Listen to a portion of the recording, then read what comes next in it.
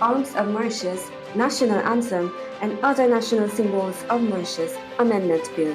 D'après Explanatory Memorandum qui finit circuler dans le Parlement, l'objectif principal de ce projet de loi-là, c'est pour amender le National Flag, Arms of Mauritius, National Anthem and Other National Symbols of Mauritius Act 22 pour permettre une version monochrome, grayscale et line out du Arms of Mauritius et Seal of Mauritius avec bonne notification et adaptation qui est capable d'être nécessaire, être servi dans toute correspondance officielle gouvernement et dans tous les autres items gouvernement, incluant une forme de tout département gouvernemental qui peut être approuvé.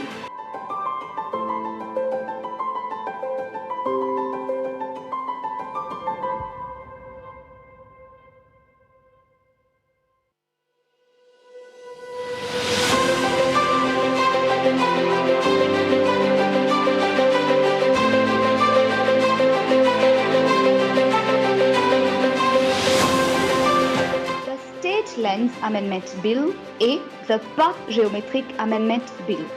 D'après Explanatory Memorandum qui finit circuler dans le Parlement, l'objectif principal de ces deux projets de loi-là, c'est pour amender la loi State Lens et la loi Pas Géométrique pour permettre de jouer un barachois qui trouve entièrement ou soit en partie dans la terre d'État ou bien dans Pas Géométrique et qui finit être transféré dans le ministère qui est responsable pour la pêche d'après un terme et conditions qui est capable d'approuver.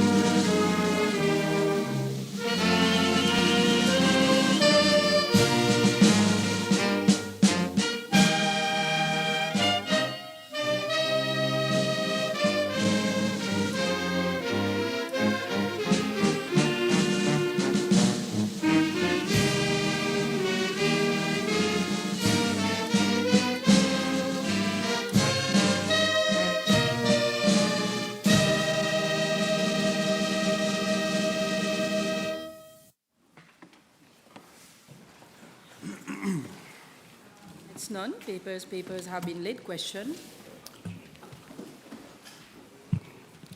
Mr. Speaker, I have given notice to ask the private notice question put to the Honorable Minister of Finance, Economic Planning and Development, whether in regard to horse racing and related activities of the Global Equestrian Limited, he will, for the benefit of the House, obtain information from A, the Economic Development Board, as to if an investment certificate has been granted by the board to the company, therefore, and if so, indicate the conditions attached thereto. And 2, the other licenses granted thereto in relation to trading activities, if any, carried out by the company. B, as to the Mauritius Revenue Authority, the amount of tax foregone, if any, and paid annually by the company to date. Mr. Speaker, sir, with your permission, I'm going to reply to this question on behalf of Substantive Minister of Finance, Economic Planning and Development, who is currently on mission abroad. In the budget speech 2021-2022 presented by my colleague, the Honourable Minister of Finance, Economic Planning and Development, it was announced that in a bid to streamline the 16 investment schemes, 3 categories of certificates would be issued by the Economic Development Board, the EDB, namely, A, the investment certificate, B, the export development certificate, and C, the premium investor certificate. Accordingly, the Economic Development Act was amended through the Finance Miscellaneous Provisions Act 2021. The investment certificate provides for specific incentives for projects under qualified sectors, namely 8 years income tax exemption, VAT exemption, duty exemption, amongst others.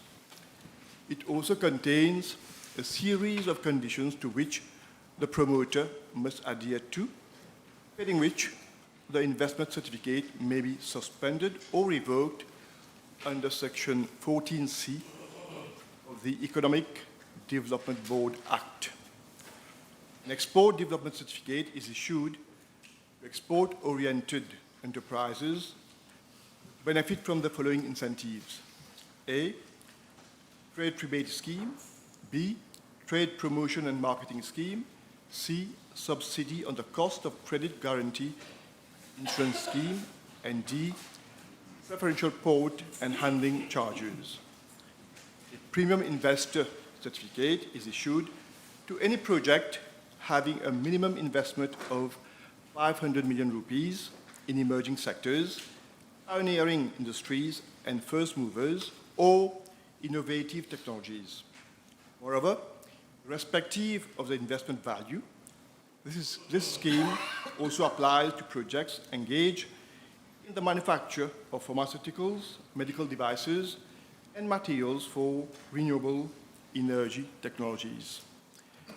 As at date, the EDB has issued 40 investment certificates in various sectors, namely agro-processing, aquaculture, digital technology and innovation, education, food processing, healthcare, biotechnology and life sciences, high-tech manufacturing, industrial fishing, and nursing and residential care. The 230 export development certificates and 6 premium investor certificates. With respect to Part A1 of the question, I'm informed by the EDB that an application was received for an investment certificate from Global Equestrian Limited on the 16th of May 2022. According to the business plan submitted by the company to the EDB, investment in the project over 3 years is estimated at 270 million rupees and aimed at conducting the following activities at Petit Gamin Le Goulet Balaclava. A, animal breeding. B, training. C, veterinary services. And D, re-exports of animals. Consequently, after due diligence, Global Equestrian Limited was issued with an investment certificate under Section 14B of the Economic Development Board Act on the 30th of May 2022, conferring the promoter with the following incentives. A, an 8-year income tax holiday on income derived from life sciences from the year of incorporation of the company. B, exemption from payment of registration duty and land transfer tax. And C, VAT exemption on construction materials for the purpose of the above-mentioned activities. Mr. Speaker, sir, I'm further informed that the certificate comprises a covering letter which includes general and specific conditions. With regards to general conditions, A, the company shall at all times comply with applicable laws, rules, regulations, and guidelines. B, ensure that it holds valid licenses, approvals, or permits as may be required under the laws of Mauritius. C, forthwith inform the EDB of any matter which would affect its eligibility to hold this certificate, including but not limited to, if it no longer satisfies the eligible criteria, if it does not hold or ceases to hold any required license, approval, or permit, etc. C, if it is in breach of any legislative requirements. And D, the EDB reserves the right to impose such other terms and conditions as it may deem necessary. As regards specific conditions of the certificate, it provides that A, the land acquired should be used to construct a building primarily to carry out the activities of life sciences for the exemption from registration duty and land transfer tax. B, any construction material and equipment qualifying and benefiting from VAT exemption shall be used exclusively for the construction of breeding and training facilities. And C, the project promoter should submit a detailed construction plan to the EDB and the MRA, clearly indicating the quantity and or volume of each item and their intended use of each material. As regards Part A2 of the question, I'm informed EDB has not issued any license to Global Equestrian Limited. EDB has only issued an investment certificate to the company, which confers specific incentives with regard to the activities applied for. Concerning Part B of the question, I'm informed by the Mauritius Revenue Authority that, in accordance with relevant sections of the Customs Act, Income Tax Act, the Mauritius Revenue Authority Act, and the Value Added Tax Act, regarding confidentiality, no information on tax affairs of a particular taxpayer may be disclosed. As such, information relating to tax foregone and paid by Global Equestrian Limited cannot be disclosed. I'm further informed by the MRA that any VAT-registered person will be able to recoup VAT paid on capital goods as well as recurrent goods, irrespective of whether the person has an investment certificate or not. In line with the VAT neutrality principle, businesses do not suffer the VAT cost, but rather it is a final consumer who bears the VAT charge. In the case of capital goods, a VAT-registered company will be able to claim repayment of VAT claimed under Section 24 of the VAT Act. On the other hand, for recurrent goods, the company will be able to offset the input tax against its output tax whilst submitting its VAT returns to the MRA. In the case of Global Equestrian Limited, following the issue of the investment certificate, the company will not have to claim VAT repayment on capital goods, as it is exempted from payment of VAT upfront at time of purchase of construction materials. As such, this exemption does not represent any cost to government. Mr. Speaker, sir, I wish to draw the attention of that any economic operator must comply with the rules and regulations of our country. Relevant authorities in Mauritius shall take appropriate actions for any non-compliance with the conditions attached to certificates and incentives.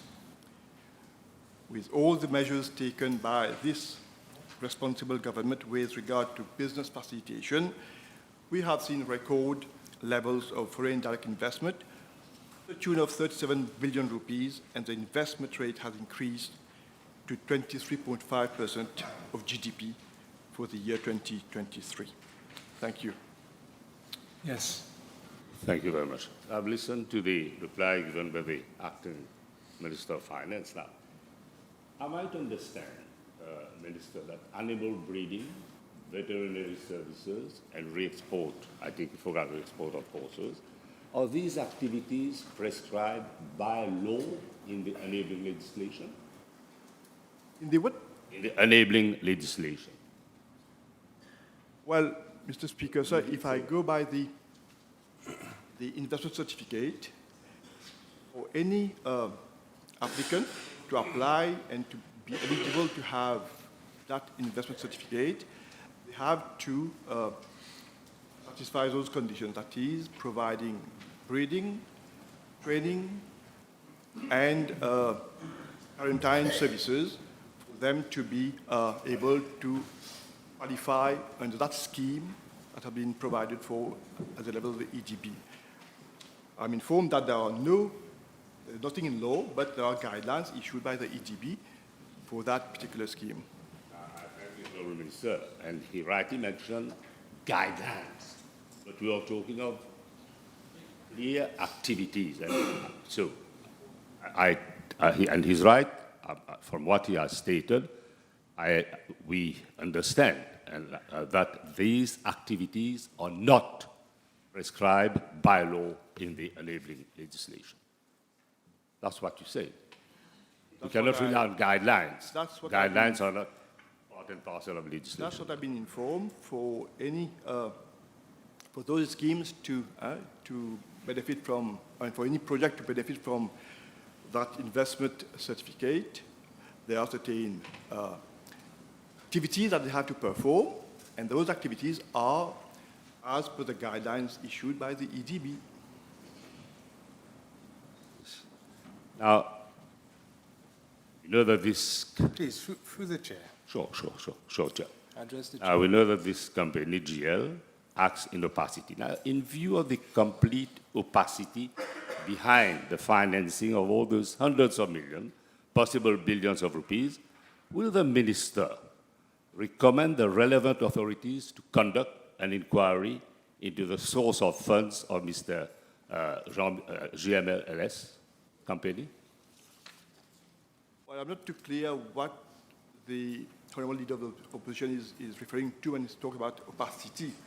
But what I can tell the House is that before the said company was issued that investor's certificate, a due diligence exercise was carried out, and based on that, the certificate was issued to that particular company, the Global Equestrian Company. You mentioned PTP, which we highlighted in one of the PNQ, which I put to the Honourable Minister of Finance. Now, is the Minister aware that Global Equestrian Limited leases horses to members of the public running the races at Champ de Mars? Well, Mr. Speaker, sir, if we refer to the question put to me, it's with regard to licenses, if any, was issued by the EDB and the investment certificate. As far as the EDB is concerned, they don't issue license with regard to leasing or to race horsing at the level of the Champ de Mars. So the EDB is only awarding a certificate, and for that, they have to carry out certain activities, be able to be eligible for certain advantages that exist within that scheme. Honourable Minister, this is not an advantage, this is a breach. Is the Minister aware that Global Equestrian Limited is in breach of the condition attached to the investment certificate? Is he aware of this? Well, Mr. Speaker, sir, again, I don't see where there are breaches. If there are any, it would be good that he would give some examples where there have been breaches, because I have been informed by the EDB that when they issued that certificate, there are certain conditions that they have to satisfy, and so far, up till now, they haven't been made aware of any breaches. As at now, I can say that the conditions are being followed. So, so far, if there were any breaches that were made by that company, probably the EDB would have taken actions as spelled out and the conditions set. Is the Minister aware that the breaches are so obvious that the relevant institutional bodies are not taking any action? Now, can I ask him, what permit does Global Equestrian Limited possess to be able to carry such activities? Is it regulated by the Financial Services Commission? Question again, Mr. Speaker, sir, is with regard to what are the licenses or certificates issued by the EDB. Now he's going well beyond what the EDB has the power to issue in terms of certificates or licenses. If he's referring to other licenses that could have been issued by other authorities, he should have come or either in his question referred to it or comes with substantive questions in relation to other licenses being issued by other authorities. Now, are the anti-money laundering and combating of financial terrorism guidelines in regard to the leasing of resources being respected by that company? Yes. Again, Mr. Speaker, sir, Yeah. I think the leader of the opposition, he should have well spelled out his question, give all the, if he wants to, he's looking for information. He should have put it in his main question so that I have all the information to be able to share with him in this House. He comes up with a set of questions that is restricted to the EDB. Now he's asking me about questions with regard to FSC or other authorities. How am I supposed to be able to provide him now with those answers when he himself, he should have known that that wouldn't be possible? You see, the Honourable Minister is not replying. These are specific questions relating to the company per se. And it has to obtain the license from the FSC. And I will come back to this again. The Global Equestrian Limited Company licensed by the FSC, there would have been required, there would have been a necessity to have a business risk assessment. And we know that this is a high-risk client, and both FSC and Bank of Mauritius would have had to monitor closely with reference to anti-money laundering and combating of financing of terrorism. What is the question, Mr. Speaker, sir? You're running away from the specific questions. No, wait. Again, Mr. Speaker, sir, if you put your question, clear question, you get a clear answer. He's going around with other, You're not replying. Ask your officers to help you if you can't reply to the question. Don't argue with him. Just put your questions. Yes. Now, with the owner of Global Equestrian Limited being also a bookmaker at the Champ de Mars and controlling the offshore betting all around the island with the SMS players and the like, where the integrity of horse racing in Mauritius, aided and abetted by this government? Well, Add to this also. Mr. Speaker, sir, the Global Equestrian Limited, as far as I'm informed, does not hold any other licenses other than an equestrian, to run an equestrian center. So I'm not aware of that company holding a gambling or gambling license. So I don't know where he gets that kind of information. Maybe he's being induced en erreur. Relevant. Let me come again to another. Is the Minister aware that more than 250 horses have been imported at zero VAT rated and that the government has not perceived a single cent? This is the company which is involved in illicit activities. And I can't understand why is it that up to now, no action has been taken to redress the situation. Mr. Speaker, sir, again, the leaders of opposition is misleading the House by stating that horses have been imported and VAT hasn't been paid. I can confirm to the House that all the horses that were imported, VAT has been claimed and VAT has been paid to the tune of 2.9 million rupees. In 2022, there were 36 horses that were imported and VAT to the tune of 837,407 rupees were paid. And again, in 2023, there were 78 horses imported, and again, VAT was paid to the tune of 1,996,363 rupees. And up to now, in 2024, 5 horses imported, of which 149,023 rupees paid as VAT. So coming and say that VAT hasn't been paid is a total false. Yes. La question? Mr. Speaker, thank you very much. Could I ask the Honourable Minister, he said earlier on, in answer to the question from the Leader of the Opposition, that a due diligence exercise was carried out as far as the company is concerned. Could he tell us when was this due diligence exercise carried out? And if you could also add to this information we require, is to by whom was the due diligence carried out? Is it by software or internal people, or, and what was the report? Precisely with regards to the ultimate beneficial owner and the source of funds. And could we consider tabling the report? Mr. Speaker, sir, at the time when the EDB received that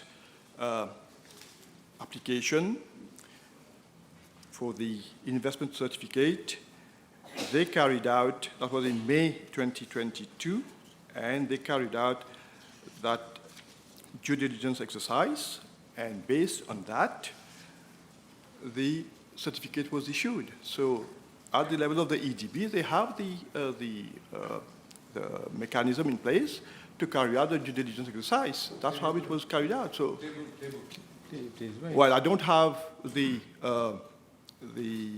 report with me, but I'm informed that this is done through 3 software systems that they have in place that check any adverse reports on the directors, shareholders, and the company. So it's a common exercise which is applied to every applicant at the level of the EDB. So this is has been the case for this particular application as well. Yes, Honourable Leader of Opposition. Yes. Does the Minister find it proper that the owner of the Global Equestrian Limited is the employer of grooms at the Champ de Mars and of at least 10 jockeys, of several trainers, is the sole horse racing organizer, and at the same time is the owner of more than 250 horses which are leased to run races at Champ de Mars? And if this is not monopoly, then what it is? Well, again, Mr. Speaker, sir, the Honourable Leader of the Opposition is coming with vague questions, wide. Yes, Not Honourable Leader specific. of Opposition. No, wait. Let me, please. Am I supposed... Wait, order. Let me intervene. Look, this did not arise through the main body of the answer. And supplementary questions suppose to elucidate matters that have been canvassed. I have allowed you, but please, now, please come back to relevance. Yes.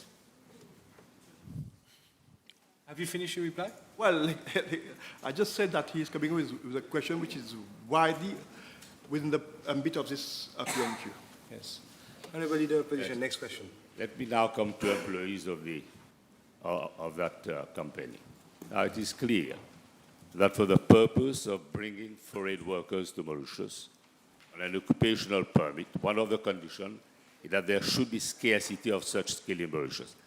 Is he aware that in this particular case, with regard to groups, that there is no scarcity of skills, and if so, can he give an explanation to this?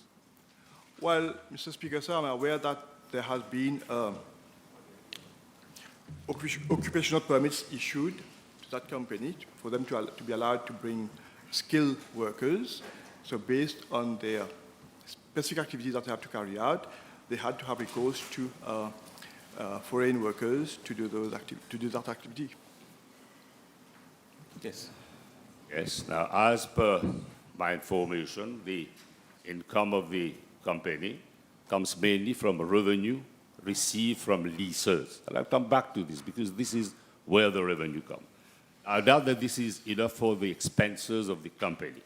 Can the minister confirm whether the source of funds of this company has been investigated and before providing them with special licenses from EDB and Gambling Regulatory Authority, whether they are a solvent company?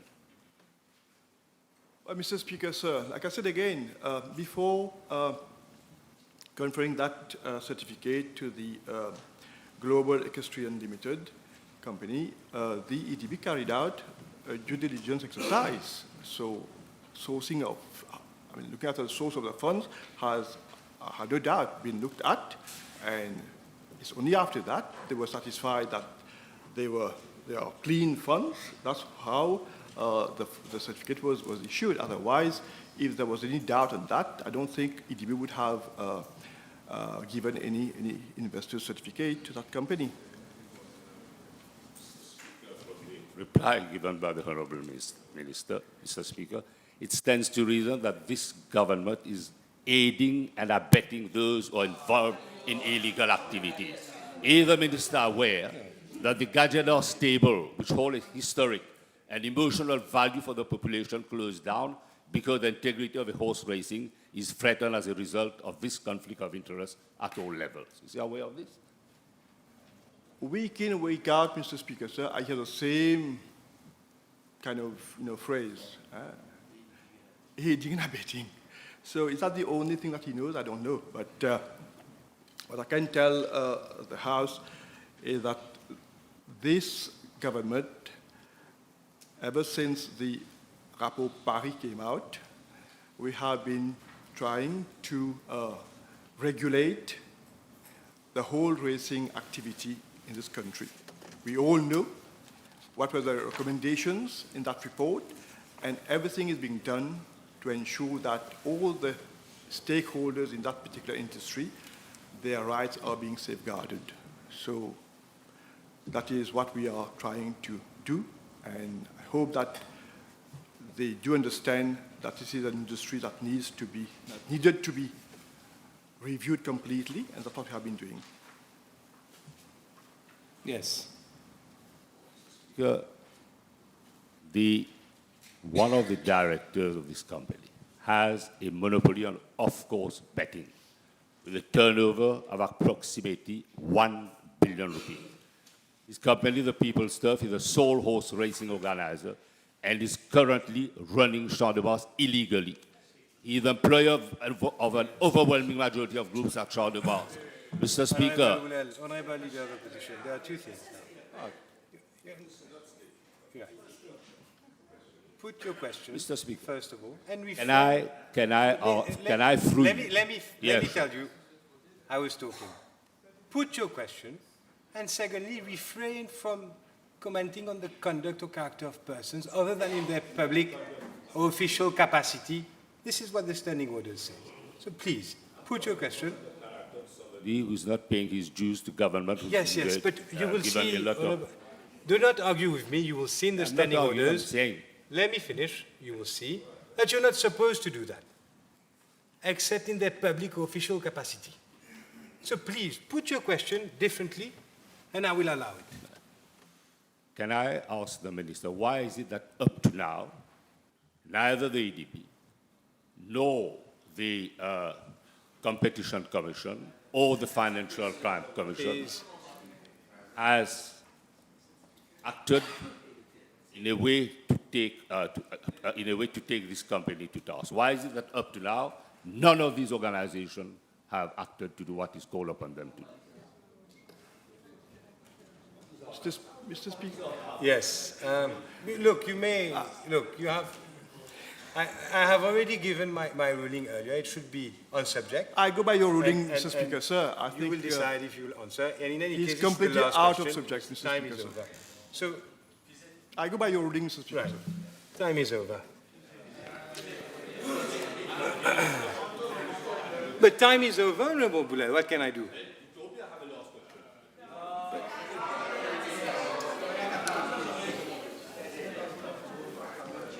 Motion. Mr. Speaker, sir, I move that all the business on today's order paper be exempted from the provisions of paragraph 2 of Standing Order 10.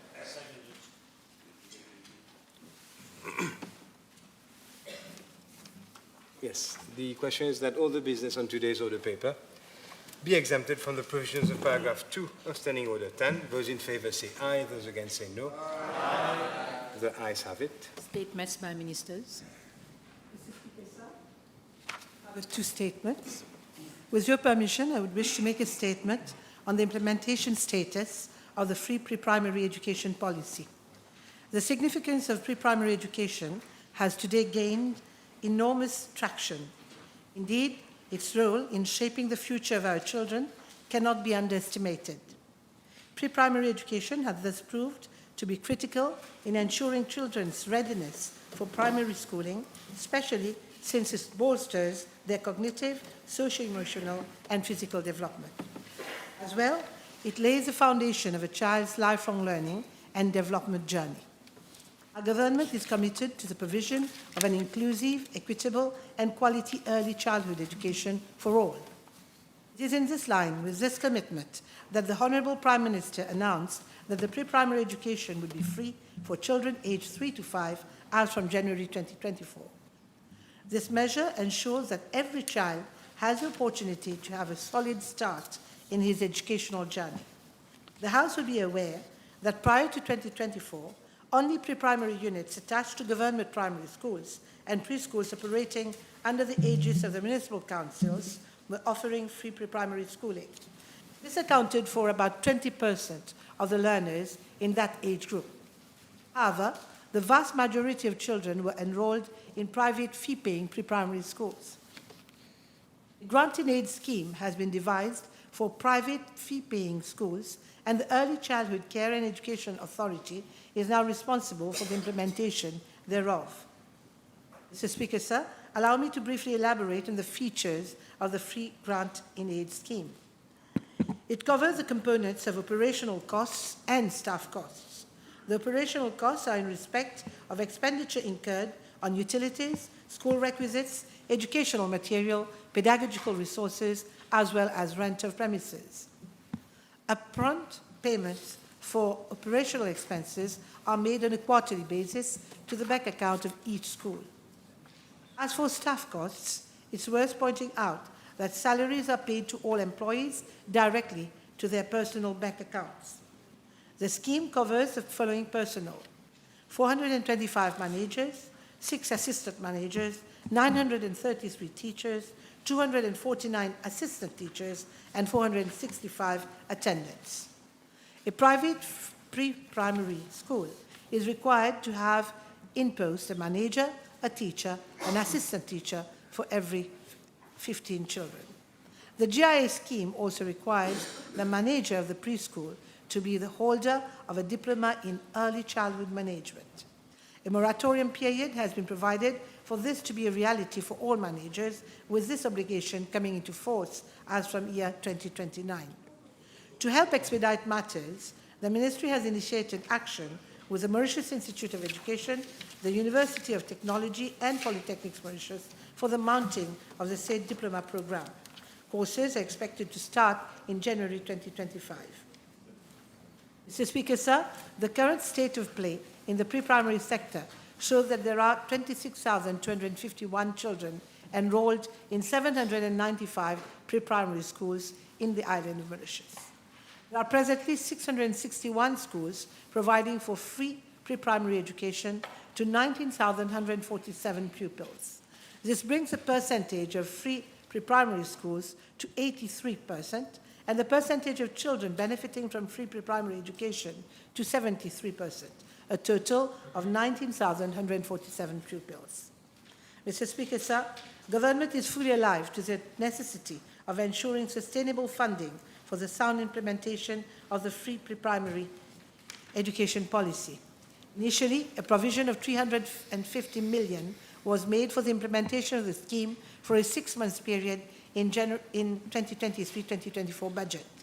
For this financial year, 2024-2025, 750 million rupees have been provided for the schools. As from this year, provision has been made for the compensation for the use of school premises as announced in the 2024-2025 budget speech. Mr. Speaker, sir, the scheme has been introduced so as to bring greater equity in the system, thereby alleviating the financial burden faced by parents having children in this subsector. Also, a harmonization of salaries between qualified educators of the public and private schools have been made effective, ensuring greater parity of esteem. It is also worth noting that a new thrust has now been given to the sector by providing resources for the operations at the level of the pre-primary schools. This allows enhanced quality learning experiences for the children.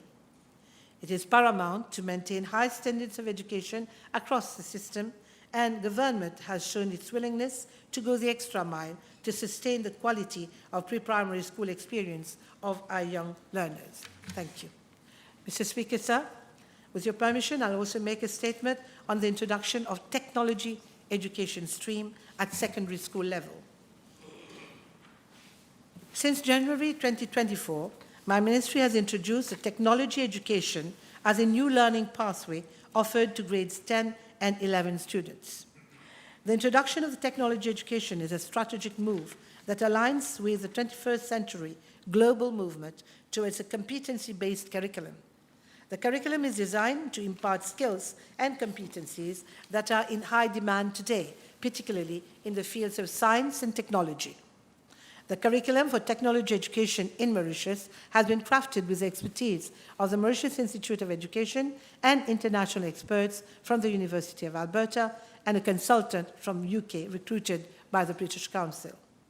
This collaboration, which brings together the best of local and global knowledge, has resulted in a unique curriculum framework and teaching learning syllabus tailored to the country's educational and training needs. The curriculum includes core subjects such as English, French, applied maths, applied life sciences, or applied physical sciences, and skills for success, including ICT arts and entrepreneurship. Additionally, students can choose from elective clusters in disciplines like engineering technology, computer technology and innovation, and health and hospitality. The curriculum emphasizes interdisciplinary learning, integrating academic and technology education to develop transferable skills and prepare students for further education and employment opportunities. Technology education in Mauritius is designed to provide students with comprehensive skills, blending theoretical knowledge with hands-on learning. This approach prepares students for the rapidly evolving technological landscape and foster critical thinking, creativity, and adaptability skills. More important, it equips students with practical skills directly applicable in the real world.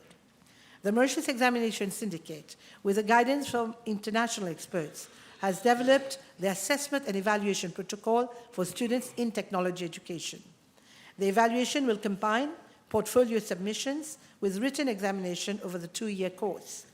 This approach aims to assess students' understanding and holistic application of their learning.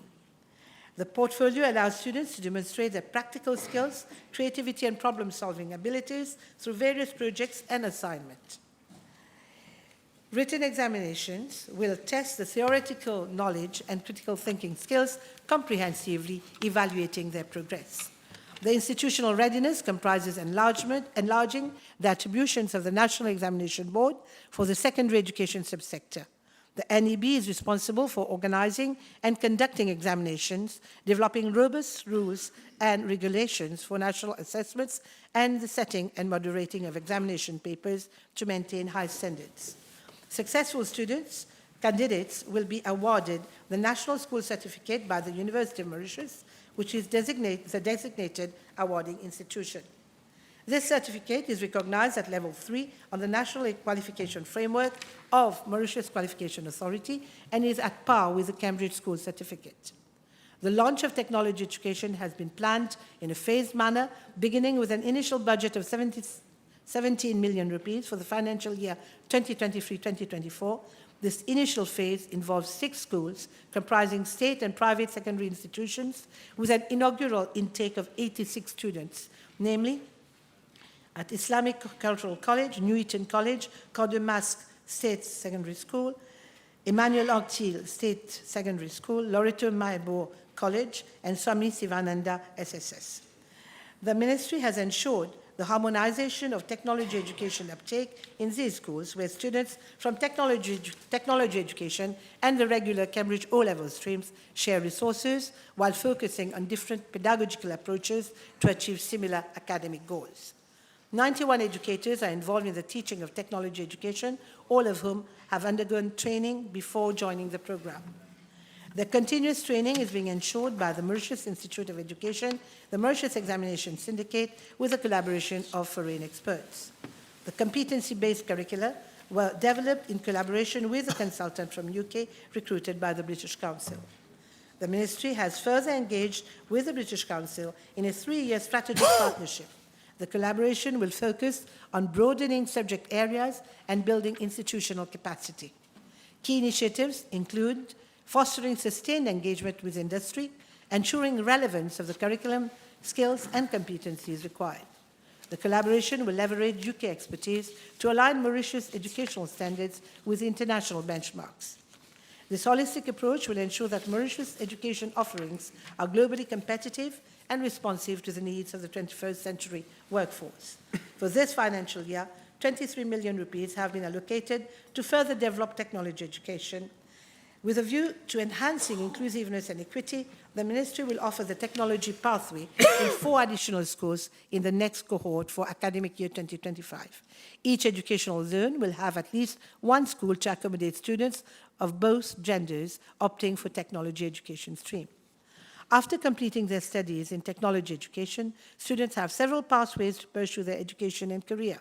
They can continue their secondary education in grades 12 and 13 in their respective schools, taking the high school certificate examinations, or enroll in one of the centers of the Institute of Technical Education and Technology, or Polytechnics Mauritius Limited, to earn diplomas, advanced diplomas, or pursue higher education at universities.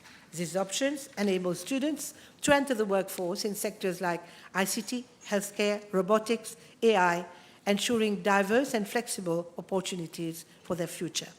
The comprehensive pathways available after completing technology education ensure that students are well prepared to pursue further education or join in high-demand sectors, thus contributing to the nation's technological and economic advancement. Thank you, Mr. Speaker, sir. Mr. Speaker, sir, I beg to move that the national flag, arms of Mauritius, national anthem, and other national symbols of Mauritius, Amendment Bill number 13 of 2024, be read a first time. Seconded. Seconded. Yes, Honourable Deputy Prime Minister. Mr. Speaker, I beg to move that the State Lands Amendment number 2 Bill, number 14 of 2024, be read a first time. Seconded. that the Pas Géométriques Amendment Bill number 15 of 2024 be read a first time. Public Bill, second reading.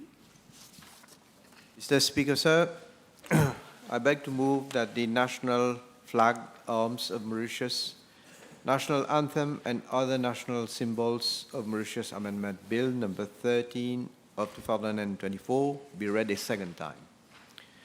Mr. Speaker, sir, let me refer the House to the intervention that I made during the second reading of the national flag, arms of Mauritius, national anthem, and other national symbols of Mauritius Bill number 1 of 2022 in this August Assembly on 26th of April 2022, wherein I elaborated on the need for such a piece of legislation so as to encompass in a single act all the symbols of Mauritius which were, at that time, scattered in different legislation.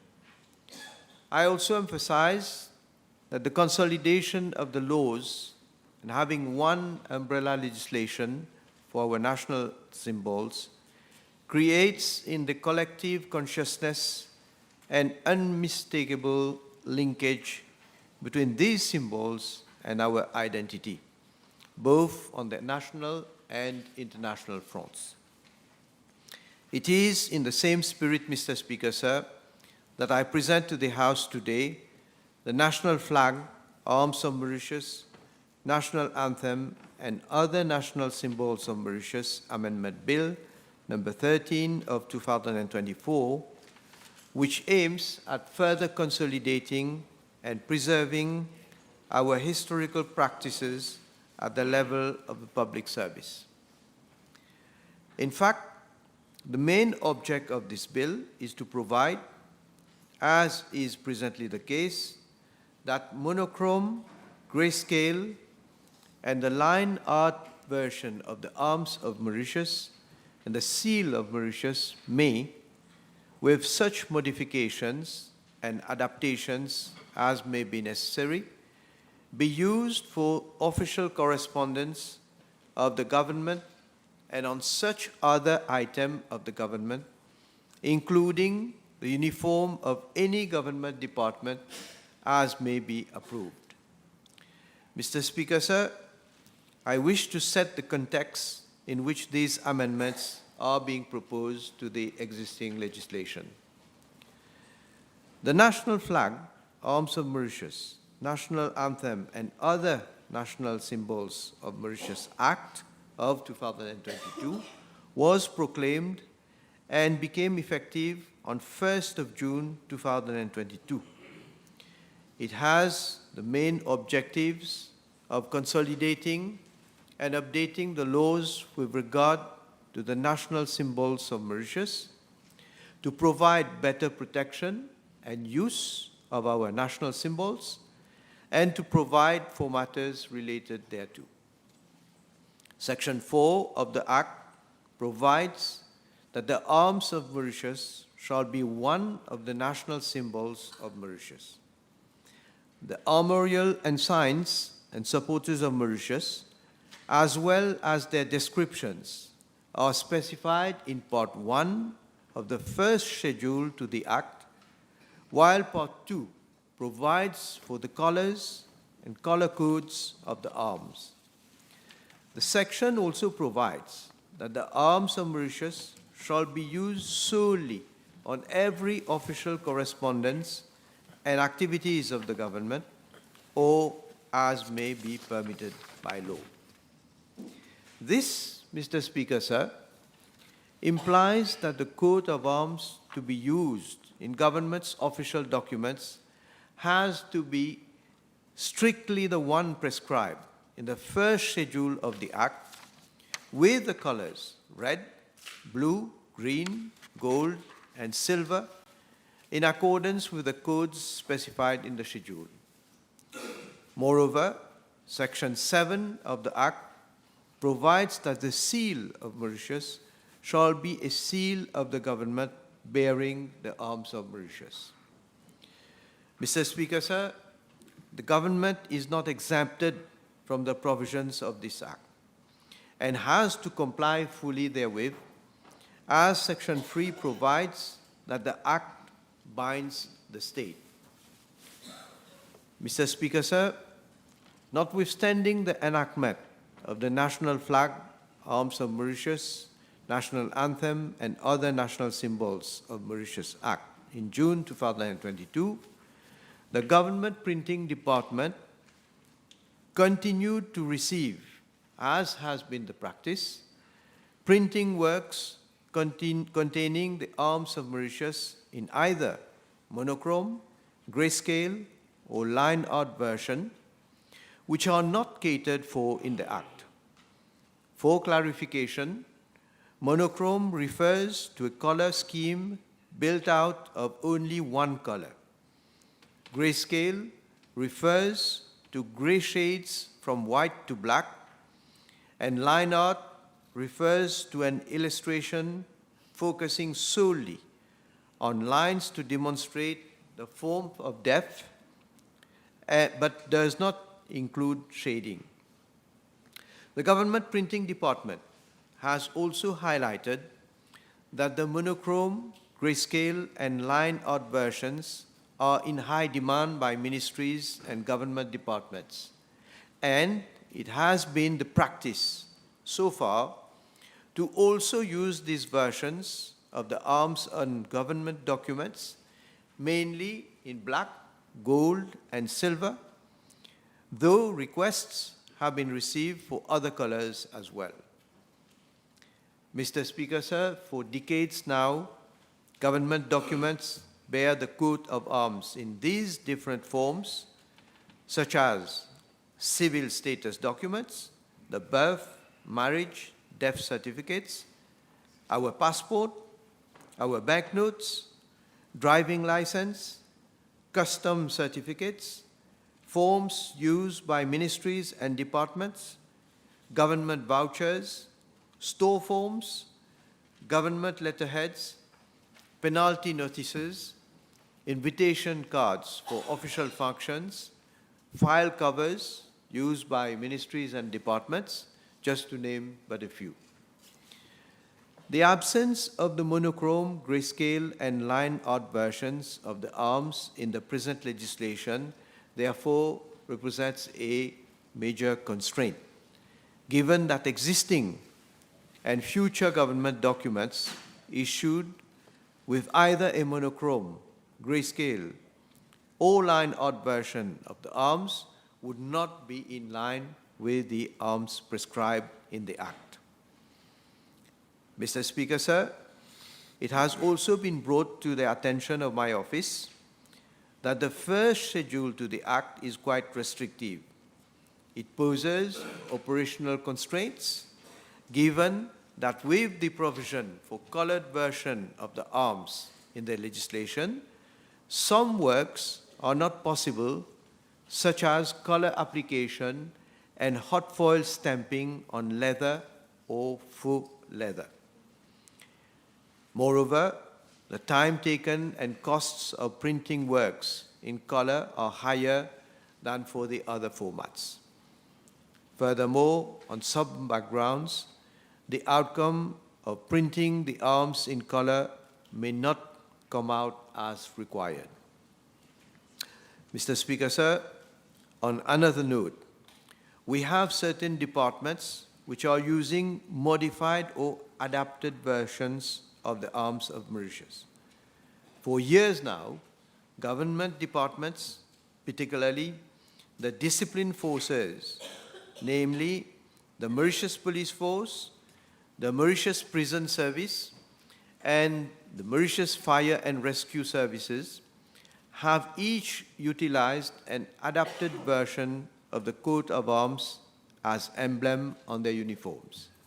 In fact, the arms are being adapted so as to display distinctive characteristics of the department.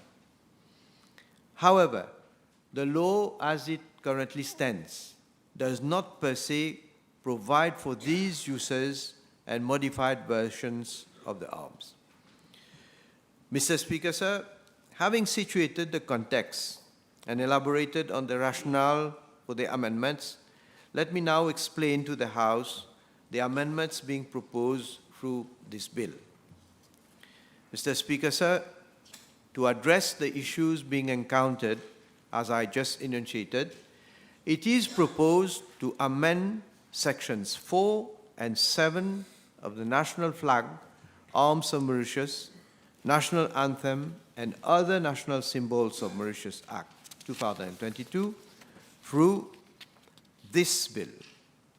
Presently, Section 4 of the Act provides, in subsection 3, that the arms of Mauritius shall be used solely on every official correspondence and activities of the government, or as may be permitted by law.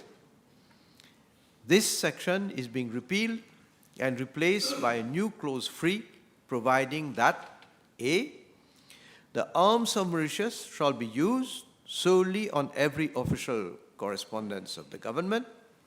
B, the arms of Mauritius may be used in connection with any activity of the government and on such item of the government, including the uniform of any government department as the Prime Minister may approve.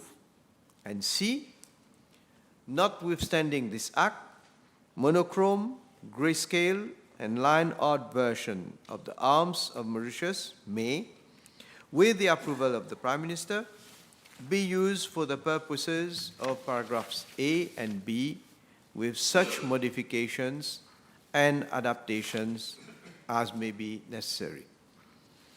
Mr. Speaker, sir, with these new provisions, the monochrome, grayscale, and line art version of the arms of Mauritius may be used with the approval of the Prime Minister, thus addressing the constraints of the present legislation. Mr. Speaker, sir, through this bill, provision is also being made to cater for the modified and adapted versions of the arms used by departments like the Mauritius Police Force, the Mauritius Prison Service, and the Mauritius Fire and Rescue Services. It is imperative to formally acknowledge and provide for these versions of the coat of arms, thereby reflecting the specificities of these departments and so as to maintain the long-standing practice. Mr. Speaker, sir, I wish to highlight that such adaptations of national symbols already exist in other countries. For instance, Australia has 3 versions of the arms for various purposes: the colour version, the conventional arms, and the stylized arms. The conventional and stylized versions of the arms are to be reproduced in single color only, not full color, but may be rendered in colors other than black on white. Similarly, India utilizes 2 versions of its emblem, one detailed and one simplified, catering to various applications and purposes. Other countries, though having their respective emblems in color, do not have restrictive provisions on the use of only the color version. Each country can make its own policy on the usage and format of the arms. Mr. Speaker, sir, as amendments are being brought relating to the arms of Mauritius, likewise, Section 7 of the Act regarding the seal of Mauritius, which bears the arms of Mauritius, is accordingly being amended. Thus, for consistency's sake, this section is being amended following amendments relating to the coat of arms. Section 7.2 of the Act provides that the seal of Mauritius shall be used solely on every official correspondence and activities of the government, or as may be permitted by law. The section is being amended to provide that A, The seal of Mauritius shall be used solely on every official correspondence of the government. B. The seal of Mauritius may be used in connection with any activity of the government and on such item of the government as the Prime Minister may approve. And C. Notwithstanding this act, monochrome, grayscale, and line art version of the seal of Mauritius may, with the approval of the Prime Minister, be used for the purposes of paragraphs A and B with such modifications and adaptations as may be necessary. Mr. Speaker, sir, I would like to add that color versions typically involve higher production costs as the processes require color separation, inks, and higher quality printing equipment. On the other hand, allowing the monochrome, grayscale, and line art version of the arms of Mauritius would be beneficial in terms of costs and clarity without compromising on quality and standard. Monochrome, grayscale, and line art versions are significantly less costly as they require only 1 or 2 ink colors, simplifying the printing process and lowering material costs. Moreover, these versions ensure that the coat of arms remains visible and distinct, regardless of the background or material on which it is printed or displayed, which is not always the case with color printing, which does not adapt well on some materials. They are likewise useful for various government materials, including letterheads, file covers, and uniform insignia, where a consistent and recognizable symbol is essential.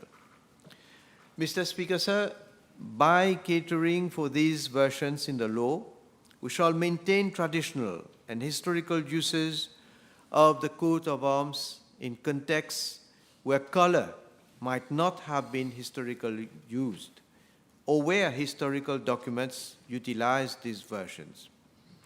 While adapting to new technology, we should maintain our ties with the past. Thus, we are bringing these amendments that take into account the evolving situation. Mr. Speaker, sir, once enacted, the national flag, arms of Mauritius, national anthem, and other national symbols of Mauritius Amendment Act 2024 will be deemed to have come into operation on 1st of June 2022. Date, the national flag, arms of Mauritius, national anthem, and other national symbols of Mauritius Act 2022 was proclaimed. In this way, the continued use of all the versions of the arms of Mauritius will be covered, as well as the use of the adapted arms by government departments in their uniforms and other items. Mr. Speaker, sir, with these words, I commend the national flag, arms of Mauritius, national anthem, and other national symbols of Mauritius, Amendment Bill number 13 of 2024 to the House. Thank you. Seconded. Yes, Honorable actually.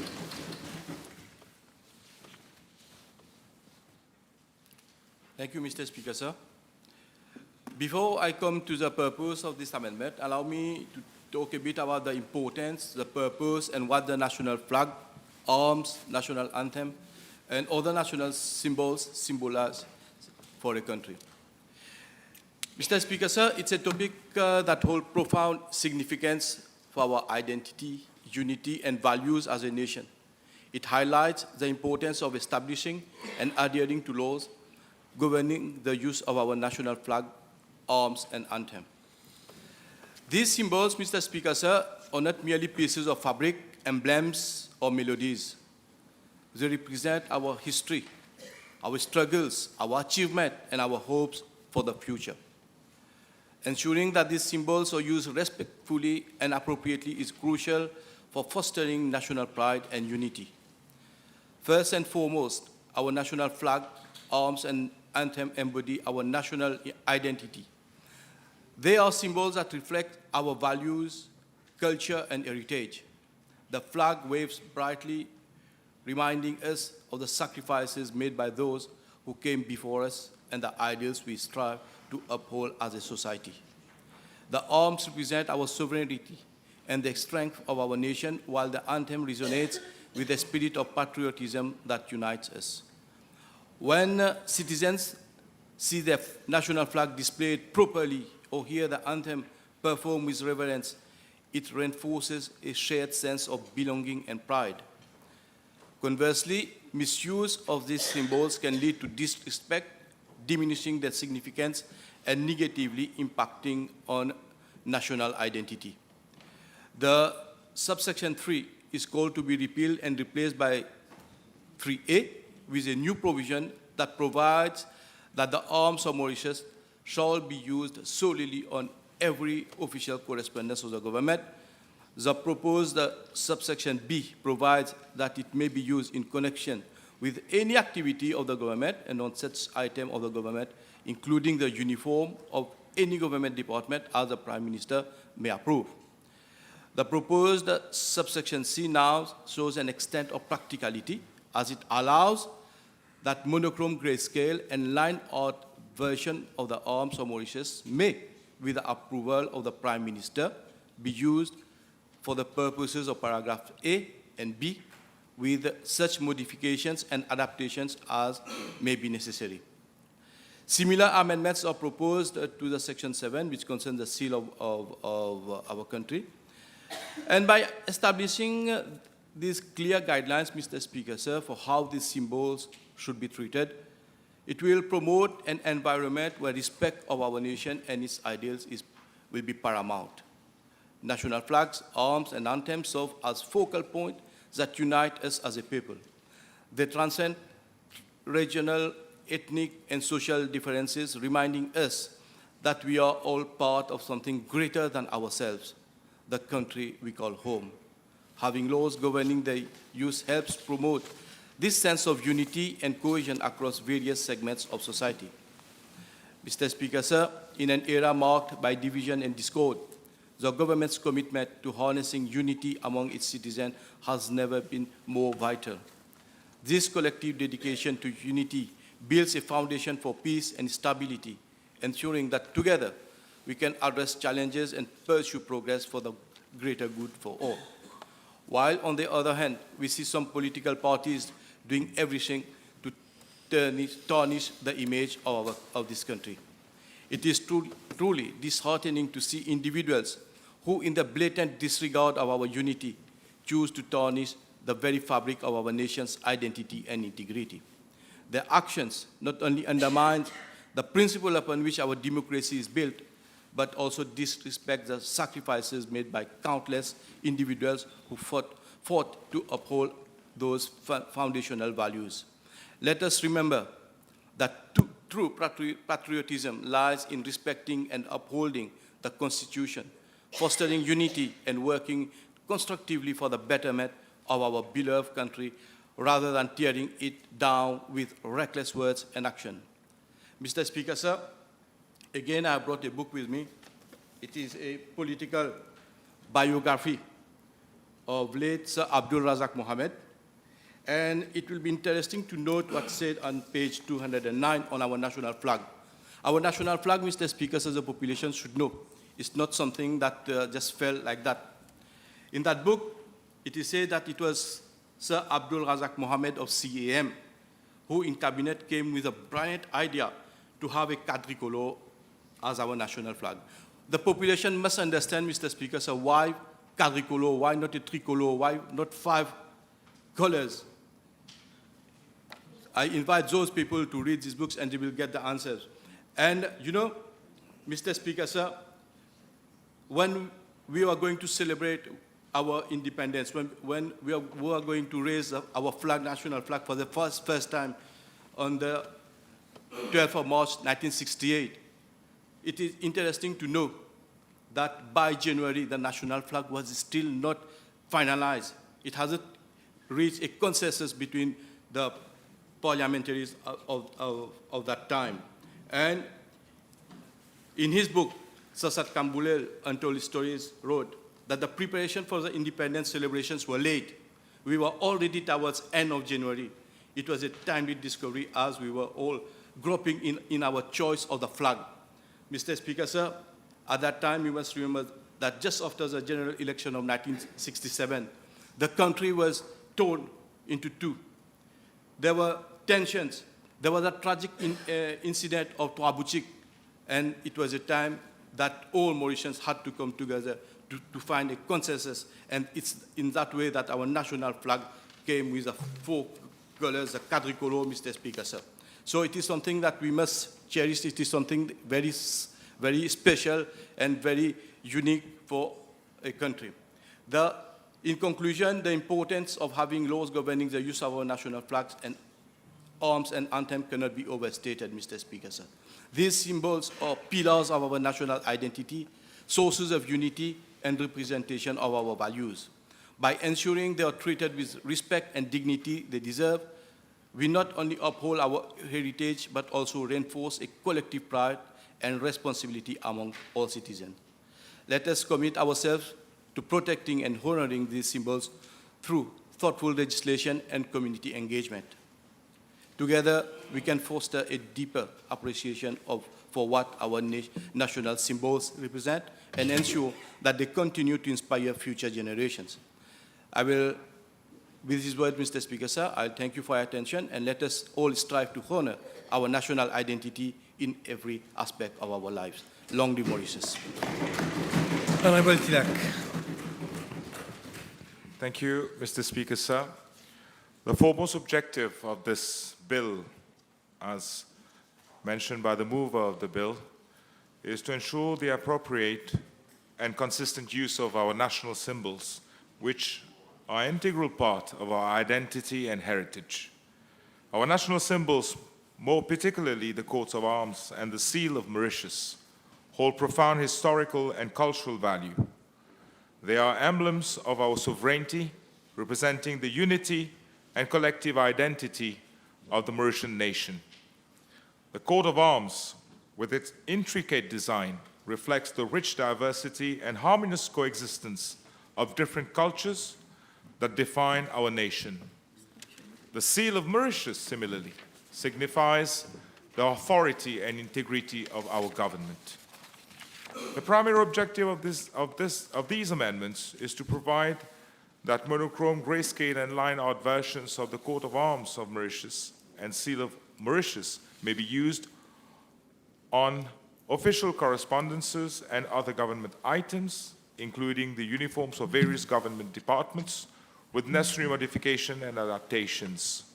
By doing so, we are ensuring that our national symbols are consistently represented across all forms of government communication and equipment. Prior to the proposed amendments, Mr. Speaker, sir, the coat of arms and the seal of Mauritius were used in various forms and contexts across government departments and official documents. However, several issues were identified which the amendment aimed to address. Some of the issues identified are, firstly, different versions and variations of the coat of arms and the seal were being used by various government departments, leading to a lack of uniformity. This inconsistency sometimes resulted in discrepancies in the design and representation of the symbols. Second, the coat of arms and the seal were primarily used in full color versions, which, while visually striking, were often impractical and costly for certain applications. And lastly, the intricate design, details, and colors of the coat of arms and the seal made them difficult to reproduce accurately in certain contexts, such as on official uniforms or specific types of government documents. This often led to simplified or altered versions being used, which would compromise the integrity and recognizability of the symbols. The proposed amendments will now ensure that our national symbols are represented in a standardized manner across all official documents and items, thus reinforcing their significance. And by doing so, the integrity of these symbols will be maintained. It is to be highlighted that these symbols are seen as a reflection of our nation's values and heritage. The use of monochrome and grayscale versions of the coat of arms and the seal is not only practical, but also cost-effective. It will help to reduce printing and production costs while ensuring that the symbols remain recognizable and dignified. Moreover, by allowing adaptations of the coat of arms and the seal, various mediums and contexts in which these symbols are used will be accommodated. This flexibility will ensure that they can be incorporated seamlessly into different formats without compromising their essence. Standardizing the use of national symbols enhance their visibility and recognition both domestically and internationally. It instills a sense of pride amongst our citizens and strengthens the image of Mauritius on the global stage. We are indeed taking a proactive step in preserving our cultural heritage for future generations by codifying the use of these symbols. We are ensuring that the significance and integrity of these symbols are maintained, thus fostering a deeper sense of national identity and unity. And Mr. Speaker, sir, by allowing the use of monochrome, grayscale, and line art versions, we are primarily allowing simplified and single color formats to help maintain the recognizability of the symbols. Only by adopting these simplified forms, coupled with the flexibility, government can ensure that these symbols are appropriately and consistently represented regardless of their medium or format. Mr. Speaker, sir, these amendments are indeed very important, and it shows our commitment to preserving our national heritage and upholding standards. By codifying the use of the coat of arms and the seal of Mauritius, we are strengthening the ability of government to enforce their proper use and address in any instances of misuse effectively. Therefore, Mr. Speaker, sir, I congratulate the mover for bringing these amendments to the House, and thank you. Yes, Honourable Prime Minister. Mr. Speaker, sir, let me thank the honourable members from the government side who have spoken on this bill. And I must say that their contribution has been useful and I must say also informative. So since nobody from the opposition has intervened, I take it there is unanimous consensus on this bill. So I can only commend the bill to the House. Seconded? Seconded? Yes. The question is that the national flag, arms of Mauritius, national anthem, and other national symbols of Mauritius, Amendment Bill, number 13 of 2024, be read a second time. Those in favor say aye, those against say no. Aye. The ayes have it. Public Bills Committee stage.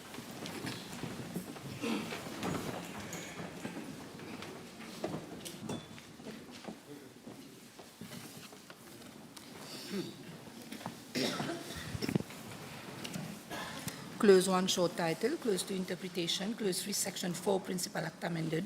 Clause 4, Section 7 of Principal Act amended. Clause 5, commencement. The question is that clauses 1 to 5 stand part of the bill. Those in favor say aye, those against say no. Aye. The ayes have it. Title and enacting clause. The question is that the title and enacting clause stand part of the bill. Those in favor say aye, those against say no. Aye. The ayes have it. The question is that I do report to the House that the national flag, arms of Mauritius, national anthem, and other national symbols of Mauritius, Amendment Bill number 13 of 2024, has passed the committee stage without amendment. Those in favor say aye, those against say no.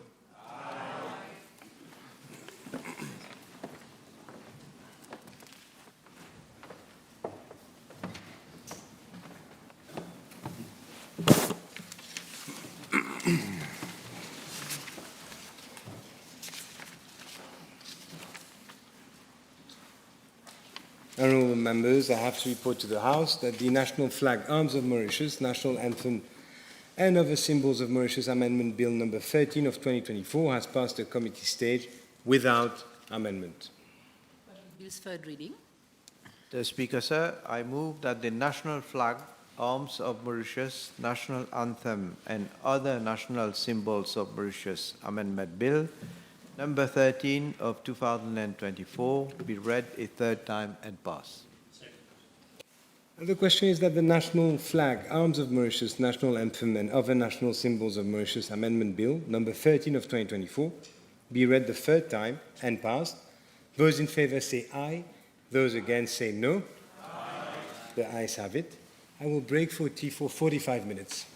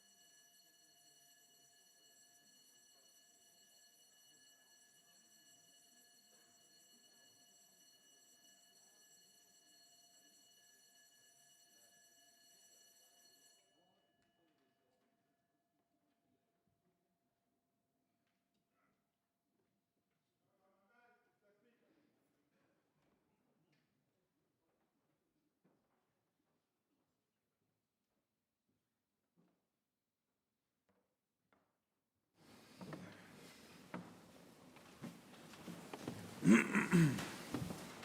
second reading.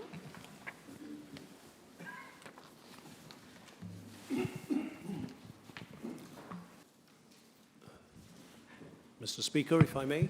Yes. Yes, I move that the two bills standing in my name, namely the State Lands Amendment number 2 bill and the Pas Géométriques Amendment Bill number 15 of 2024, be read a second time. Seconded. Mr. Speaker, honourable members will have noted that the explanatory memorandum for each bill, as well as the provisions of the two amendments, are practically the same, because they have a common purpose of empowering the ministry or minister responsible for the subject of fisheries to lease barachois vested in that ministry on such terms and conditions as may be approved, which is why I propose to take both bills at one and the same time. As at present, the Ministry of Housing and Land Use Planning is the only authority to grant leases over state land by virtue of the State Lands Act, which dates back to 1856 as amended, and the Pas Géométriques Act of 1874 as amended.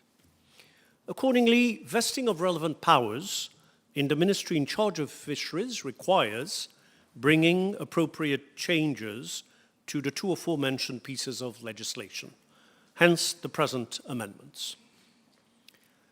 Let me start by going back to what a barachois is. Now, a barachois is defined in Section 2 of the Fisheries Act 2023 as, I quote, a pond which is within or adjacent to the sea and enclosed by a weir or dam through which the sea flows and reflows, unquote. In fact, Mr. Speaker, to become a barachois, a pond needs to be enclosed by a weir or dam.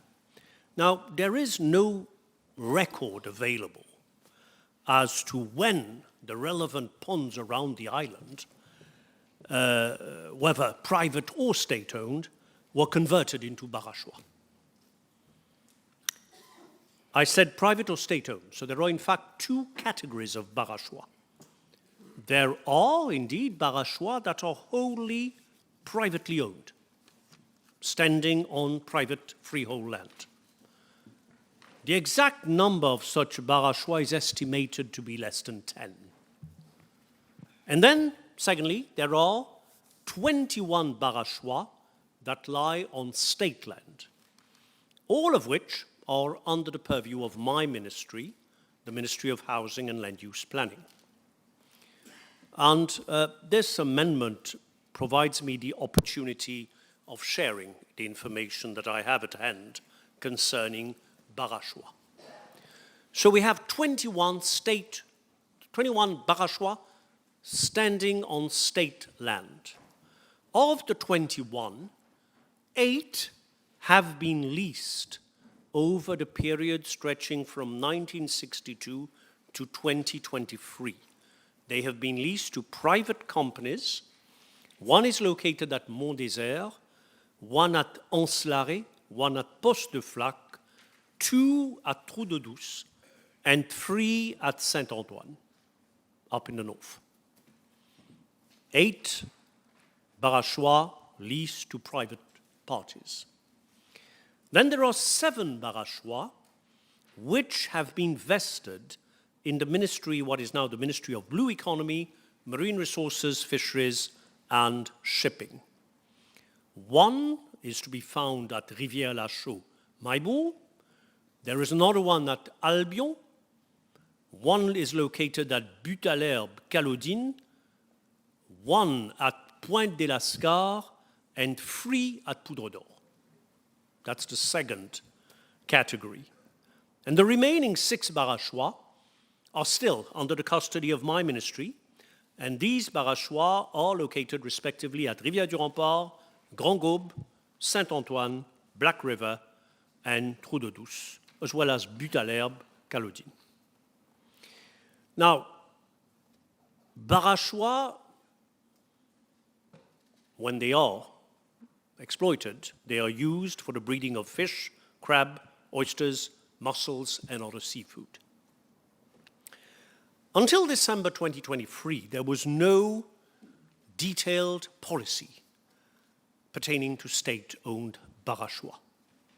In general, as at now, no tourism activities are carried out in barachois, although there are barachois that serve for landscaping purposes within a tourism project.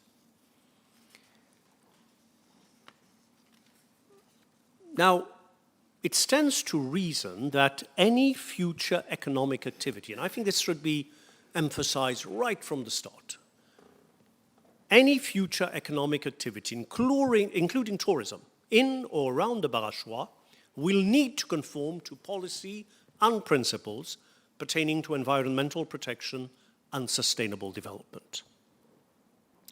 So there was no detailed policy, and then in December 2023, government approved a barachois policy which provides for the granting of leases by the Ministry of Blue Economy, Marine Resources, Fisheries and Shipping to private parties for economic activities.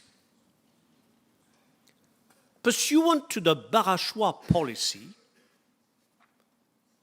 3 additional barachois, which are located at Rivière-du-Rempart, Grand-Bay and Saint-Antoine, will be entrusted to the Ministry of Blue Economy, Marine Resources, Fisheries and Shipping, so that the latter ministry is then in a position, as may be appropriate, to lease those barachois to private economic operators.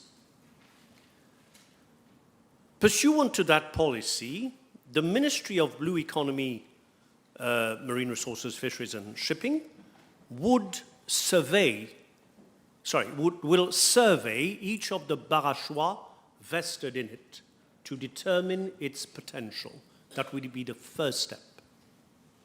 Thereafter, the Ministry of Blue Economy would launch expressions of interest, and ensuing proposals will be examined by different technical committees comprising the Ministry of Housing and Land Use Planning, the Ministry of Tourism, the Ministry of Environment, and the Ministry of Blue Economy, as well as the Ministry of Finance, the Ministry of Agro-Industry, and the EDB, prior to the launching of EOIs for leasing of the barachois. So first we'll have surveys, determination of potential, then together with all these different ministries and authorities, consultations, launching of EOIs, and after which those technical committees will come together again to analyze the outcome of the EOIs.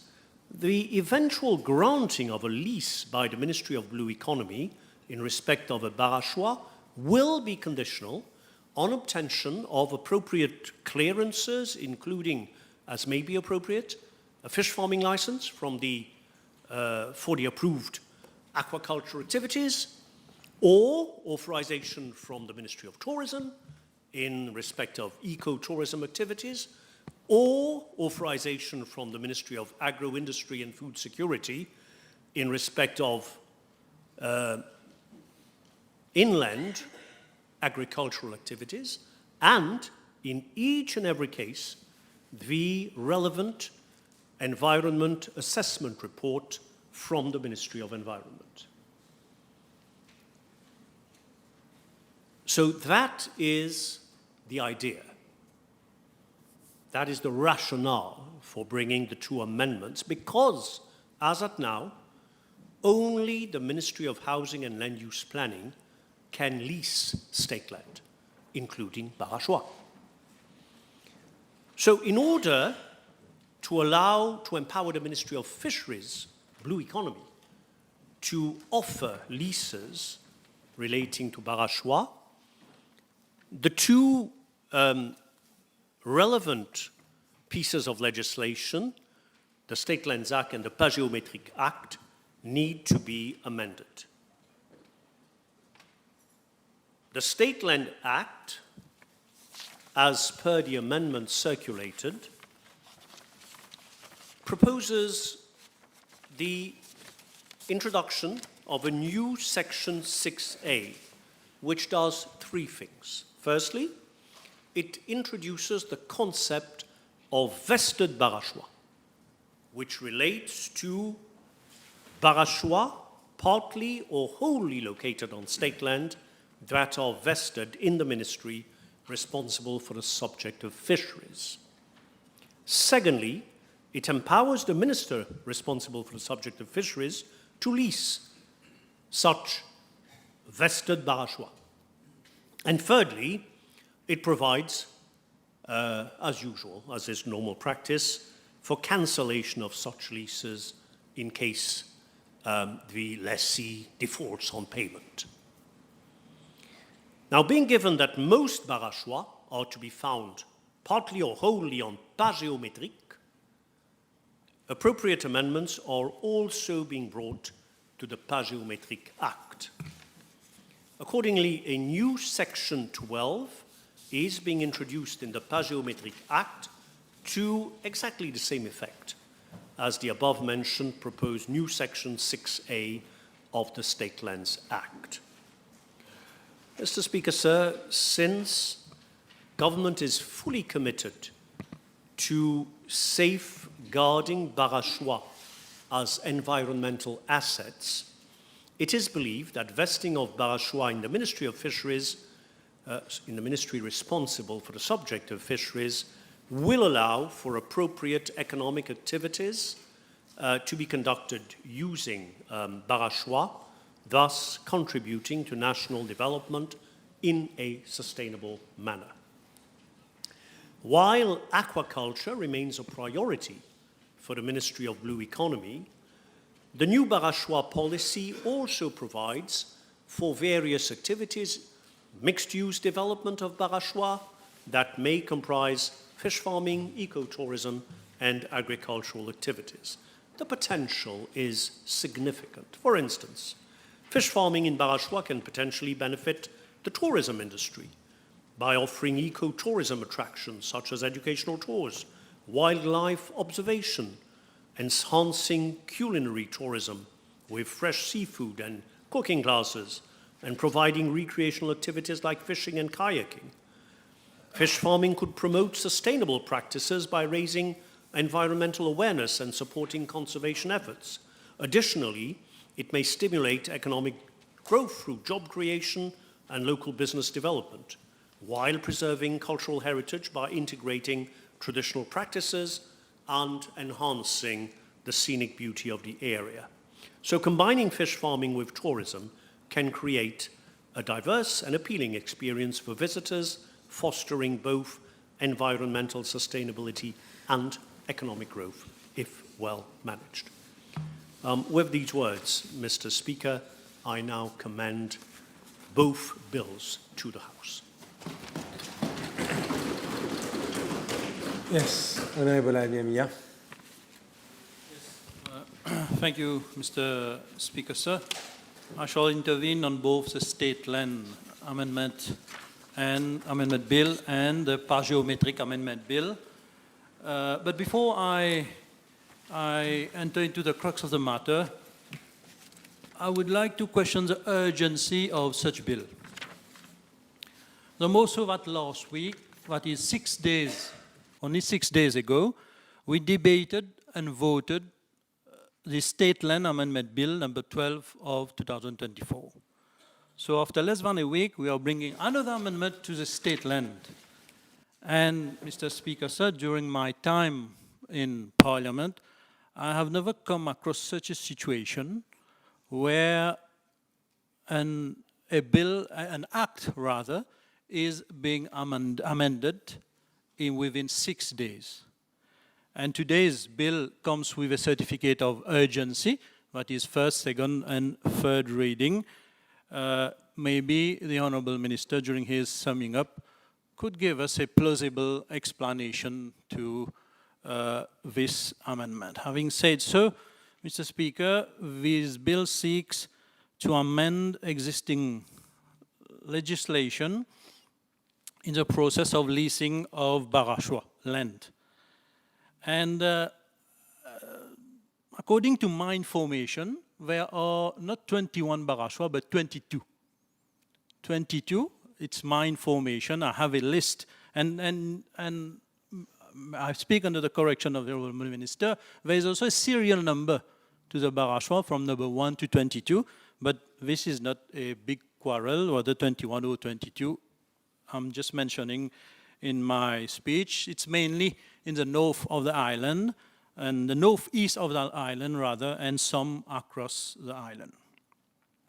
Mr. Speaker, sir, crucially, these two amendments empower the minister responsible for the subject of fisheries to lease Barashwa land situated wholly or partly upon state land, including par géométrique, without permission or approval from the Ministry of Housing and Land Use Planning. Efficient management of our Barashwa can indeed lead to enhanced economic benefits and better utilization of our natural resources. However, as members of the opposition, it remains our duty to ensure that this legislation is robust, transparent, and beneficial to all stakeholders. We seek clarification on, I will seek clarification on several issues, potential weaknesses, flaws, and certain area of concerns which I shall address. Mr. Speaker, sir, one of the key provisions of these amendments is a significant discretionary power granted to the minister responsible for fisheries. The minister can lease Barashwa land by private contracts on terms and conditions as approved by the minister, without prior notice for approval with the cabinet, as it is the case now for industrial site lease over par géométrique or state land. This, Mr. Speaker, raises concerns about the lack of oversight and potential for arbitrary decision-making. Furthermore, it has come to my attention that under Section 6 of the State Land Act, the lease of state land can be made by public auction, notice of which shall be given in the Gazette, and 2 daily newspapers at least 2 weeks before the day fixed for the auction. Previously, this included Barashwa land.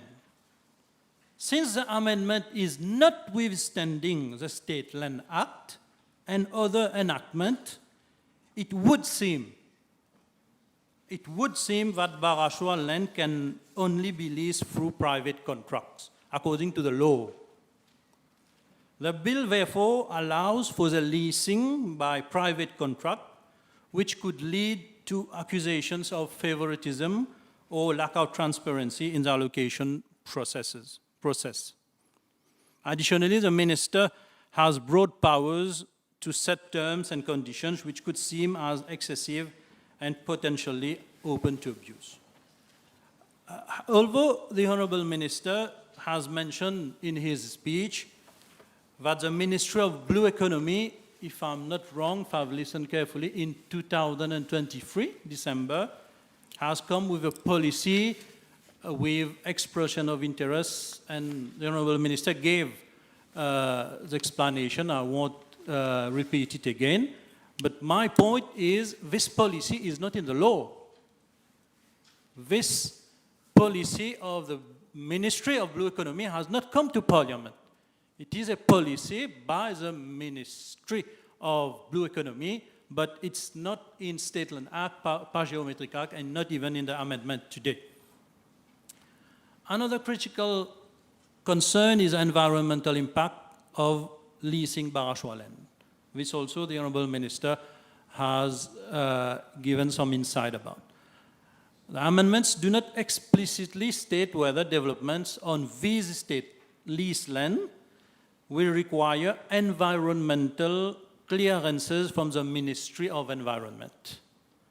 There is no mention of environmental safeguards or assessments required before leasing of Barashwa, which are ecologically sensitive areas. The absence of explicit requirements from such permissions could lead to unchecked development, potentially harming our environment and disrupting local ecosystem. The bill allows the Minister of Fisheries to lease Barashwa without apparent consultation with either the Ministry of Environment or Ministry of Tourism. We must ensure that any development of these land adheres to strict environmental guidelines and obtains the necessary clearances. This approach will help protect our natural heritage and preserve our global appeal as a prime tourist destination. I would be more comfortable if the policy, the guidelines, as the Honourable Minister mentioned, was in the bill, in the law. In addition of the overarching issues mentioned, I would like to raise some concerns which I'm sure the Honourable Minister will clarify during his summing up. We need to clarify on whether the adjoining land, which is very important, the adjoining land, state land, including Géométriques, will require planning permission from the Ministry of Housing and Lands, which is what we normally call permissible development. The technical word is permissible development. Whether any permissible development will require permission from Ministry of Housing and Land. Furthermore, it is essential to determine whether any development of this state land will require, as I said, clearance from the Ministry of Environment and an environmental impact assessment EIA certificate, ensuring that such developments meet environmental standards is crucial for sustainable development. And also, the approved terms and conditions for the lease of Barashwa, situated partly or wholly on Géométriques or state land, should be explicitly tabled and made transparent. Last clarification that I would like the Honourable Minister to clarify is whether adjoining land that may be put, not necessary, but may be put for the service of Barashwa, will it be used for industrial site, construction of villas? Without clear guidelines, again, lease Barashwa could be developed in ways that conflict with surrounding state land, use of coastal management plans. Therefore, Mr. Speaker, to conclude, while we recognize the need for efficient management of our coastal resources, it is quite essential to balance this with transparency, accountability, and environmental sustainability. We must ensure that lease process is fair and beneficial to all stakeholders, that ensures responsible and equitable use for our nation's valuable land and marine resources. Thank you for your attention. Honourable XIII. Thank you, Mr. Speaker, sir. Mr. Speaker, sir, this amendment that we are going to vote on is about amending the State Lands Act to allow the lease of a Barashwa situated wholly or partly upon state land and which has been vested in the ministry responsible for the subject of fisheries on certain terms and conditions. So, Mr. Speaker, sir, if you go to the proposed new section 6A, subsection 1, which says that the minister may, by private contract, lease vested Barashwa on such terms, here, Mr. Speaker, sir, the key word is a private contract. And before I come to the key word itself, let me say a few words on Barashwa itself. Mr. Speaker, sir, Barashwa, which serves several important ecological, environmental, and economic purposes. It creates a unique ecological environment that supports a diverse range of flora and fauna. They often serve as a crucial habitat for many species, including fish, birds, and aquatic plants. Barashwa can act as natural filters, improving water quality by trapping sediments and pollutants. Vegetations within these areas can help absorb excess nutrients and provide a buffer against pollution entering from adjacent land or coastal areas.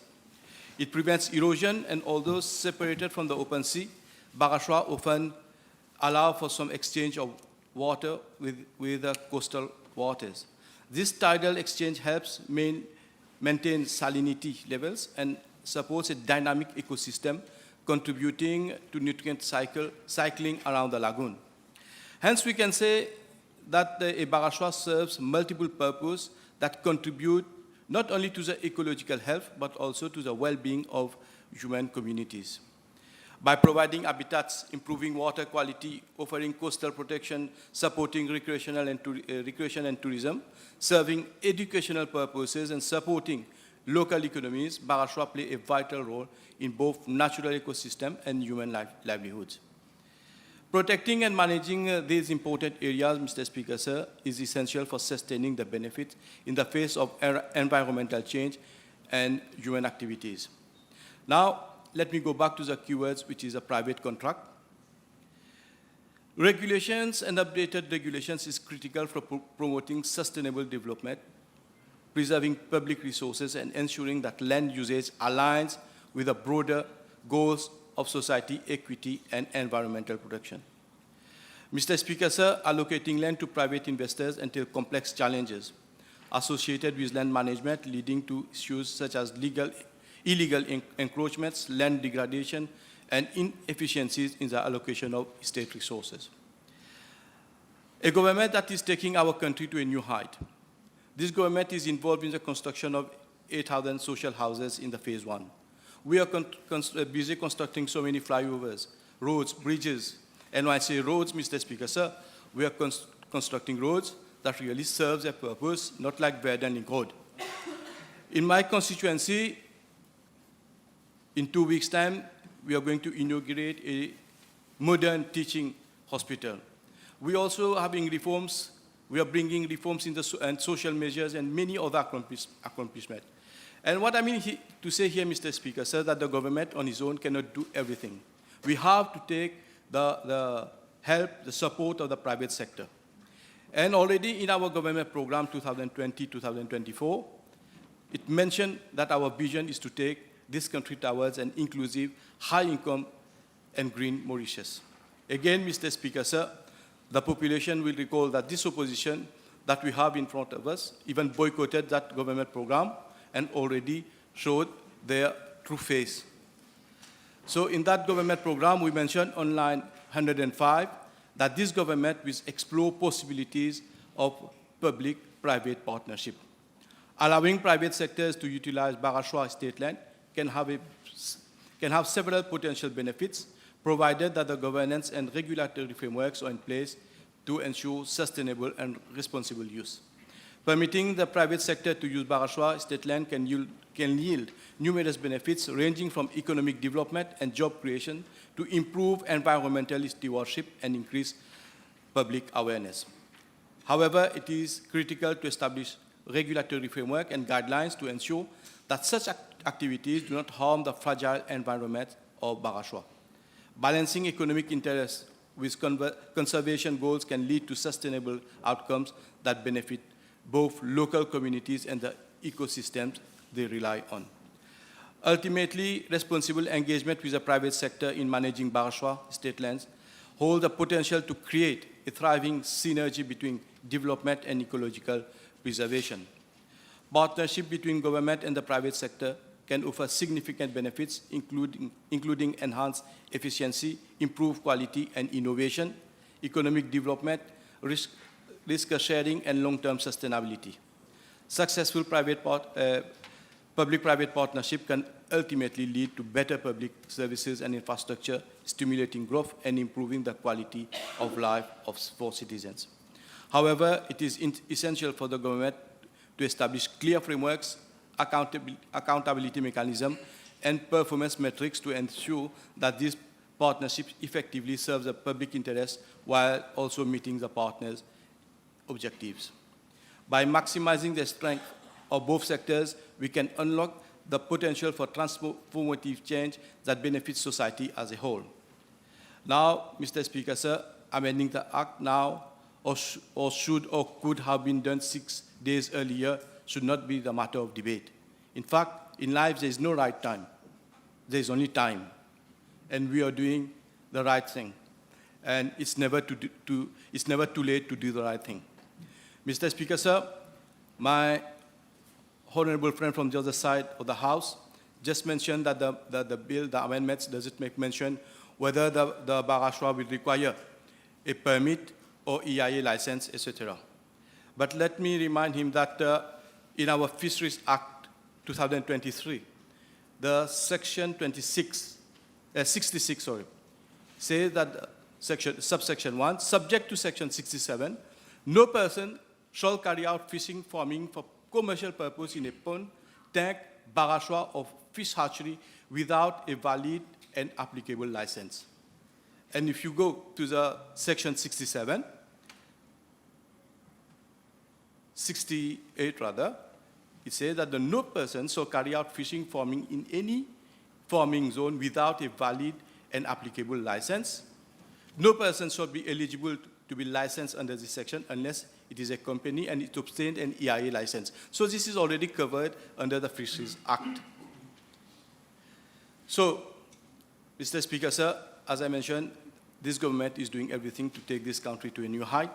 And so how can I not support a bill which is going to be something beneficial for the society as a whole? Let me, Mr. Speaker, sir, inform the House that I am totally in favor of this amendment and I provide my full support. Long live Mauritius. Thank you. Honorable Madhu.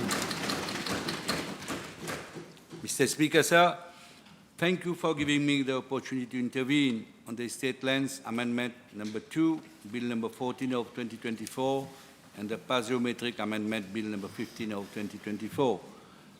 Let me at the very outset thank the Honourable Deputy Prime Minister and Minister of Housing and Land Use Planning, Minister of Tourism, for coming with the necessary amendments in the National Assembly, which are of paramount importance to my ministry for the implementation of the Barashwa policy approved by government in December 2023. Let me first, with regard to the remarks made by Honourable Amemia, with regard to the amendment brought to the State Land Act last week, the amendment, it was so crystal clear. It was to allow government to attend to the long-awaited title deed of those residing on state lands, be it EDC. We all know how the people, still today, they don't have the title deeds, and on other state lands. So this amendment was, and in fact, this is a very laudable, and I think the opposition should rather appreciate this amendment than trying to create doubts with the amendment that the government is bringing. And today, this amendment will allow my ministry to lease Barashwa in fact, in line with principles of good governance and not for building hotels, campements, as again, Honorable Amemia tried to point out. So I would rather ask Honorable Amemia to question how the Labour Party leased public beach in Trobish. That was the case when they were in power. So in fact, Mr. Speaker, sir, the proposed amendments to the State Lands Act and the Parliamentary Act will empower my ministry to sign lease agreements with promoters engaged in aquaculture activities in Western Barashwa and charge a rental fee in that respect. Provisions are also being made to empower my ministry to cancel a lease and retrieve an allocated Barashwa in the event of non-payment of the rental charges. And as pointed by the Deputy Prime Minister, Section 2 of the Fisheries Act 2023 defines a Barashwa as a pond which is within or adjacent to the sea and enclosed by a weir or dam through which the sea flows and reflows. Moreover, in some cases, a barrage also comprises a land component which is attached to the water body. To date, the Ministry of Housing and Land Use Planning has in its record 21 state-owned barrages. 7 of these barrages have been vested in my ministry since 2013 with the aim of promoting aquaculture development, namely barrage Habitat l'Herbe, barrage Bassin Humbert at Poudre, Petit barrage again at Poudre, barrage Trou Congo, Poudre again, barrage Fountain Bay at Pointe Lascar, and barrage pas géométrique Rivière-la-Chaux, and barrage pas géométrique Albion. Other unoccupied government-owned barrages may also, as mentioned by Honorable Deputy Prime Minister, will be vested in my ministry in the near future. Mr. Speaker, sir, my ministry, in line with its mandate, is responsible to allocate the vested barrages to private promoters for the implementation of aquaculture projects. However, my ministry is neither legally empowered to sign lease agreements in respect of state-owned properties, nor charge rental fees. Accordingly, on receipt of a viable project proposal for the implementation of an aquaculture project in a vested barrage, only a letter of authorization was being issued to the promoter to allow him to implement the proposed project. There are currently 3 cases where promoters have been authorized to implement aquaculture projects without signature of a lease agreement, but under a letter of authorization, namely at Petit barrage Poudre d'Eau, barrage Bassin Humbert Poudre d'Eau, and barrage Rivière-la-Chaux Maïbourg. Rental charges are not being claimed as my ministry is not empowered to do so. However, Mr. Speaker, sir, such a situation has given rise to much criticism. In fact, the Director of Audit, in his 2020-2021 report, had highlighted that there was underexploitation of government-owned barrages, inadequate legal framework for the management thereof, and that it was being provided to promoters free of charge. There was, therefore, a pressing need for an appropriate framework to allow my ministry to monitor the aquaculture projects to ensure the effective exploitation of a government-owned asset. There was also the need to introduce fair and transparent procedures for the allocation of the vested barrage. In this respect, my ministry drafted a barrage policy which was approved by government in December 2023. The barrage policy defines the criteria and procedures for the allocation of the vested barrage to eligible individuals, private companies, and cooperative societies in line, as I said, with the principles of good governance, accountability, and transparency. In this respect, Mr. Speaker, sir, the barrage policy provides for my ministry to launch an expression of interest, to invite prospective private promoters interested in implementing an aquaculture project in a vested barrage to submit a project proposal. The proposals received are evaluated by a selection committee against a set of criteria already defined in the barrage policy. The shortlisted promoters are then invited to submit their detailed project proposals for appraisal by an evaluation committee. The two, it's not as again casting aspersion, Mr. Speaker, sir, like the minister. In fact, there are the two technical committees responsible to assess the project proposals are chaired by senior officers of my ministry and comprise representatives, rightly pointed out by the DPM, of all other concerned ministries and departments, namely the Ministry of Housing and Land Use Planning, the Ministry of Tourism, the Ministry of Finance, Economic Planning and Development, the Ministry of Environment, Solid Waste Management and Climate Change, the Ministry of Agro-Industry and Food Security and the Economic Development Board. Based on the recommendation of the Evaluation Committee, my ministry will then issue a letter of authorization to the selected promoters, authorizing them to start implementation of the approved aquaculture project in the allocated barrage, subject to terms and conditions mentioned therein. Again, on obtention of the letter of authorization, the promoter is expected to obtain a fish farming license from my ministry in line with provision of Section 66 of the Fisheries Act 2023 prior to starting its aquaculture activities. Moreover, the letter of authorization is valid for a period of 2 years, during which period my ministry will closely monitor the project to ensure that the terms and conditions set in the letter of authorization and the fish farming license are being respected by the promoter. Moreover, 3 months prior to the expiry of the letter of authorization, an assessment committee chaired by a senior officer of my ministry and comprising, again, a representative of all the other ministries will assess progress of the aquaculture project with a view to determining the viability of the project over the long term. Based on the recommendation of the assessment committee, my ministry is expected to sign a lease agreement with the promoter for the lease of the vested Barashwa. The Barashwa policy provides for the signature of a lease agreement between my ministry and the promoter for an initial period of 10 years, thereafter renewable for subsequent periods of 10 years. Furthermore, in order to allow a project to become viable, the Barashwa policy provides for incremental annual rents. Accordingly, Mr. Speaker, sir, a promoter will be required to pay rental fee of 1,000 rupees per hour of water body and 1,000 rupees per hour of land component where applicable for year 1 and year 2. Thereafter, for the year 3 and to year 8, the rental amount will increase to 5,000 per hour of land and 5,000 per hour of water body.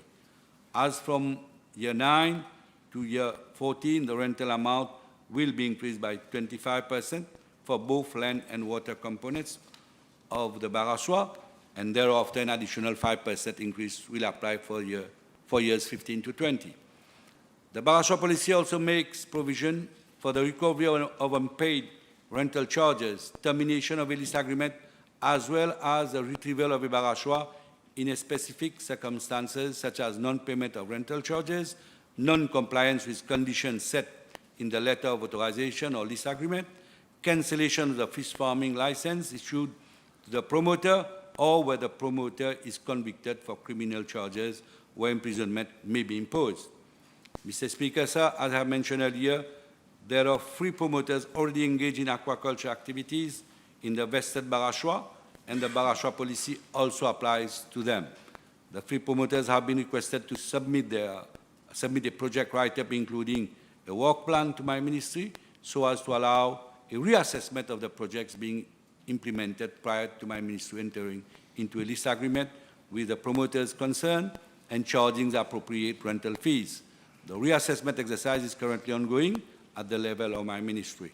Accordingly, Mr. Speaker, sir, there is need to bring the necessary amendments to the Estate Land Act and the Parliamentary Act so as to empower my ministry to enter into lease agreements and charge rental fees in respect of aquaculture projects implemented in vested Barashwa. These legislative amendments, supported by the Barashwa policy, will allow my ministry to ensure, again, that vested Barashwa are located, and again, I will say in line with principles of good governance. Moreover, my ministry will also be better equipped legally to monitor the aquaculture projects in an effective manner so that more people in Mauritius may have access to fresh aquaculture products. Thank you, Mr. Speaker, sir. Honorable Ramanou.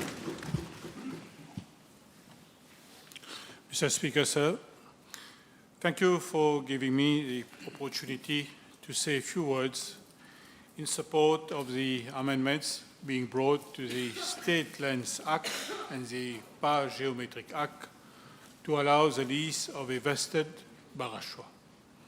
These 2 amended bills have clearly defined a vested Barashwa as situated wholly or partly upon state land or Géométriques, respectively, and vested in the ministry responsible for the subject of fisheries.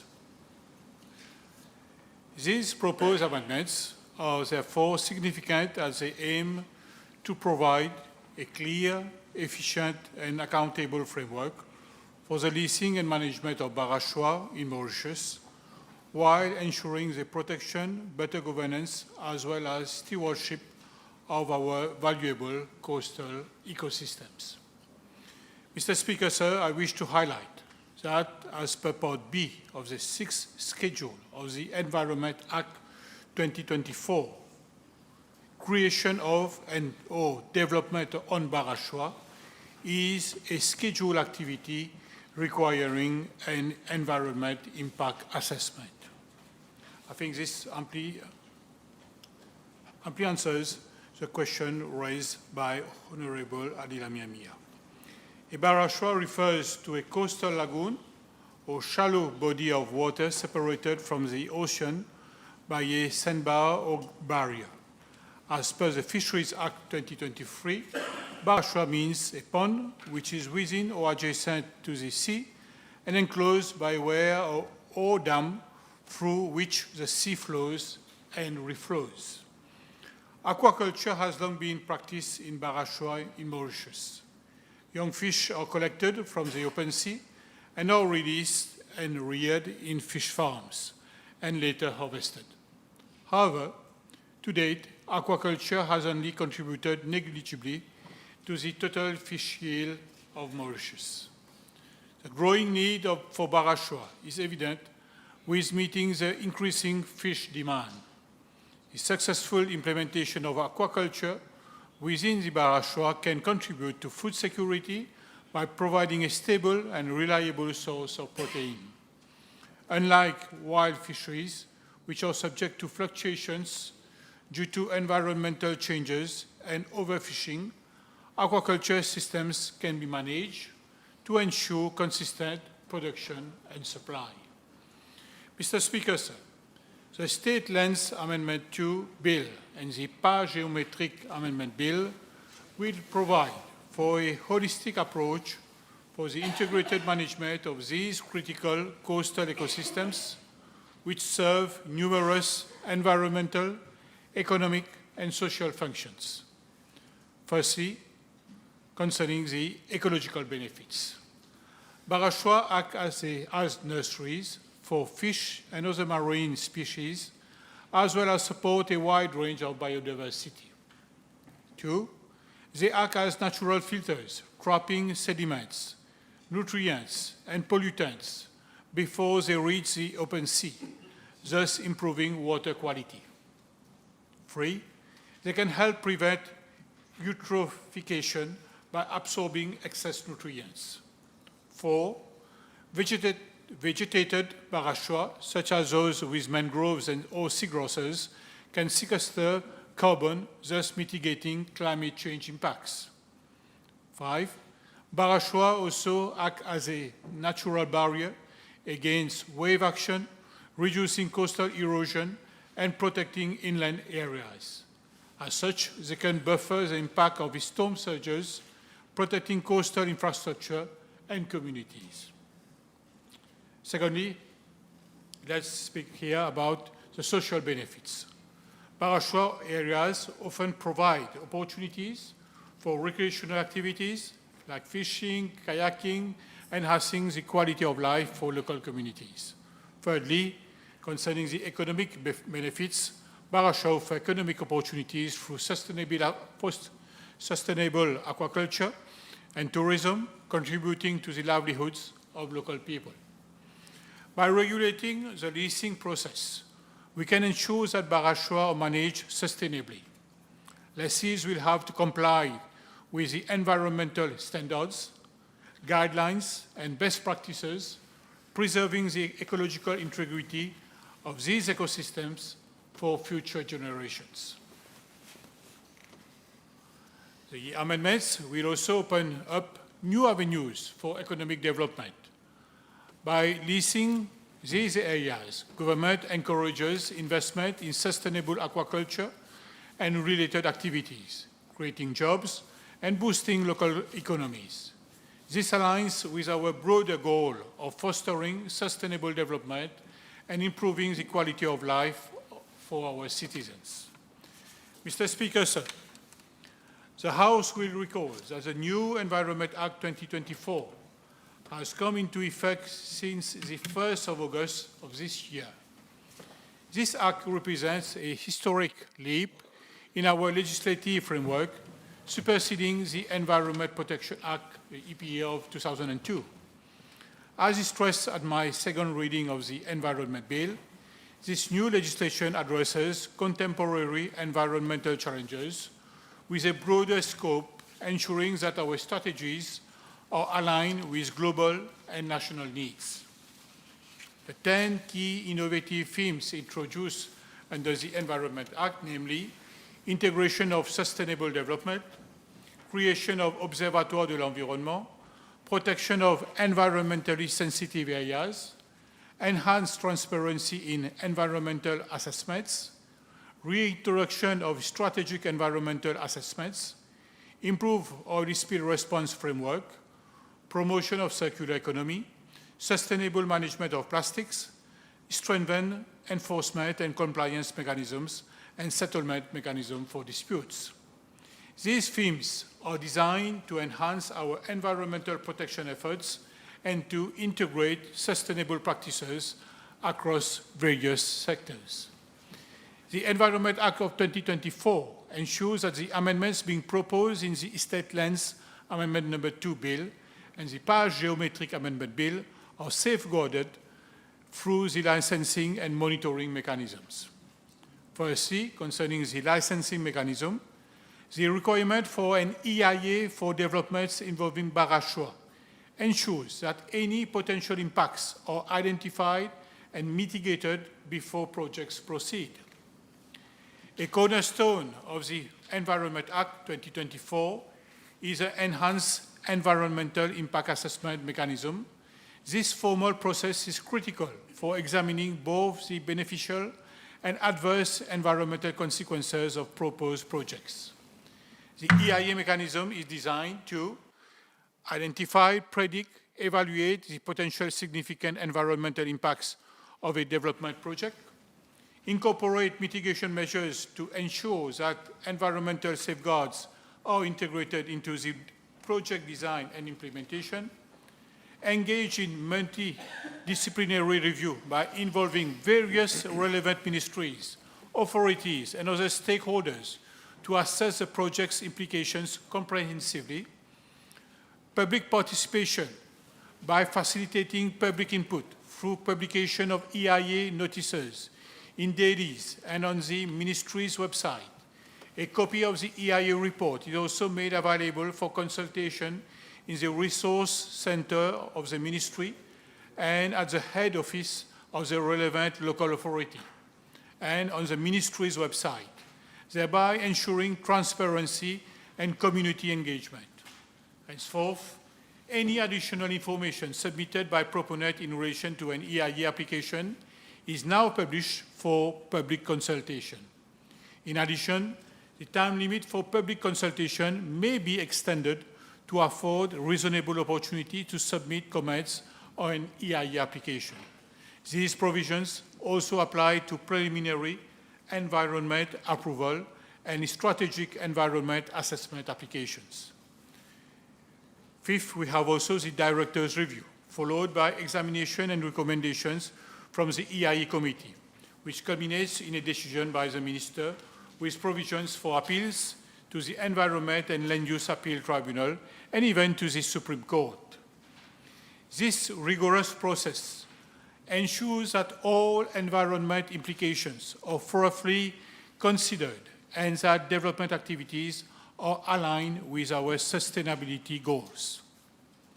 I wish to highlight that the reintroduction of a strategic environmental assessment after 22 years in the Environment Act demonstrates government's strong engagement for enhanced protection and environmental safeguard of Mauritius for the future generations, taking on board various challenges such as climate change, biodiversity loss, and land degradation.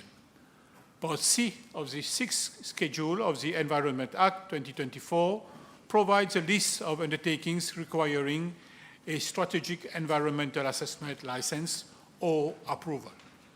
Mr. Speaker, sir, the strategic environmental assessment will support proactive consideration of environmental and sustainable development objectives at the outset of plans and programs, including fisheries sector and major aquaculture projects, amongst others. allow me to highlight some key advantages of strategic environmental assessment, namely, it provides a process for integrated pursuit of sustainability objectives at all levels, from the setting of decision objectives to the monitoring of implementation effects. It improves the information base for policy making, planning, and program development. It facilitates greater transparency and more effective public participation at the strategic level. It enhances the ease of doing business, and the strategic environmental assessment has greater credibility and therefore will attract more funding from international bodies such as World Bank, EU, and UN agencies as compared to an EIA application carried out for various undertakings.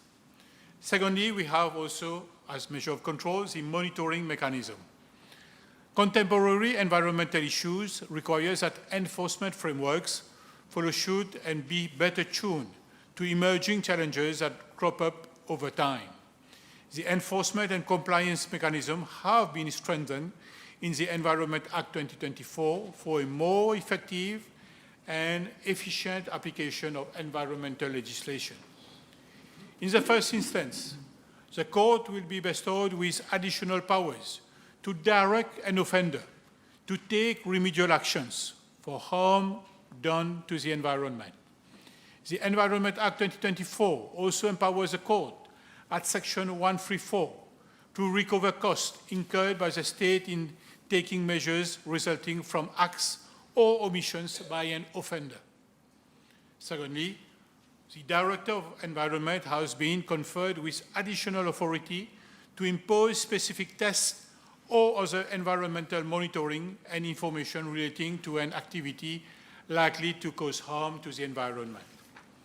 The monitoring mechanism also includes a requirement for a completion certificate. The Environment Act 2024 provides for improvements in the assessment of environmental integrity of environmental assessments.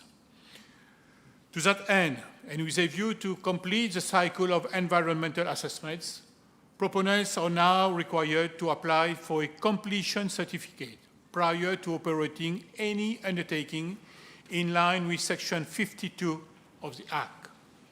To avert environmental nuisances, it will also be incumbent upon a proponent, in accordance with Section 54, to additionally submit a decommissioning plan not later than 2 months before ceasing an undertaking or an activity.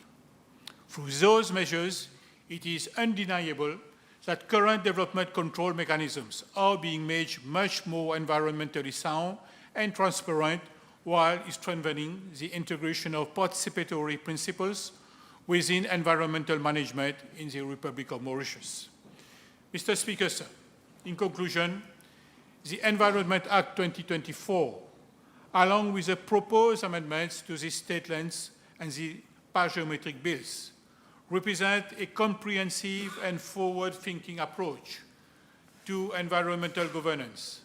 I strongly support these two bills to ensure that our coastal resources are used responsibly and sustainably, securing a prosperous and environmentally sound future for our nation.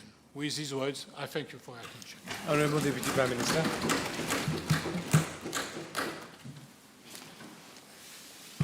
Mr. Speaker, I'd like first of all to, thank speakers on this side of the House who have provided additional information as to the application of the amended law after the House adopts the two bills before it today. I believe my colleague, the Minister responsible for fisheries, has has expressed in great detail all the procedures to ensure that as and when leases over Barashwa will be considered, the whole process will be done in transparency and in the best interests of the country.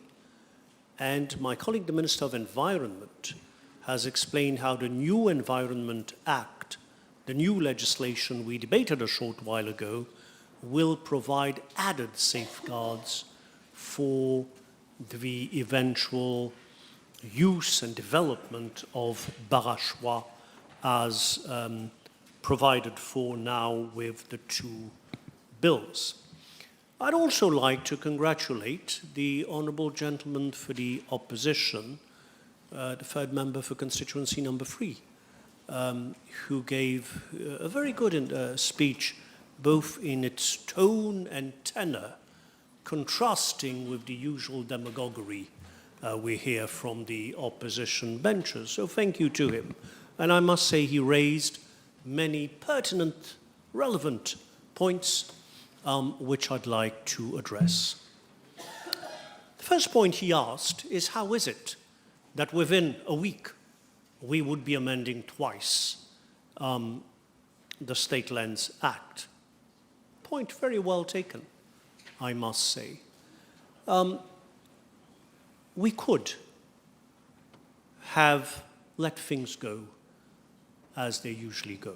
We could have voted last week's bill, which introduced a very progressive measure, as pointed out by my colleague, the Minister of Fisheries, enable poor people to acquire their land and to become landowners. And we could have just forgotten about the present provision and let things go along as they've gone along for many, many, many years, with Barashwa not being developed, with the potential of Barashwa development being ignored. Why didn't it come together? For the simple reason that behind what is in appearance two very simple amendments, there has been a lot of complex discussions over the very same issues the honourable gentleman mentioned. Officers, senior officers of the Ministry of Housing, the Ministry of Tourism, the Ministry in charge of Fisheries, the Ministry in charge of Environment have been pondering over the same issues. How do we ensure a process that is transparent, that is equitable, that is fair in terms of allotting leases in future? How do we ensure there are in place the required safeguards to protect our Barashwa, which are natural assets of such great value? A lot of work has gone by, and it is only 10 days ago, shall we say, that all that work came to fruition with a meeting with my colleague ministers in the presence of the Economic Development Board, where we could agree on the way forward. So I think the short amendment that is being proposed does not reflect all the work that has gone into this innovative proposal following the Barashwa policy, for which I commend my colleague, the Minister in charge of Fisheries. Never has there been a proper Barashwa policy. And instead of asking why the bill came at this stage, a week after another amendment, one could have pondered, why is it that this wasn't done before by previous governments? Why is it? So we are acting, we are assuming our responsibilities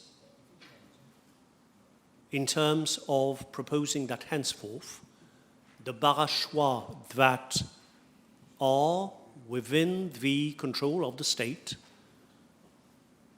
if they lend themselves to development, can be developed with the necessary safeguards. I hope I've answered the first point raised by the honourable gentleman. His second point was to purport to correct our assertion that there are 21 barachois by saying no, there are 22. So I think he has been, with all due respect, misinformed, and that arises from a common misunderstanding. The so-called 22nd barachois probably, most probably, refers to Bassin Ouzirali, which is often thought of as a barachois.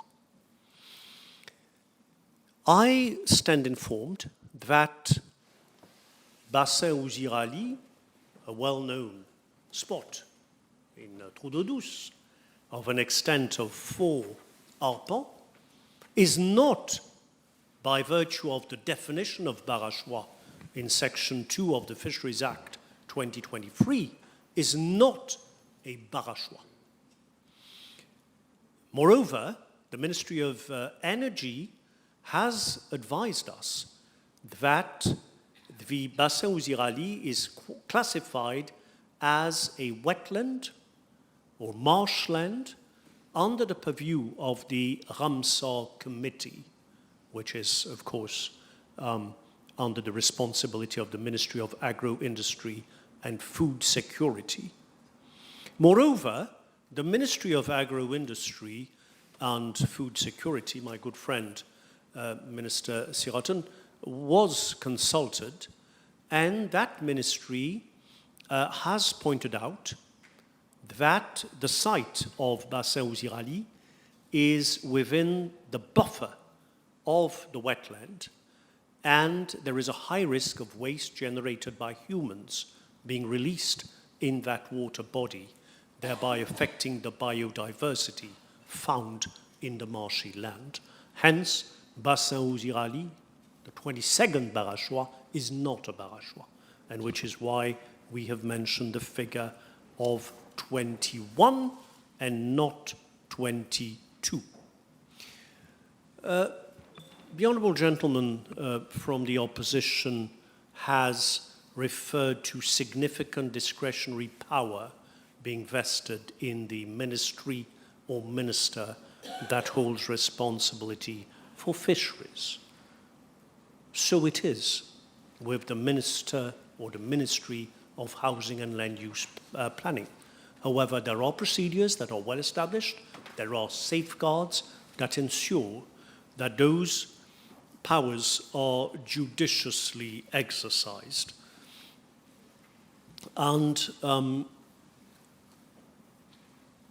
one interesting aspect which we have debated at length is that the whole process of developing barachois will not rest in the ministry in charge of fisheries alone.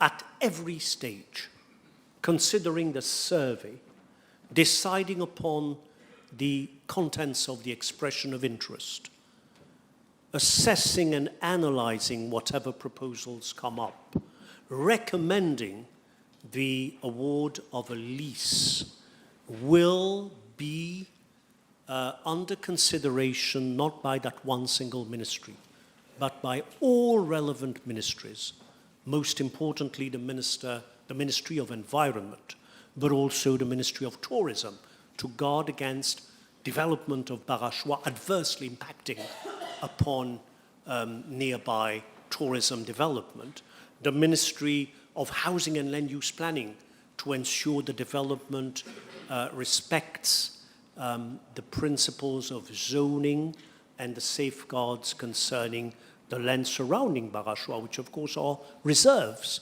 and I'll come back to that.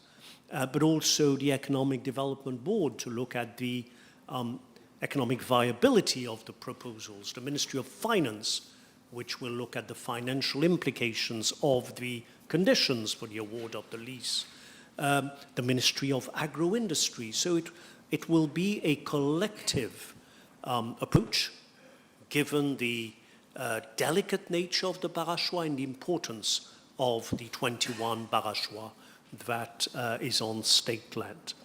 And public auction, yes, that is in the law since I think the early 90s, but it hasn't been deemed to be effective and has not been pursued by any government.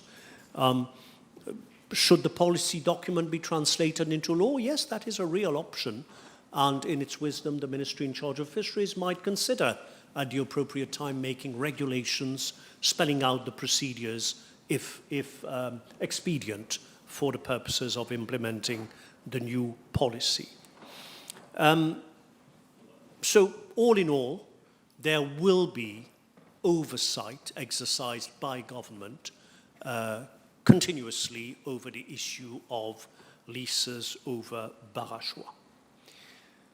Environmental clearances, I believe that has been dealt with at length by my colleague, Minister of Environment. An EIA, as I stated when I presented the bill earlier, will be required for each and every Barachois development. And more than an EIA, as and when appropriate, there will be an ESA, an Environment Strategic Assessment, before clearances are provided. And the Minister of Environment referred to the ongoing monitoring mechanism that will accompany such projects. Now, the honourable gentleman from the opposition also raised the issue of the land adjoining Barachois. So I'd like to inform him that as things now stand, land adjoining Barachois, any Barachois, is considered a Barachois reserve. That is, there can be no development is allowed within a 30-meter buffer around any and every Barachois. So in fact, the permitted land-based activities around a Barachois in general would be only for fish farming. I say in general, exceptions could be considered on a case-by-case basis, but in general, it would be for fish farming, like storage of fishing equipment, cold rooms, which are directly related to aquaculture activities and which will have to obtain in any event the necessary clearances from the Ministry of Environment and the Ministry of Housing and Land Use Planning. So I take it I have addressed the points raised by the honourable member. I'd like to thank everybody, officers of my ministry, of the State Law Office, the officers of the Ministry of Fisheries, ministry in charge of fisheries, Ministry of Blue Economy, the Ministry of Environment, that have contributed in one way or another, the Ministry of Agro-Industry, that have contributed to the thinking and all the complex discussions that lie behind these two bills. And I must say that these two bills, as short and as they are, usher in new perspectives, new opportunities for Barachois development. At the same time, they raise new challenges in terms of balancing the necessity of developing our Barachois with the ecological imperatives of ensuring sustainability in everything we do. But these challenges are not new, and this government has risen to such challenges time and time again, which is why today in our country we have a dynamic economy with growth rates that are envied, that are unprecedented in our region and envied by other middle-income countries, a dynamic economy together with measures that are socially progressive and ecologically sound. So, Mr. Speaker, with these words, I'd like to commend once again the two bills, the State Lands Amendment Bill and the Géométriques Amendment Bill to the House. Seconded. The question is that the State Lands Amendment number 2, Bill number 14 of 2024 be read a second time. Those in favor say aye, and those against say no. The ayes have it. The question is that the Géométriques Amendment Bill number 15 of 2024 be read a second time. Those in favor say aye, those against say no. Aye. The ayes have it. Public Bills Committee stage.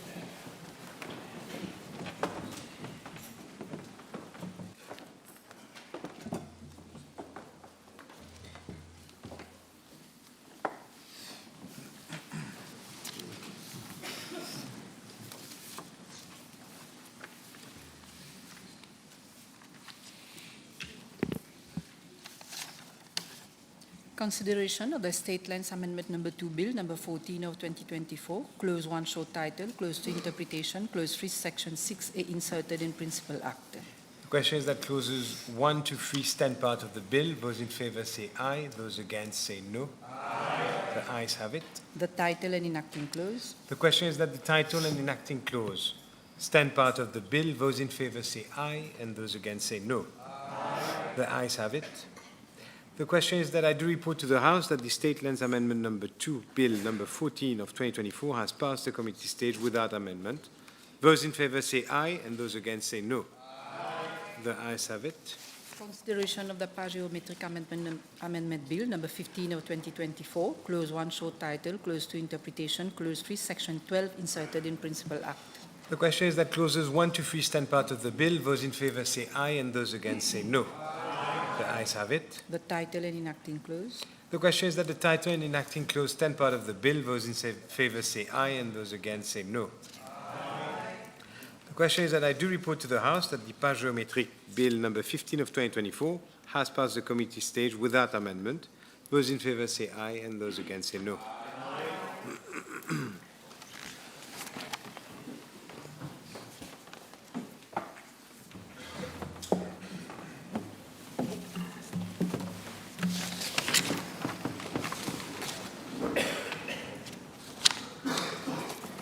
Honourable members, I have to report to the House that the State Lands Amendment Number 2 Bill Number 14 of 2024 and the Géométriques Amendment Bill Number 15 of 2024 have passed the committee stage without amendment.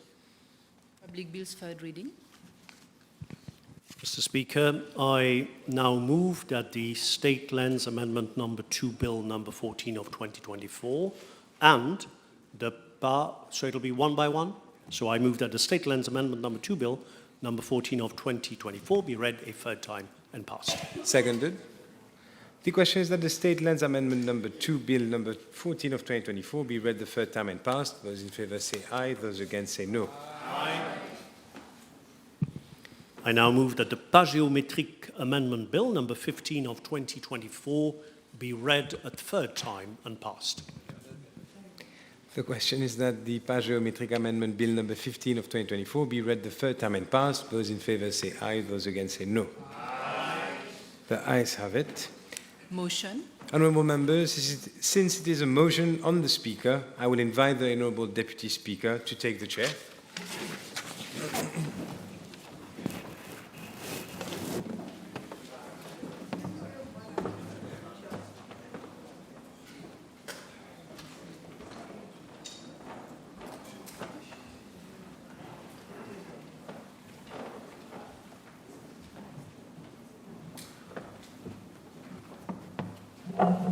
Thank you very much. Please be seated.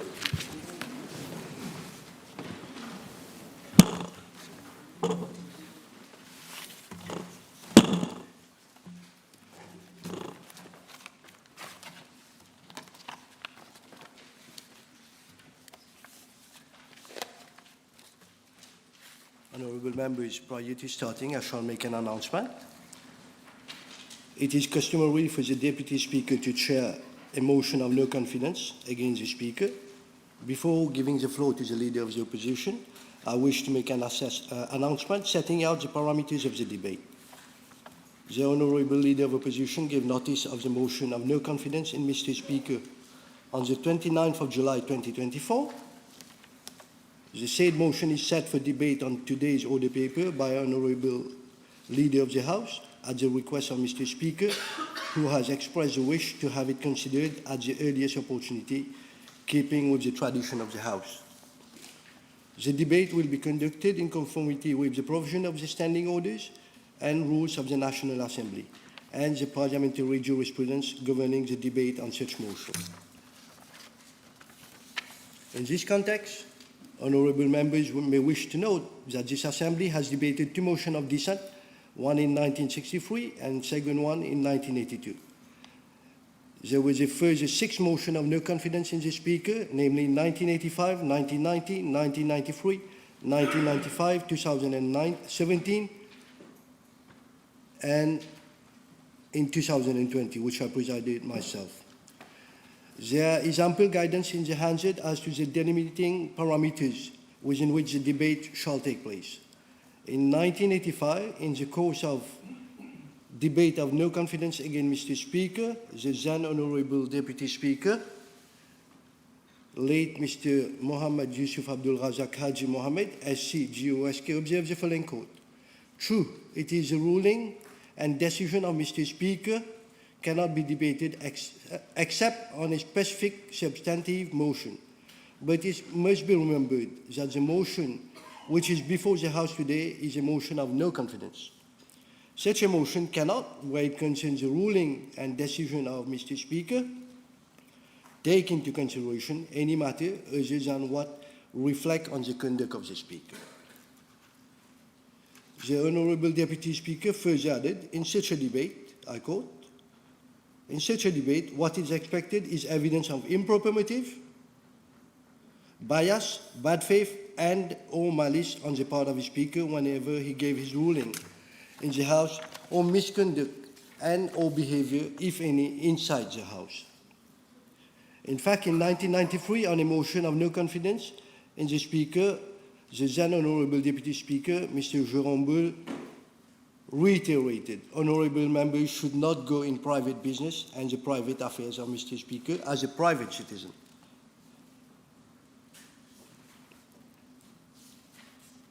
I also quote, he quoted, "I would suggest that honourable members should try, as the honourable members on this side who spoke on the motion, to restrict himself to a few arguments and to challenge Mr. Speaker's seat in his function as Speaker. In light of the above rulings and decision of this Assembly, this debate must therefore adhere to the following parameters which I had set out in 2020. I shall state it again. The debate must be conducted in line with our standing orders and rules, the precedent of the House, and the scheme. The debate must relate to improper, biased, unfair, malicious, impartial conduct and or behavior of the Speaker in his function as Speaker. The debate must be limited to the period the Speaker has been in office. The debate must not go in the private business and affair not relating to the office of the Speaker. Honourable members, you will be given ample opportunity to prove, to demonstrate, but they must provide at least some cogent evidence without wild allegation. These are the parameters within which I shall allow honourable members to debate. It is a debate, not a speech. It cannot have tedious repetition, cannot be read. Any departure therefrom will be out of order. Honourable members should stand guided accordingly. I thank you all for your attention. And I call upon the Honourable Leader of Opposition. Mr. Deputy Speaker, a motion of no confidence in Mr. Speaker is not moved lightly. It is not thrust upon, but brought in after careful consideration, observation, and examination. On the 14th of July 2020, I moved a motion of no confidence in Mr. Speaker. He was then anointed the bouncer of the regime. As a custodian of parliamentary democracy, a Speaker has to be fiercely independent. He should also have a culture of restraint. He cannot be perceived to be biased. He or she is not the property or chattel of any political party or leader of the House. That's why it's a tradition to drag the Speaker to the chair. The new Speaker was not dragged, but dumped on the chair following an institutional vote, undeserving as he's not fit and proper. And I will go by his own admissibility. Best evidence to be used against a person is his own admissibility. And I'm not judging. The Speaker was appointed by devious means. We should not forget that he was caught red-handed under the influence of alcohol and involved in an accident. No, hold on. Order. Order. Mr. Speaker, One second. What I rightly understood was he was under the influence of alcohol, which has not been proved yet. So I wouldn't allow allegation which hasn't been proved yet. I'm not going to repeat what others have said, but there was a failure of breathalyzer. That was evident. Mr. Speaker, he did not deny it. The Speaker did not deny it. He said it. And he feels he has a license to get away with the help of the leader of the PMSD. Mr. Speaker, the leader of the PMSD is in a mess, inadmissible of what he has said and what he's doing. If the leader of the PMSD feels awkward, annoyed, and wants to stand by kinship, let me impress upon him first and foremost to cross the floor and fight from government bench. Order, please. Order, allow me to listen, please. Yes. Mr. Speaker, the Speaker should not attend any function with its colorable political partnership. And he has been on the campaign trail since he was elected Speaker. Chapter 5, Part 2, Section 32(4)(b).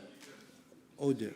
On a point of order. Yes, Mr. Speaker. When the Honorable Leader of the Opposition is alleging that the Speaker has been on a campaign trail or has been attending meetings, he has to substantiate those allegations. And he has to prove to this House. No, don't cross talk. I got your point rightly, but that was his statement. Let's see if he proves. If he doesn't prove, I'll stop. Yes.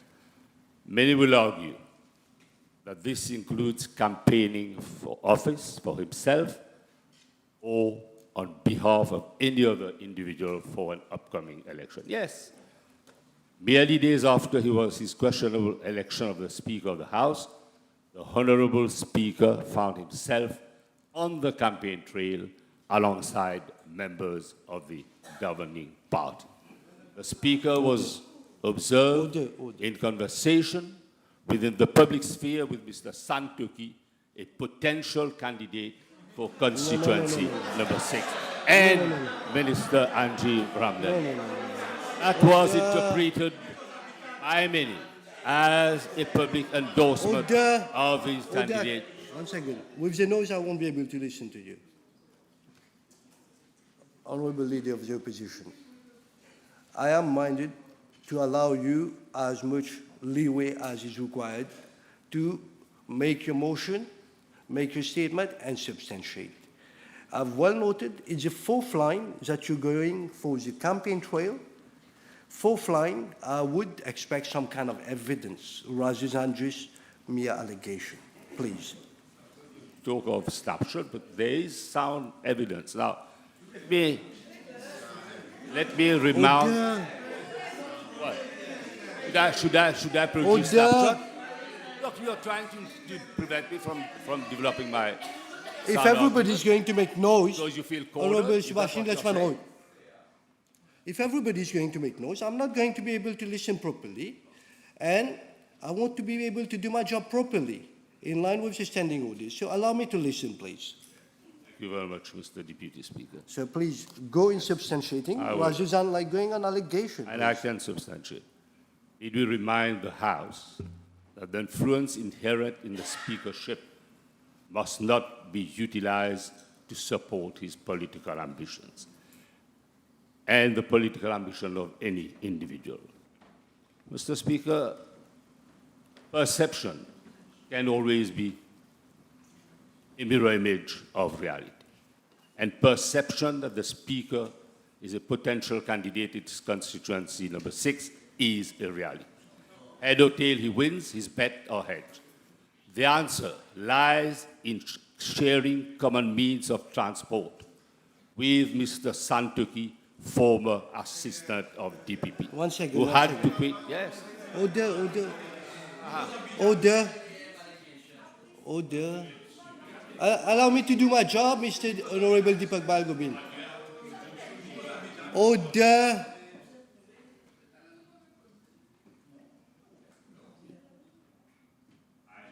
What I have said. Order, one second. It's not about maintaining what you said. Yeah. Amid the parameters that are set out, amid the parameters that I've set out, I say that will require at least some cogent evidence. So please do help. Where is the cogent evidence, please?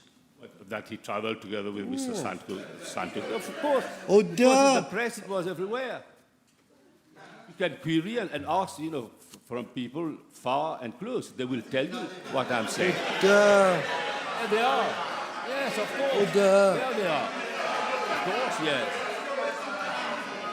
Speaker. Order. Order, please. Order, please. Yes, it's No, a no. joke. I don't need it. a... Yes. Order. I hear the next voice. Honorable Anjiv Ramdani. Honorable Anjiv Ramdani.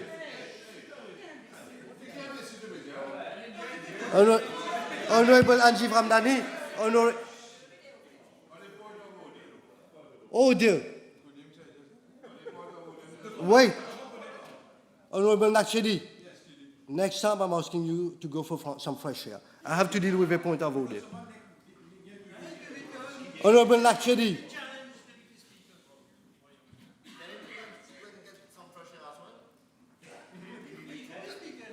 I'm quite sure I'm minded to listen to this motion because it's something very important. Anybody want to disrupt the proceeding of this House and make sure they're not present disrupting it. Do we all get it from all sides? I have a point of order. Let's hear you. Mr. Speaker. One second. I have his first, and then I come to you. The procedure will be I listen to one point of order, then come to you. Mr. Speaker, sir, Honorable Amir Mia uttered a very vulgar word towards towards me. I want him to take the... Order! What? Which word? Word, imbecile. Yes, please do. Which word did I say? You didn't say. Honorable Adil Amir Mia, he just said that. You should listen. Order over here, please. You should listen. I've asked him which word, and you should be listening. Pay attention. So you withdrawing the word, please? Imbecile. You withdrawing it? I've said so many words. I would like to. Imbecile. And the word imbecile. Okay, You withdrawing. withdraw. Thank you very much. Honorable. I humbly have 2 points, Mr. Deputy Speaker. One is the Honourable Leader of Opposition has said that Mr. Speaker was on the campaign trail. That was about 5 minutes ago. He has not yet substantiated it, although you asked him to. The second thing now he has said he's in a car with somebody. And the third thing was he's having a conversation, I think, with one Mr. Santoki. Is he going to, has he bringing Mr. Santoki here as a witness? How is he going to substantiate that? Please, can you tell us? Because he's going on and ignoring your request, Mr. Deputy Speaker, sir, to substantiate. Thank you very much, but I think I have it right. As far as I'm concerned, I have gone through the skin mail and many motion of confidence throughout the week. I wouldn't stop him from making the first statement and substantiating later on. I think that would be the fair way of doing things.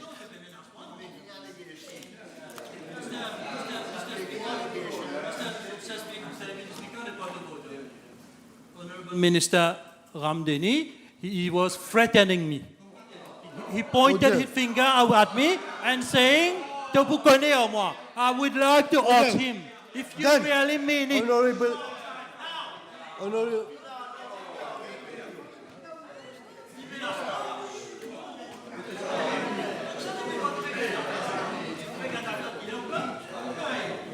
Honorable Adila Miamia, Honorable Minister Anjiv Ramdani, some fresh air, come back in 5 minutes, please. Please. Please come back after 5 minutes. I'm not asking you to go away forever. Minister, please, continue here. Order, a judge will follow. Mr. Speaker, Please. this is not a court of law. No, I'm sure. I cannot bring witnesses to this place. Oh, or dear. even the mode of transport, and I will maintain what I say. The answer lies in sharing common means of transport with Mr. Santuki, who was a former DPP, and he had to quit his job when he was deported. No, wait. Of course. And let me, you will. Members of... Order, please. Let's hear you.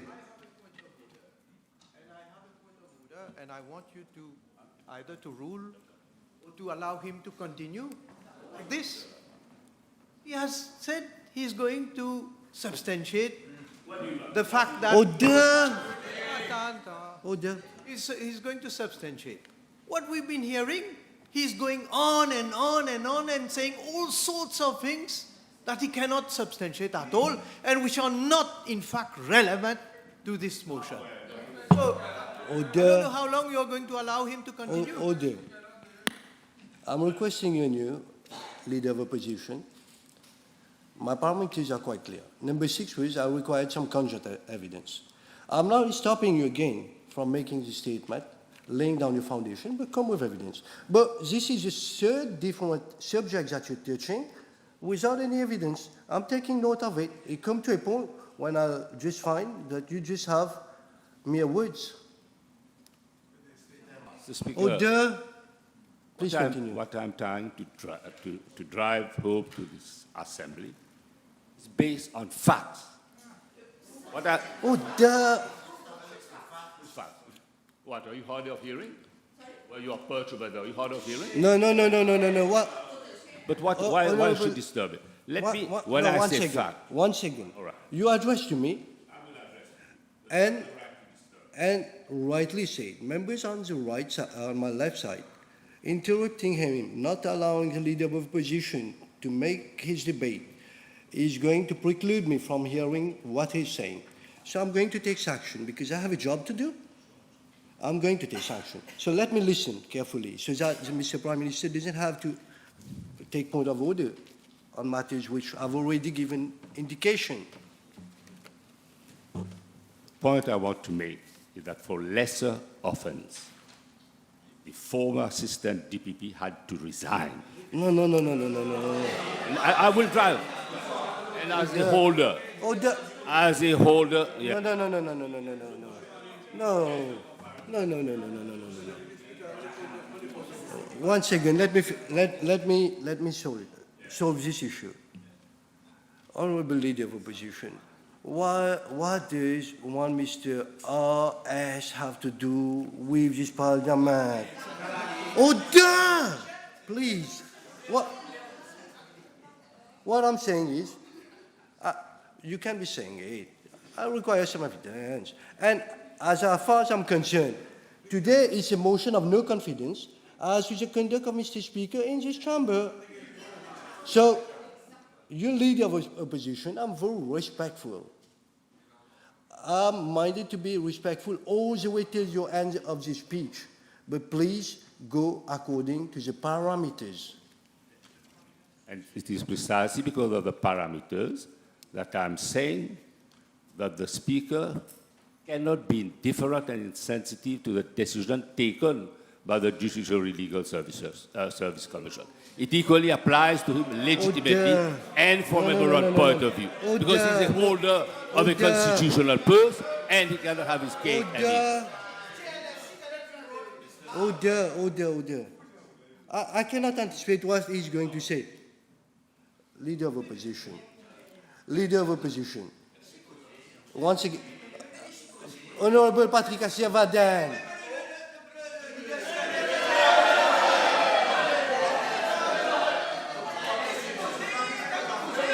Honorable Patrick Order.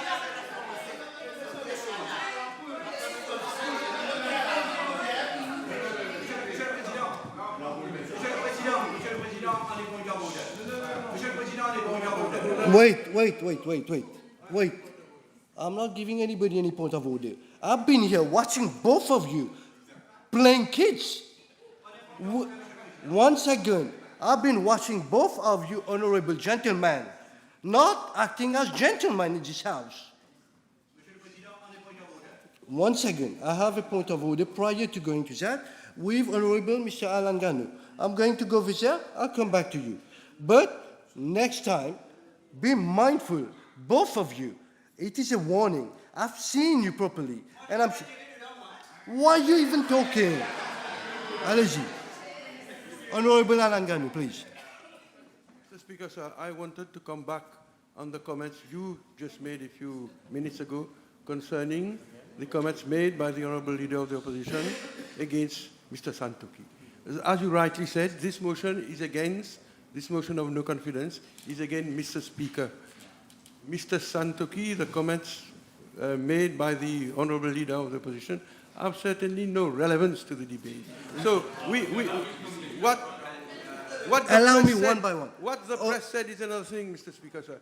Mr. Santoki. Honorable Minister. How do we know that he's linked to the Speaker? Oh, duh! Allow me to deal with it. Honorable Minister Gano.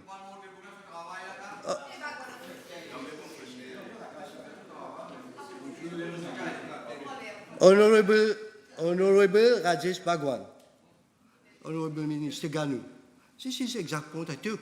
You don't have to restate it. I'm already convinced. Honorable Leader of Opposition. That's where I want you to continue. With a motion of no confidence, speaking to Mr. Speaker, the present Speaker, who is Mr. Honorable Adrien Duval. That's where you keep your debate. I'm minded to cut you short now. I was solicited to produce evidence. I will submit.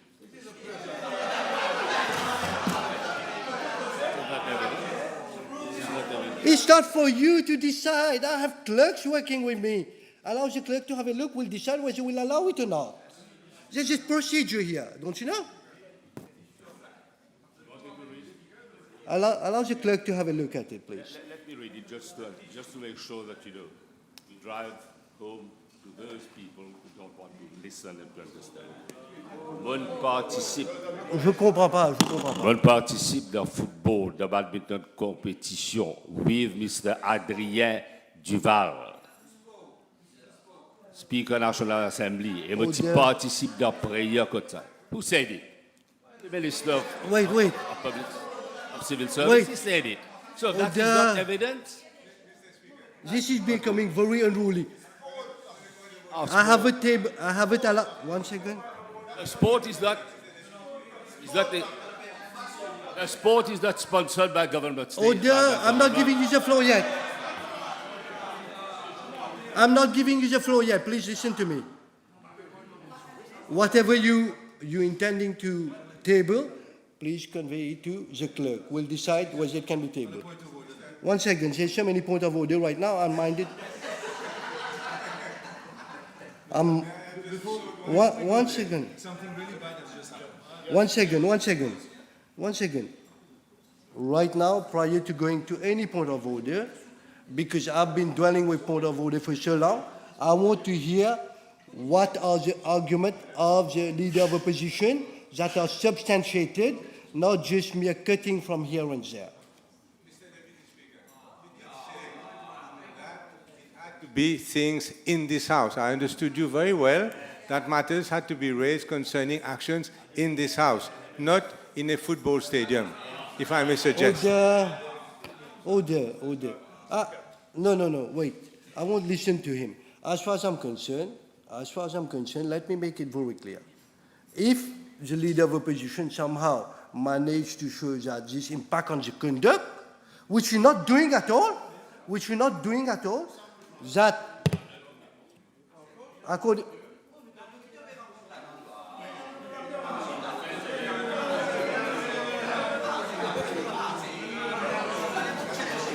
order. No, let's continue. Let's continue. Mr. Deputy Speaker, you know, Prior to this, one second. Allow him to take his point of order. He's a big boy. Yeah. What I'm asking you, Honorable Usman Mohammed, is something very important? It is. Let's hear you. It is important because I've never heard such words in this parliament before. Swear words. It has been uttered by the Honorable Ramdani. That was the person of Honorable Amiemia. Order. Done. If you want, I can write it for you, but I want to pronounce it. Wait. Order. Honorable. Order. I just asked you to take some fresh air. And you're coming back here, you'll take the car back home too. Honorable Ramdani, what I'm asking you is, I didn't hear anything personally. Did you say any foul word right now? Firstly, Mr. Speaker, sir. No, just reply I me. did not say any foul word. I only said macaroni. No. Thank you. I'll verify it. Done. We're done. Continue, please. I'll verify it. Go on. Mr. Speaker, we continue. I've stated that the chair cannot be in the forefront of party politics. Let me remind the House, Mr. Deputy Speaker, the former Speaker was evicted without any notice served and learned of his resignation from his hospital. Let me please make my point. It was an opportunity for political trade-off on the threshold of dissolution of Parliament. This is the price to pay for the deed, even if it is for a few sittings. Who cares? Mr. Speaker, who cares about institution or separation of power when interests have to be served? Order in the House. Yes. 1 second. I'll suspend for 5 minutes. I want the leader of opposition with me in my office.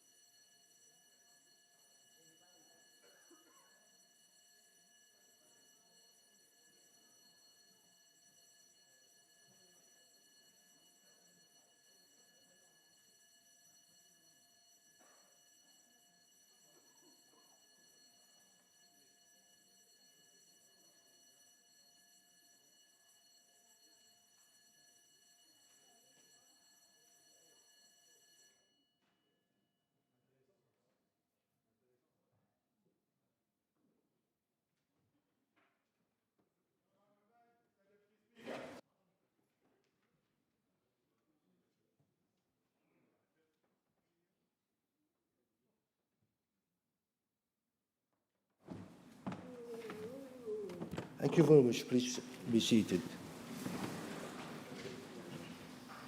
Last reminder to all members, I want discipline in the House. I want the Leader of the Opposition to go by my parameters and all the members to go by the parameters, please.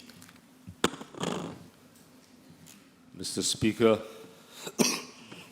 we were interrupted and we had to come and see you in your office, and I'm glad that certain things have been sorted out. I'll be allowed to have certain leave. I will refer to institutions or separation of power when interests have to be served. And I must say, you are a collateral damage of the system. No. And I will refer to... No. Oh dear, allow me to regulate the House. I'm not a collateral damage. I'm happy with what I'm doing. Yeah, thank you very much. Now, I will refer to what M. Valaidon stated, expert en matière législative et qui porte un intérêt particulier pour l'interprétation de notre Constitution. And I will quote, la section 32 de la Constitution dit comment nommer et qui peut être nommé comme Speaker après les élections générales.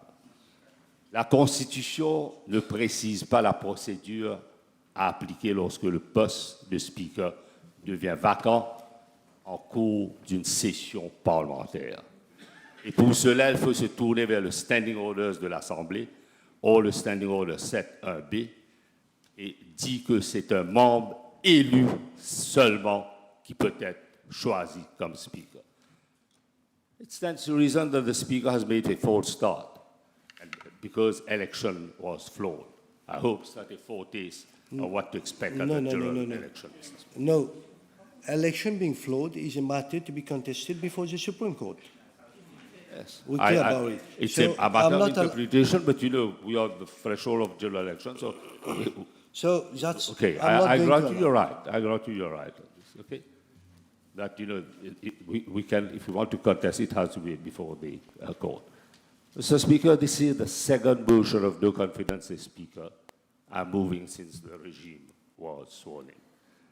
But beneath the veneer of apparent change brought by the new Speaker, there is an element of bias.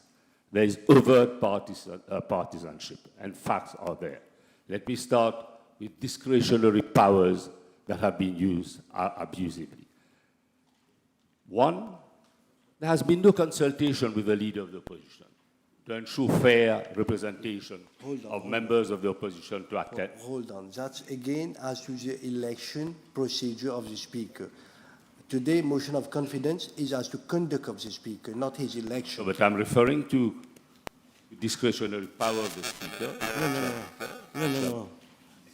I do not have any qualms with whatever you're discussing, but it doesn't form part, it doesn't arise out of a motion of no confidence. You But see? I'm coming to specifics, which will be to your delight, Mr. Deputy Speaker. Now, there is no consultation with the leader of the opposition to ensure fair representation of members of the opposition to attend overseas meetings or parliamentary visits. Fair representation does not mean selective and arbitrary choice. On what criteria was the MP from constituency number 1 selected? Is it because he's a member of PMSD? Not that he's undeserving. I'm not saying that he's not undeserving, but the decision has to be motivated. And it is a weak argument to say that it is the privilege of the Speaker to decide. Should the Honourable Leader of PMSD be allowed to exhibit unparliamentary... One second.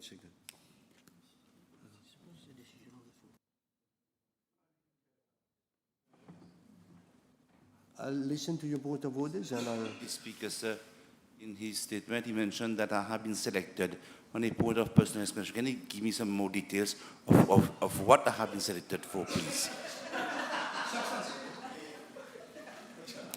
Oh dear.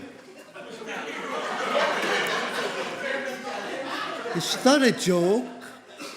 We're not here joking. He's asked for something. I think it's quite fair. And I appreciate the way you put it very nicely. I expect every member to act this way, being very nice, whether government or opposition side. Please, you said he obtained something or something. Yeah, but I'm not the Speaker. It's up to the Speaker to justify. What do you want me to bring the Speaker here? Is he not biased?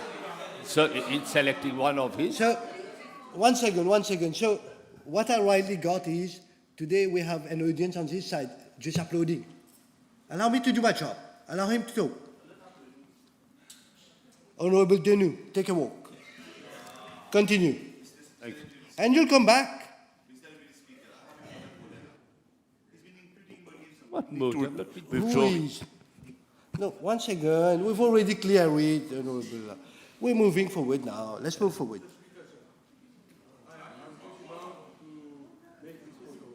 If it's relevant. Yes, Mr. Speaker. The Honourable Leader of the Opposition, of course, has all the leeway because this is a motion of no confidence. But he cannot accuse the present Speaker of doing things which he hasn't done. The choice of the member from number 1 was, in fact, the doing of the previous Speaker, not of Mr. No. Order. Now we're going on matters I've already handling. You don't have to handle one subject twice. Continue. That justifies the choice. Yes. I come to a second point. Should the Honourable Leader of PMSD be allowed to exhibit unparliamentary behaviour and was not called to order or to tender apologies by the Speaker? That was evident during the last parliamentary sitting when an altercation between Honourable Bagwan and Honourable Xavier Duval resulted in only the former being reprimanded by the Speaker.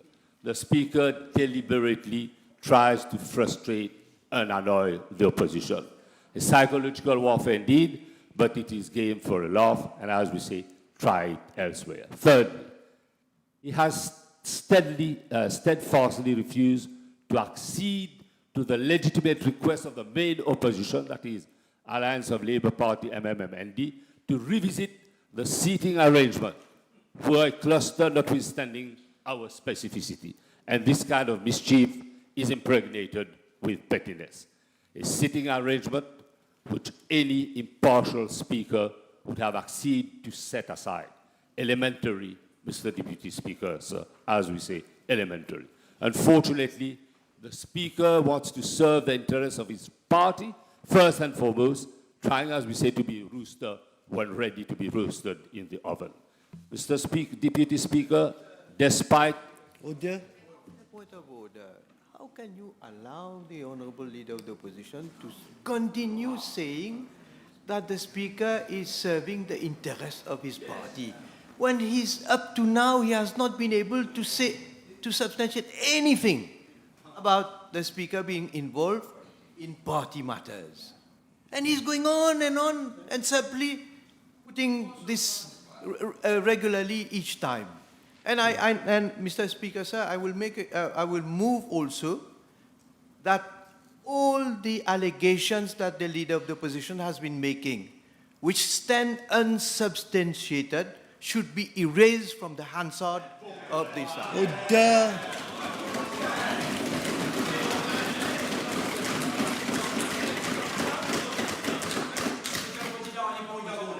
One second. We'll go with that. Is it along the same lines? A dit le Premier ministre. Go on. On est point of order, Monsieur le Président. Don't point your finger. Vous êtes le président de séance. Monsieur le Président, le Premier ministre se permet, Monsieur le Premier ministre se permet de vous dire, how can you allow? C'est une forme de pression sur vous. No point of order. Order. I'm sure everybody knows I do not take pressure from anybody. Order. I cannot prevent anybody from talking, but I do not take pressure from anyone. Be assured, I'm independent. I have been for 4 years, and I continue to be until the last day that I'm Deputy Speaker of this House. As far as the Prime Minister is concerned, I do take note of your motion, your point of order. As far as I'm concerned, as King made, until now, I feel, despite not being able to substantiate quite a few things that have been stated, I would still allow the Leader of Opposition to talk so that I can listen to what's happening. If it's not relevant, you direct me to the relevant point, we'll erase it if need. complete. Mr. Deputy Speaker, the House does not belong to the Leader of the House. No, we're and not it cannot going over exercise there. its influence. We're not going over there. We're not going over there. We're not going over there. Leader of opposition, right now, I need you straight to the point, please. 1 second. Let me hear him, please. He's been so much of it. No, I don't need any help. Go on. Yes, come back to the sitting arrangement. And I say, a sitting arrangement which any impartial speaker would have acceded to. But it was set aside. Unfortunately, as I've stated, the speaker serving the interests of his party. Despite an overwhelming consensus from the rank and file of the main opposition, he did not want to budge an iota on his unlawful decision. No. And I have appealed to reasonableness. Wait. I've allowed everything, but I'm not going to allow the word unlawful before the word decision. So please withdraw the word unlawful. It's his decision, that's his prerogative, that's within his power. Yes, on his unacceptable. I'll withdraw unlawful as unacceptable There we decision. go. We're coming to some point. Thank you very much. And I have appealed to reasonableness. And I have... What's happening? No. Honorable Xavier Luc-Duval. No. No, that's the third time you're doing it, and you're taking me for right now. Yes, and I'm not going to be taken for right, whether by you or anybody in this House. Go on. Mr. Speaker, you have a point of order. Let's hear it. Mr. Speaker, sir, I'm hearing the Leader of the Opposition. He has on point of order 45, conduct of a member can only be debated by way of substantive motion. He has pointed on Honorable Duval, but he can't comment on the character or the conduct of a member. So he has to refrain from doing that, Mr. Deputy Speaker, sir. No, I take it as in he's expressing what he feels personally. I'm not going to stop you from expressing what you feel about it, but that's not a matter of fact, okay? Over the same thing? Okay, go on. Thank you, Mr. Deputy Speaker, sir, for allowing me to seek your guidance today. Mr. Deputy Speaker, sir, in your statement, in your beginning statement, this year and in the year 2020, I'll quote what you said. You mentioned that in 1985, in the course of the debate of no confidence against the Mr. Speaker, sir, over there. I want to listen. The then... One second. Order. Wait. Order, please. Let's National TV see. I'm going to allow National TV to see. For now, though, I'm asking both of you, take some... 1 second. I'm just... What? Don't you get it that I haven't recognized you yet?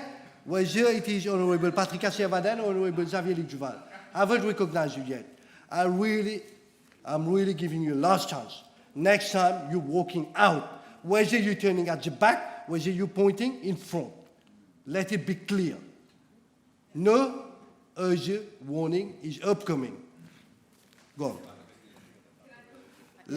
Thank you. I want to hear it from the beginning because I didn't get you with so much. So it is a point of clarification referring to your statement in the House, which was in 2020, but you referred to the same statement this year as well, where you mentioned that in 1985, I quote, in the course of debate of no confidence against Mr. Speaker, the then very able Deputy Speaker observed the following. True it is, I quote, that the rulings and decisions of the Mr. Speakers cannot be debated except on a specific substantive motion, but it must be remembered that the motion which is before the House today is a motion of no confidence. So, Mr. Deputy Speaker, sir, the motion concerns the rulings and decisions of Mr. Speaker, and it should be taken into consideration that any matter other than that reflects the conduct. So it is what you have stated yourself. So whether the decision of the seating arrangement does not fall under the debate for today. So please kindly refer to your statement that you yourself gave in 2020 with regards to the 6 parameters as well. And this is not going accordingly, Mr. Deputy Speaker. So I'm just asking your clarification whether it is within the parameters and whether the seating arrangement is under the rules of what you have already said. Thank you. There are 2 ways of interrupting the proceeding. It's one being given way, and second one, point of order. You just made a speech. Thank you very much. Continue. Thank you very much, Mr. Deputy Speaker. Mr. Deputy Speaker, I have appealed. Oh, there. I have appealed to reasonableness, but the Speaker remained unreasonable on fairness and legitimacy. And the rights of the opposition have been violated. Nothing stopped me to infer some conclusion, wrongly or rightly, but what can stop anybody saying that the Speaker is serving somebody else's interest at the expense of the majority in opposition? A majority which had an absolute consensus, and he set aside our legitimate requests. Can I not say that it was a precondition fully endorsed by the leader of the opposition to ensure that the PMSD remain like a finger in between the bark and the tree? Now we want to have our say, but the chair chooses to vacillate. Yet the Speaker is next to God, and Parliament is the temple of democracy. As a responsible opposition, I went to see the Speaker, accompanied by the whip of the opposition and the whip of the MMM. But it was a meeting with no outcome, as he was hell-bent to dispense special treatment to the PMSD. Where is his independence if he exercises undue influence? The chair has no droit à l'excès. And I was disappointed. Not only I, but the members of the opposition, because the Speaker doesn't have a culture of restraint and wrongly stated to the press that I had not followed procedures over my legitimate rights to ask for the lifting or waiving of suspension of free opposition MPs. Yet I wrote to the leader of the House to appeal to his good sense. Mr. Deputy Speaker, when all arguments fail, then we become small or a big member of one's community. Pleading to be a victim, is this the politics of a new dawn? I was stunned that in defense of the Speaker, a prominent member of the PMSD appealed to basic instincts. Our republic is craving for a growing sense of national unity. Unity of purpose, and we pin a lot of hope upon the young to show the way, to lead from the front or the rear. Opportunity was knocking for the leader designate, but he has thrown his chances away. Unfortunately, no lessons have been drawn, and the Speaker's constantly attending function in the said constituency, and snapshots speaks for themselves. Let me come to P&Q. P&Q are usually of great national interest and importance. Unfortunately, they are amended with the consent of the Speaker to favor government. And if you read the original question... No. The power to edit is the prerogative of the Speaker. No, as far as I'm concerned, maybe I know which question we're talking about the editing. You agree to the editing. You might not be happy with the way it's edited, but tread carefully. Okay, I will err on the side of caution. Mr. Speaker, my appeal to keep the question as it was, unfortunately fell on deaf ears. And I referred to precedent in relation to a question put by the former leader of opposition, Honorable Xavier Duval, on the 18th of November 2022. And my question, when I say that it was probably amended unfairly, but it was amended when the word murder was substituted for death. And it changed the whole question, Mr. Speaker. And I'm appalled and shocked that the Speaker was indifferent, despite the fact that I drew attention of the clerk repeatedly. Mr. Speaker, Deputy Speaker, let me now remind the new Speaker of what he said in a press conference on the 6th of February 2021. In fact, he congratulated Nando Buddha for having resigned from MSM government in the aftermath of the Kisnel premeditated. Mr. Speaker. Wait. Order. Waste of time. Order. 2021. Order. Allow me to speak, and then we have the Prime Minister with a point of order. Honorable Leader of Opposition. What I'm saying is 2021 wasn't the time when Honorable Adrien Duval was Speaker. We agree with that? No, we agree with that. All right, okay. So it's for conduct during his term of his speakership. All right, I'll come back to the conduct that's influencing his speakership. Although it was linked, you still have a point of order? So I've taken it already. When he became Speaker until today. I've taken it already, so... There was an intricate link with the PNQ that I put on the 2nd of 24. Anyway, an insensitive and inhuman discourse by the Prime Minister in his reply to the PNQ of the 2nd 824 on the murder of SK was tolerated by the Speaker. And it was shocking. An independent, unbiased Speaker would have prevented that from happening, as Mrs. Kisnen had nothing to do with the question asked.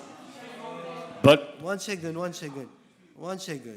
Honorable Leader of Opposition, I'm at a loss.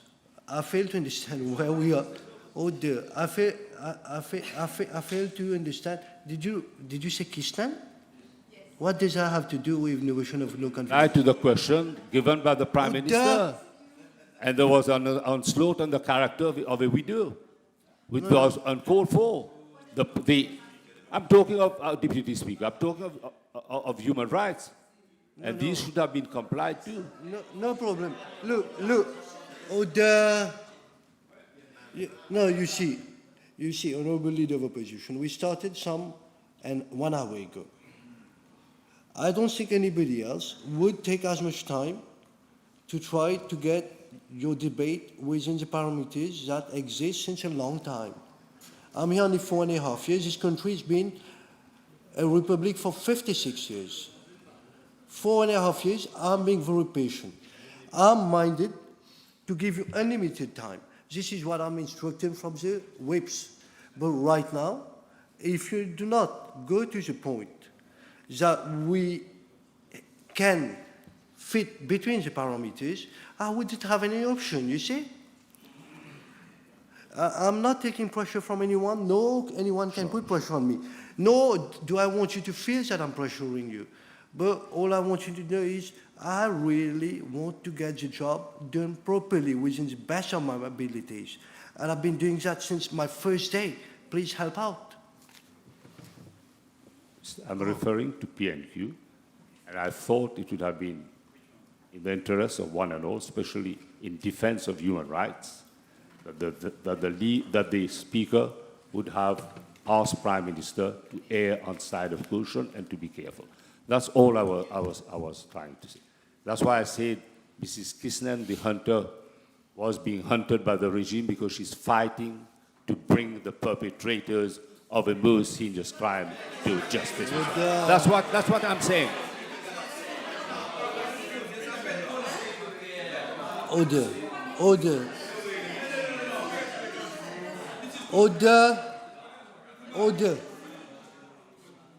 I hear a voice from somewhere around here which is very pertinent. I think it's almost annoying.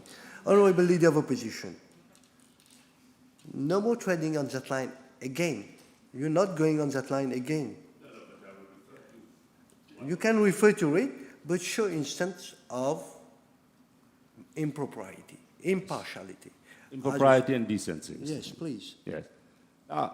The House was taken aback, and I'm referring to the same PNQ, by the double standards of the Speaker.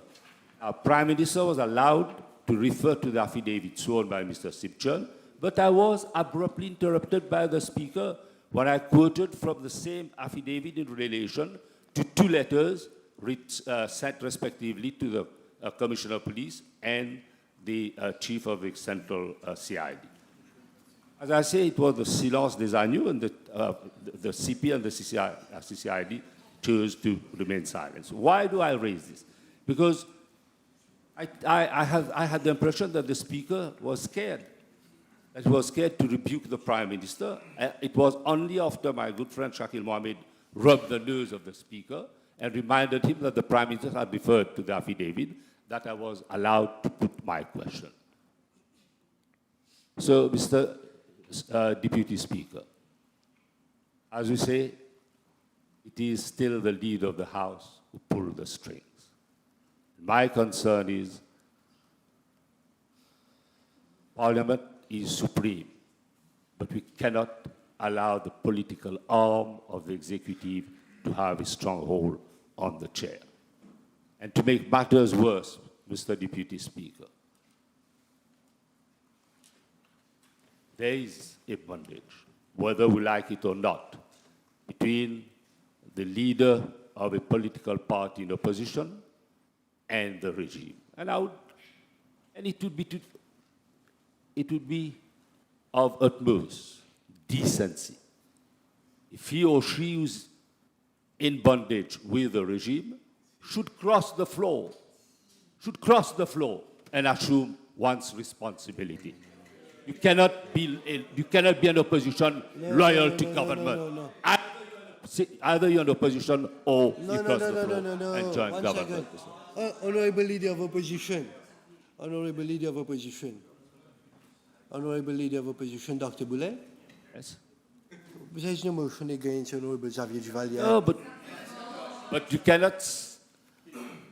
Ne You mélangez pas les cannot be affaires. connivance with people sitting on the government bench in defense of the indefensible, defense of the Speaker. That's all right. Move on. Yes. Either you're in opposition, you're on the government bench. 1 second. Leader of the opposition to section 45. Can you have a look at section 45, Mr. Deputy Speaker?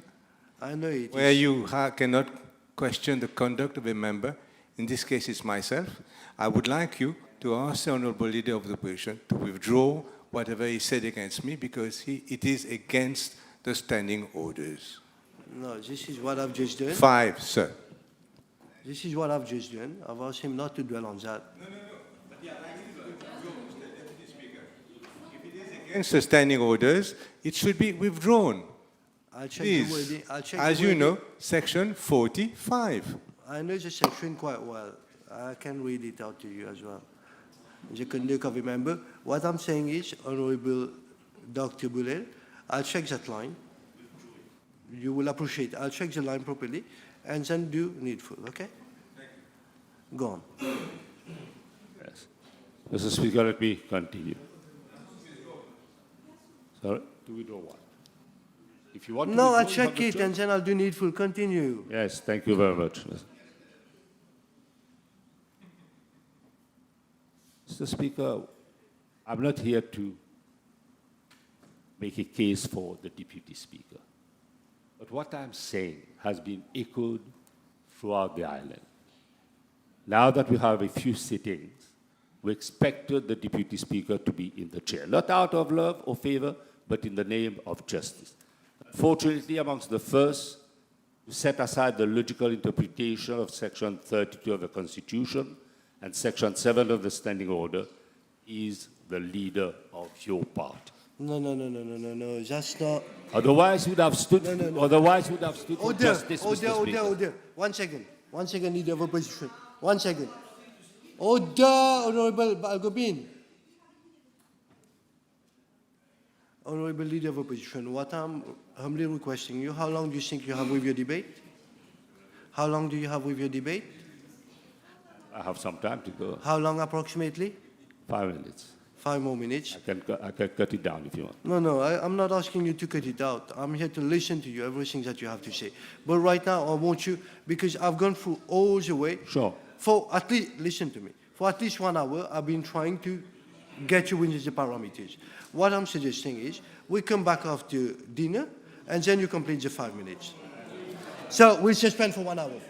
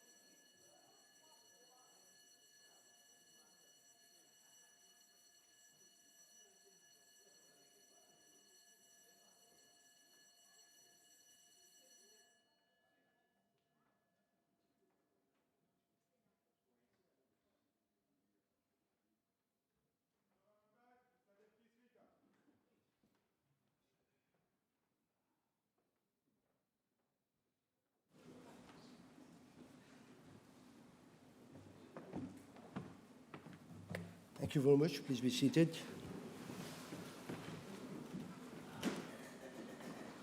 Honorable Leader of Opposition. Thank you very much, Mr. Deputy Speaker. Mr. Deputy Speaker, I would like to highlight a specific case in relation to collusion between the Speaker and his leader. I recall I had a personal conversation with the Speaker over two issues of substance. One, the drawing of lots, and two, the seating arrangement. And I was appalled, flabbergasted, and shocked. Why? Because the content of the private conversation which I had was echoed almost word for word by the leader of the PMSD at a press conference. And while I put the legitimate question as whether, in defense of the indefensible, whether he's loyal to the government of the day, it was a legitimate question. We cannot have an opposition within the rank and file of the opposition simply defending what I call the indefensible because already an alliance has been contracted. Let me remind the House that what we have witnessed tonight. We have witnessed tonight yet another instance of censorship, where the autocratic behavior of this government has prevented open debate on the conduct of a speaker who should not have been in the speakership in the first place. And the MSM government will be notorious for the disgraceful way in which it has politicized the speakership. No. It has become a bargaining instrument. No. MSM politicizing whatever is not motion of no confidence against the Speaker, Honorable Bulel. I'm minded to tell you to try to wrap up. The Speaker, the Deputy Speaker, I can understand. But it's... Oh, there over there. Sorry? Behind you. Keep on going. What were we told, Mr. Deputy Speaker? We were told with a few sessions remaining in the current life of this Assembly. The then Speaker was ill, and when someone is ill, he goes on sick leave. Is nowhere And close his to deputy Honorable handles Leader of proceedings. Opposition. Give me time. I'll decide that. Honorable Leader of Opposition, we're nowhere close to the motion of confidence right now. The last sentence is not relevant to this motion. Then, you know, the debate is circumscribed in such a manner that I'm limited in what I have to say. But I have to say it, because people want to know what has really happened. According to the parameters, please. According to parameters. I brought you that. Mr. Speaker, Deputy Speaker, I have stated it is a sad day. While the whole country knows that the Speaker was in constituency number 6, in the company of MSM politicians, this is a matter which I am preventing from canvassing when I'm making my discourse on his conduct. Order.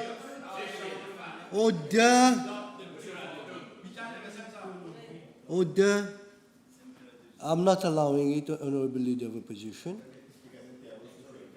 I'm not allowing that sentence. Please withdraw it. Okay. Please, you withdraw the Thank you very much.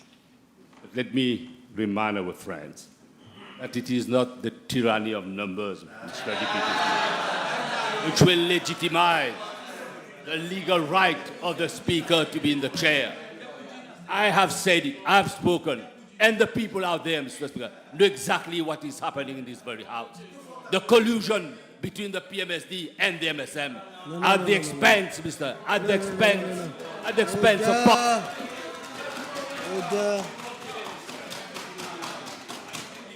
Order. You done? Done? Thank you very much.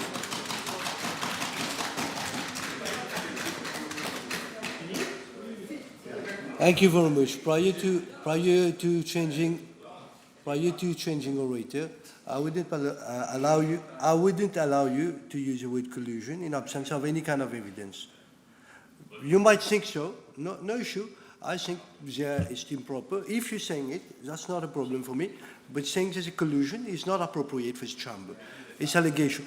No, it's not a fact. You withdraw it and we're done with it.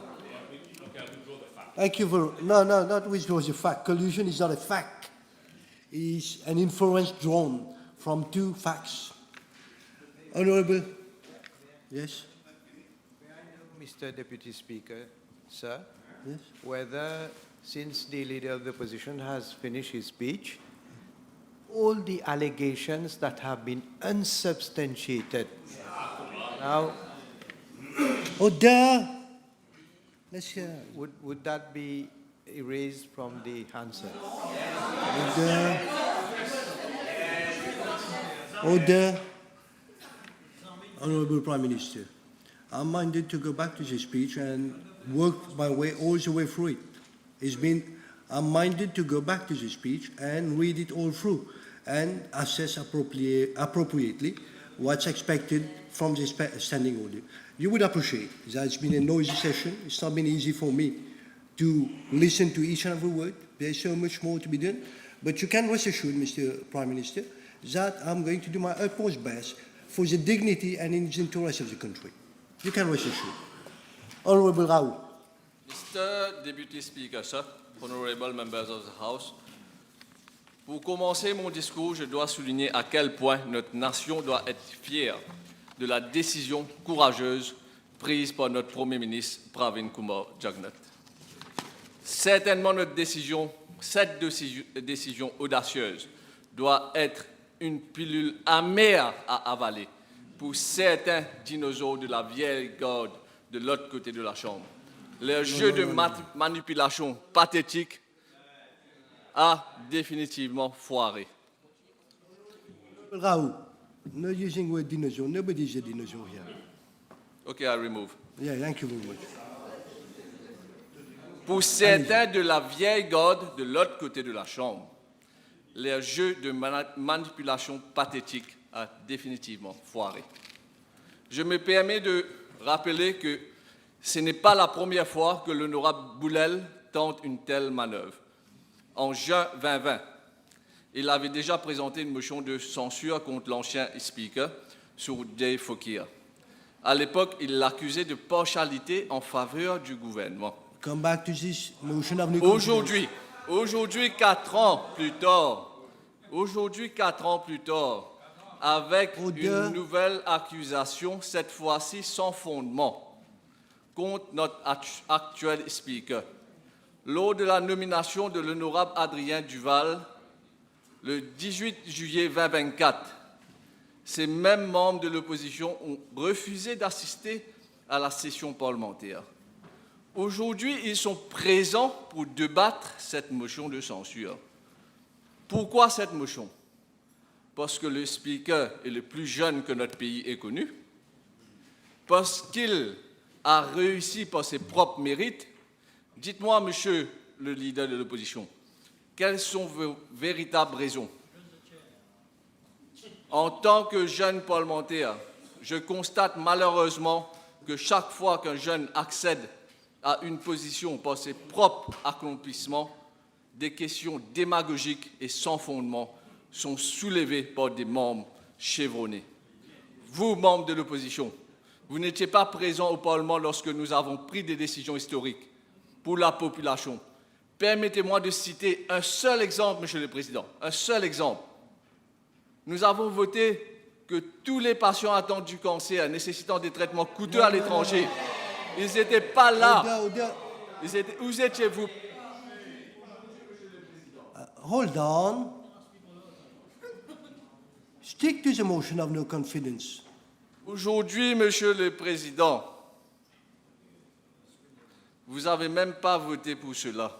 Vous êtes là pour travailler sérieusement pour la population, mais... Don't comment on my work. Yes. Cette motion est purement démagogique et infondée. L'honorable Boulel cesse ses attaques non fondées. De plus, il est navrant de constater que vous choisissez d'être dirigé par des personnes comme M. l'honorable Béranger et sa fille, qui ne sont même pas présents pour entendre vos arguments infondés. Monsieur l'honorable Boulel, une fois de plus, vous faites preuve de démagogie en prétendant que le speaker a assisté à une fonction en présence d'un ministre du gouvernement. Don't you get it when I say order? Wait, I recognize you. One second. If there's too much noise, I have only 2 ears. I can listen to one conversation. Yes, you have a point of order. Monsieur le Président, il faudra demander aux membres to stick to the motion. Là, Ah, il vous me raconte... dites Monsieur le Président, l'honorable Béranger... Order. Order. Let me regulate it. I think I'm doing it like fairly. So that once we take it, I've taken your point of order, we're done with it. Please continue. I don't need anybody adding more juice to it. Yes, Honorable Dr. Rao. Permettez-moi de clarifier ce point. Lorsqu'il a dit que le speaker a assisté à une fonction organisée ou en présence d'un ministre du gouvernement, il n'y a absolument rien d'illégal ou d'inapproprié dans le fait qu'un speaker participe à des événements publics. Cette pratique est acceptable dans notre démocratie. Vos accusations ne sont... Vos accusations ne sont qu'une tentative désespérée de déstabiliser notre Assemblée sans aucune raison valable. Vous essayez de transformer une action normale et légitime en un scandale politique. Rien dans ces actions n'a enfreint les standing orders ou les principes de notre Constitution. Tenter de discréditer le speaker en utilisant des accusations fallacieuses ne fait que relever la faiblesse de votre position. Monsieur le vice-président, c'était une honte de voir les honorables membres de l'opposition se comporter comme des bouncers de boîte de nuit, faussant la porte de l'hémicycle, bousculant le policier et le... Order! Order! Order! Order! Order! Attacking the conduct of a member is not permissible while I'm in the chair. Withdraw it, please.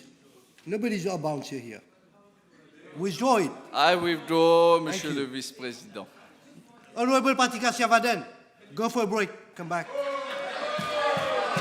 Go for a break.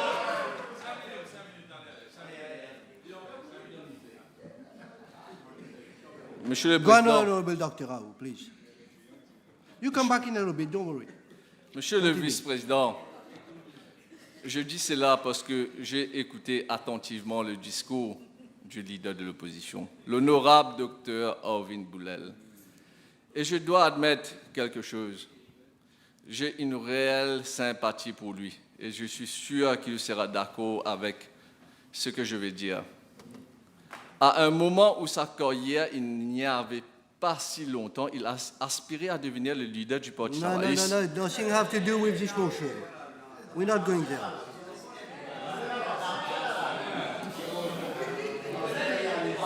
Comment oublier comment il a dû courir pour sa vie il n'y avait pas si longtemps devant le locaux du Parti travailliste, malmené et brutalisé par des videurs de son propre parti, Monsieur le vice-président.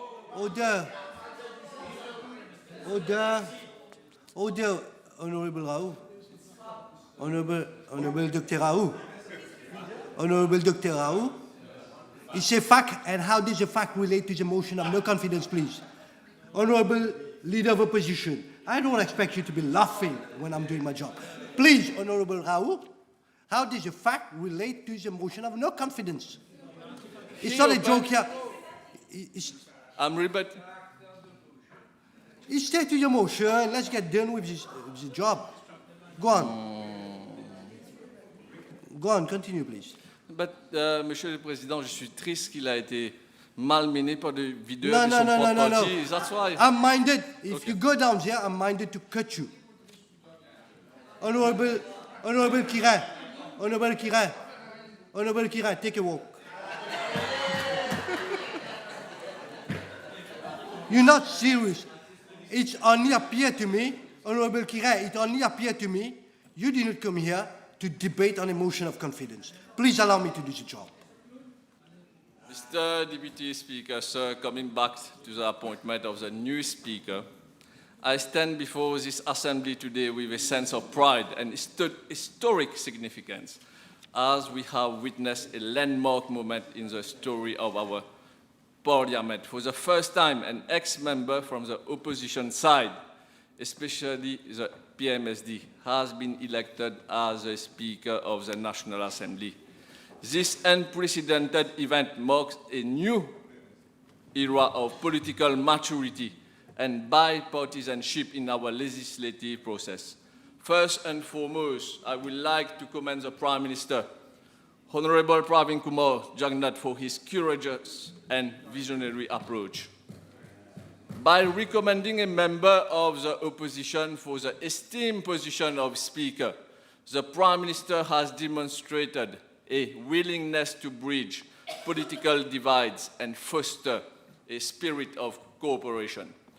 This decision underscores his dedication to enhancing the democratic fabric of our nation and ensuring that all voices are heard in our legislative process. I extend my heartfelt congratulations to our new Speaker, Honorable Adrien Duval. Cette nomination est non seulement un témoignage de ses qualifications et capacités personnelles, mais aussi un symbole de notre engagement en faveur de l'inclusivité et des valeurs démocratiques. Son leadership apportera sans aucun doute une perspective nouvelle au fauteuil et contribuera au fonctionnement juste et équilibré de notre Assemblée. Depuis sa nomination, le nouveau président de l'Assemblée a fait preuve de calme et a montré des qualités remarquables de leadership, même face aux provocations incessantes de l'opposition. Malgré l'agressivité et le comportement démagogue des membres de l'opposition, l'honorable Adrien Duval est resté calme et digne, dirigeant notre délibération parlementaire avec intégrité et équité. Il est important de souligner que la conduite perturbatrice de l'opposition est restée constante, reflétant les comportements avec les speakers précédents, comme Mme Maya Noumandi, comme M. Souroudjé Fokia. Cette instance dans les actions indique clairement que le problème ne réside pas chez les speakers, mais chez les membres de l'opposition eux-mêmes.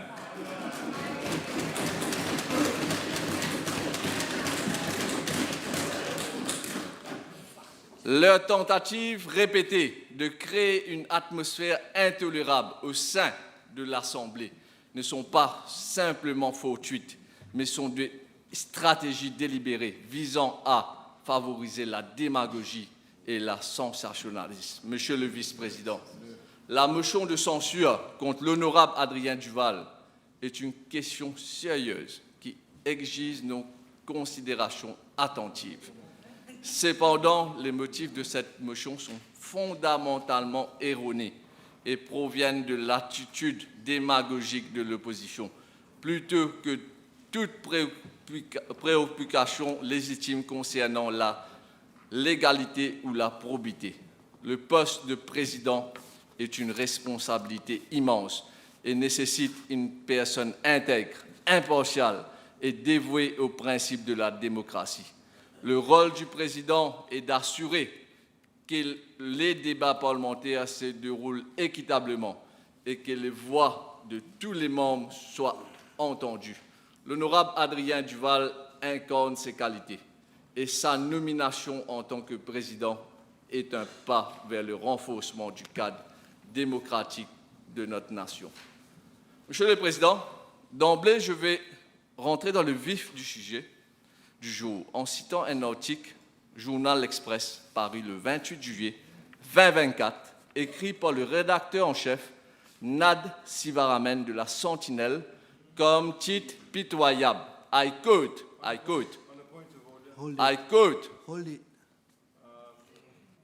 no, the standing orders does not allow us to refer to newspaper publications and to quote from them.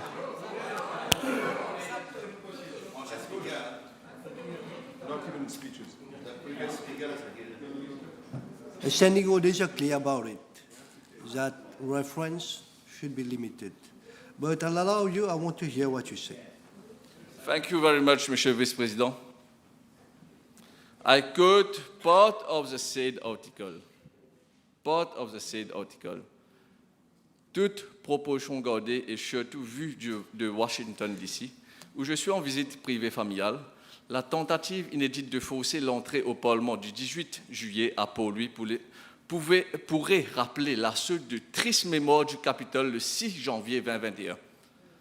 Même sous Souroudjé Fokia, qu'il se soigne et repose en paix, on n'a jamais vu un tel spectacle pitoyable, affligeant, entendu de tels cris de guerre ou vu de telles images filmées de surcroît en direct par une députée suspendue. On est tombé bien bas à Port-Louis. Hold it. Nothing to do with motion of no confidence. I'm good. I do not get it. What's your point? Relate it. Relate it to the motion of no confidence against the Speaker. So I can't quote what the... No, I'm asking you to relate it to the motion of no confidence against him.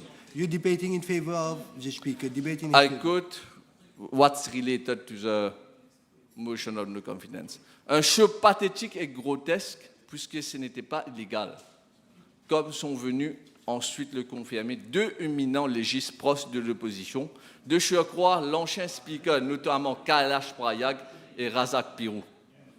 This is related.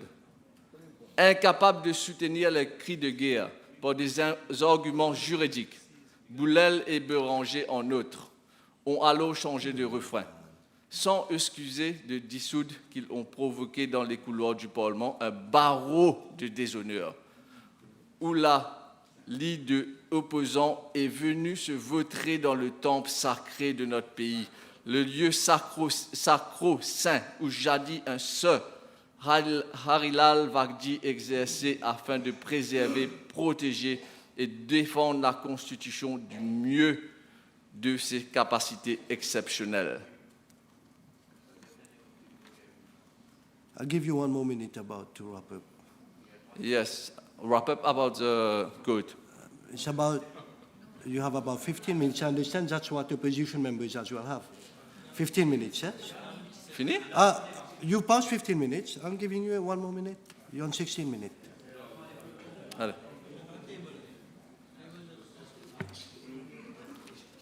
Monsieur le Président, pour élaborer davantage sur les incohérences de l'opposition concernant l'élection du président de l'Assemblée nationale, il est crucial de mettre en évidence les contradictions flagrantes et les changements de position qui démontrent une absence sérieuse et un manque de cohérence dans les déclarations publiques. I'm trying to wrap up. What you're doing, please, no murmuring, please. I won't listen. Honourable member prepared his speech. He's making his best to complete in time. At least show him some respect. I'm not asking you to rush Dr. Rao, but make sure you wrap up. We're mindful of time. Monsieur le Vice-président, vous savez que je suis souvent interpellé par les membres du public sur une question récurrente. Savez-vous qu'il demande avec insistance, Monsieur le Président, les gens dans la rue à travers toutes les circonscriptions de l'île me posent toujours la même question. Est-ce que le membre de l'opposition confond l'Assemblée avec un cirque? C'est vraiment pitoyable. Ils confondent le temple de la démocratie avec un cirque. En passant, je dois féliciter l'honorable membre de l'opposition, l'honorable Xavier Luc Duval, pour organiser des webinaires sur l'intelligence artificielle. No, Mr. Rao, complete. I'm trying to wrap up about the motion of the censure. Il doit inviter l'honorable Boulel. Why are you thanking Honorable Xavier Duval? Why are you thanking him? But it's concerned with the... I'm just finishing the line. If it's irrelevant, I'll remove it, Mr. Deputy Speaker, sir. Stick to it. À juste titre, je dois saluer le leader du PMSD qui a déposé une motion de censure contre le leader de l'opposition, Arvind Boulel, à l'Assemblée nationale ce lundi 5 août L'honorable Xavier Duval a fautement raison de condamner fautement le comportement indigne du chef de l'opposition lors de l'investiture d'Adrien Duval au poste du Speaker de l'Assemblée nationale. And the time is about over. I'm trying to conclude, Mr. Speaker, sir. I'm concluding. Monsieur le Président, il n'est pas trop tard pour l'honorable Boulel. J'espère qu'un jour vous pouvez inspirer votre véritable potentiel et vous lever comme un vrai leader pour affronter les dictateurs de votre alliance. Et pour conclure, j'ai un message particulier aux membres de l'opposition, particulièrement à l'alliance des grands-pères, des dinosaures de Riverwalk et de tous ces transfuges. Permettez-moi de reprendre les mots bien choisis par Nad Sibaramen. Vous êtes pitoyable, plus que pitoyable, vous êtes constamment grotesque et pathétique dans votre action. Manquez ces mots, bientôt vous subirez une défaite retentissante. Battez qu'on dirait aux autres prochaines élections générales. Et une fois pour toutes, je pourrai être dépotoir de l'histoire. Et très bientôt, l'honorable Pravin Kumar Jagannat reviendra en tant que Premier ministre de notre pays. Merci, Monsieur le Vice-président.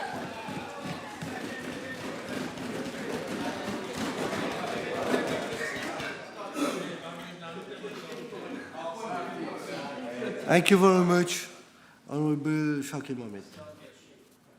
Thank you, Mr. Deputy Speaker, sir. I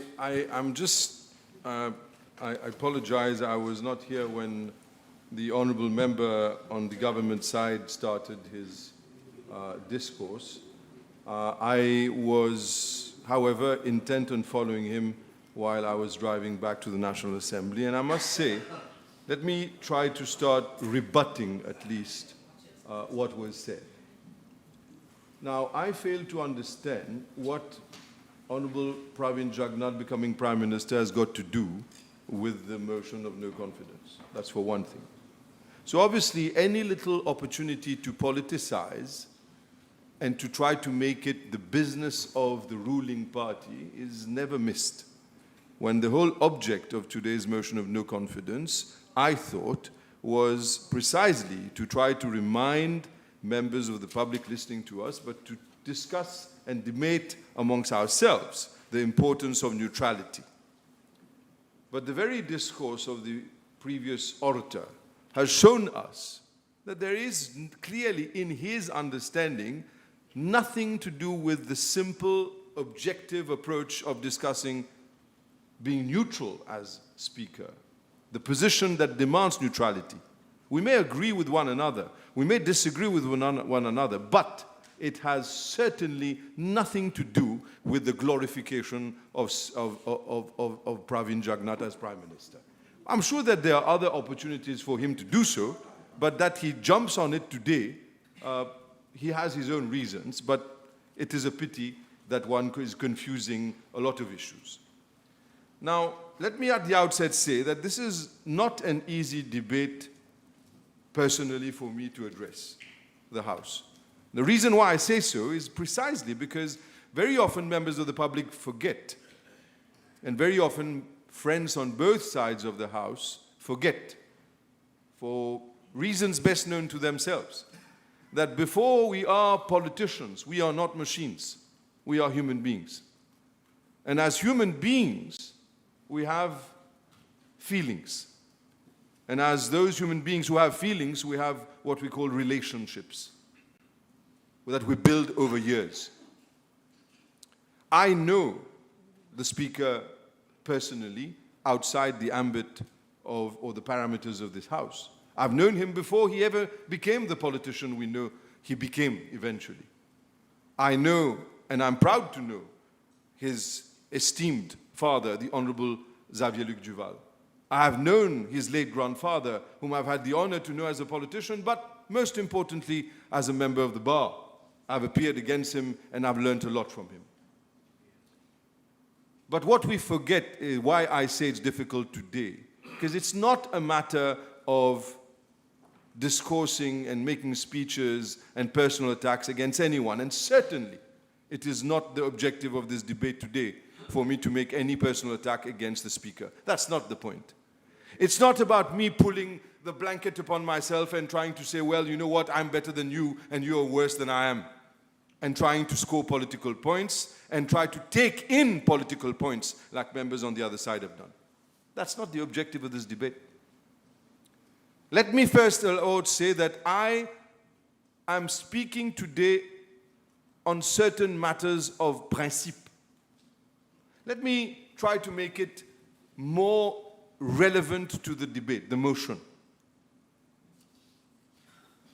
You see, we may say whatever we want to say, but let us I refer to a book entitled Mr. Speaker, The Office and the Individual since 1945. It is written by Matthew Laban with a foreword by the Right Honourable late Betty Boothroyd. Because ever since the book was published, that past speaker is now deceased. I refer to page 3 of that particular work. And I refer to the 3rd paragraph on page 3. And I quote, Mr. Speaker, "It is this total impartiality and obligation to quit party politics for life which sets the Westminster Speakership apart from presiding officers in other parliaments." I have heard that the Honourable Speaker, Adrien Duval, has indeed resigned from his membership of the PMSD. Let me use this opportunity as a friend of democracy, a friend of even those against whom we're making this motion. There must have been an oubli somewhere, because before making any speech, I make my research. And I do not say that it was intentional on the part of the Speaker, but I suggest that he at least suspends certain of the Facebook accounts that still show him, because he has several accounts, that still shows him with the colors of the PMSD, etc. There, because it must have been an oubli, and I do not lay it at his doorstep as being done intentionally. This is not what I'm trying to say here. But what this book says is that there is the total impartiality and obligation to quit politics for life. I go on, Mr. Deputy Speaker. I quote, "Even the Commonwealth parliaments which have sought to emulate the United Kingdom speakership have not managed to achieve this degree of neutrality. I am of the view that Mauritius is one of those Commonwealth jurisdictions. We try to emulate Westminster system. We try to emulate the House of Commons. In our standing orders, we refer to the House of Commons. But we have not even been able to achieve, ever since independence until today, the independence and impartiality that is instilled in the system of the House of Commons. We have not been able to do it. In the United Kingdom, you have had members of the Labour Party, then in the opposition, who were made Speaker. It is a rule there. It is tradition. It is practice. Do not blow your own trumpet simply for some obscure reason that this new Speaker has been chosen. Let us not be politically hypocrites. Let us leave aside political hypocrisy. There is a reason. I'll not go into that. It's not the subject of the debate. But we have never been able to emulate this impartiality, the independence in the House of Commons. Ever since independence, and I'm not doing la politique partisane until today, we have not been able to. I refer to page 5 of that book. I read, 2nd paragraph. The overall notion of impartiality is taken very seriously in his short book on the speakership. Lord Maybury King makes the point that once elected to the chair, the Speaker should treat everyone equally. A Speaker lives a lonely life. I had said that when I had been the mover of the motion, in the motion of no confidence against the former Speaker, Mrs. Maya Anumanji. I had said that a Speaker lives a lonely life because he is not allowed to mix with his old friends and colleagues in the tea rooms or bars of the House of Commons, lest he invites accusations of favoritism. What has been the practice in our House ever since 2014? What has been the practice ever 2014? What is the practice today? You are not supposed to mix with your old friends as Speaker. You are not supposed, there's no bar here at the House, in this House. There's no bar. Well, at least from what I know, there is none. But then, and even whatever I know, I'll not talk about it. But let again, you are not even allowed to be seen to mix with your old friends in the lunchroom of the National Assembly by always being seen to be seated only with members of government. You're not allowed to do so. This is a bad practice.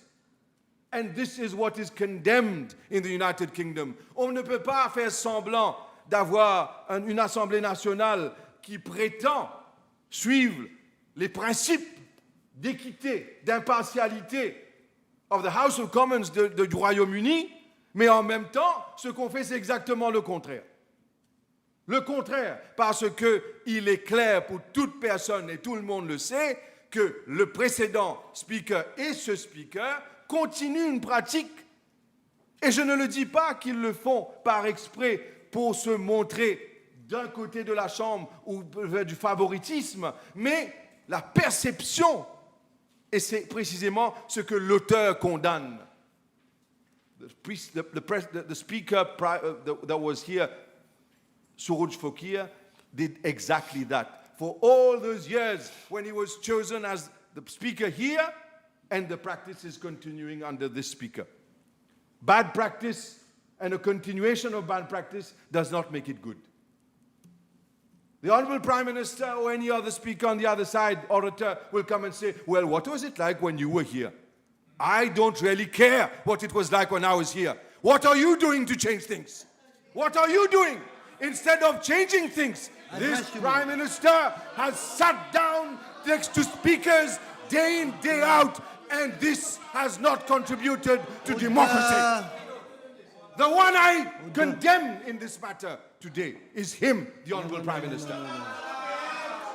The one I blame for this lack of decorum, the one I blame for this lack of impartiality. Hold it. Yes, I'm not using any unparliamentary words, sir. You are. I'm not. Yes, I'm being very careful in the choice of my words. Allow me to speak. Please do. Allow me to recognize you. And then allow me to bring the point. Okay? Yes. Today is a motion of no confidence against the Speaker. Yes.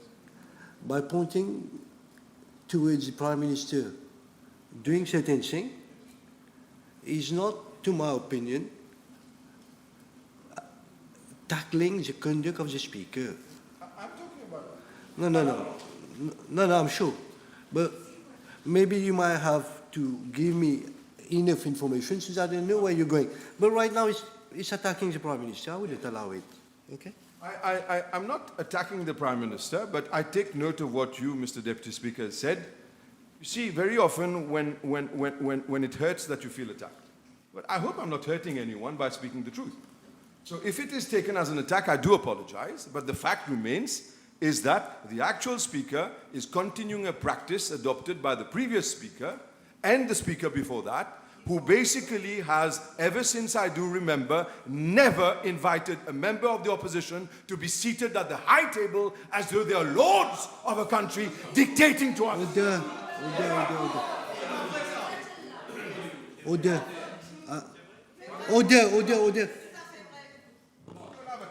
Order. Wait. What's the point?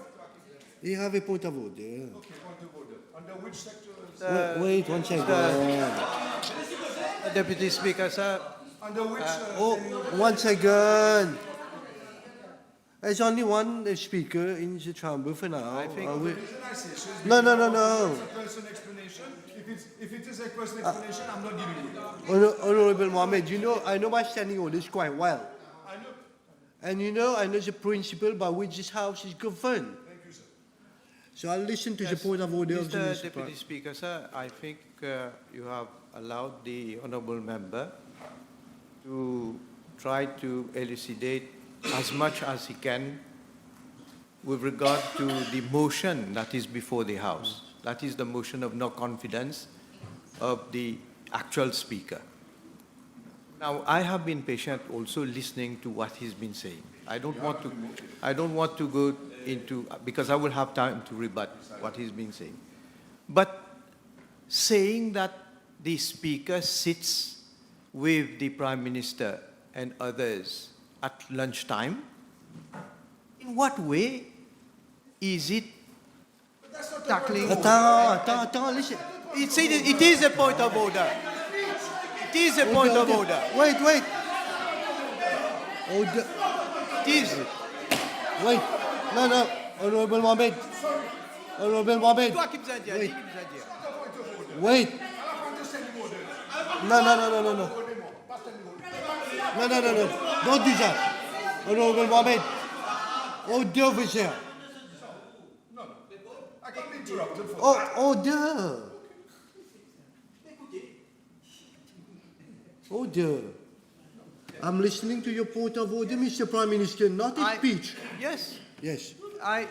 Because one of the parameters that you yourself has laid down for this debate, and I want to know in what way this is improper, biased, unfair, malicious, impartial conduct and or behavior of the speaker in his function as speaker, by sitting and having lunch, which has always been the case under all the time.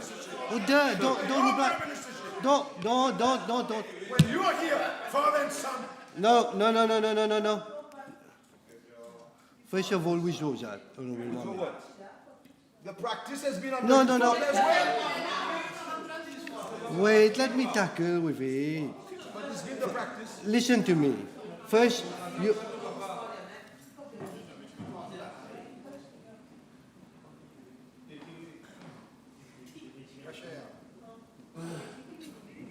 Are you withdrawing that for Jensen, Papa Pichu, whatever you say? Yeah, withdraw it. Thank you very For much. the sake of being able to proceed.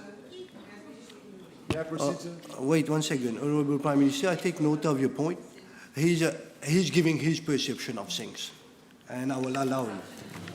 I will Mais seulement, l'honorable Mohamed, restez dans les paramètres. Yes.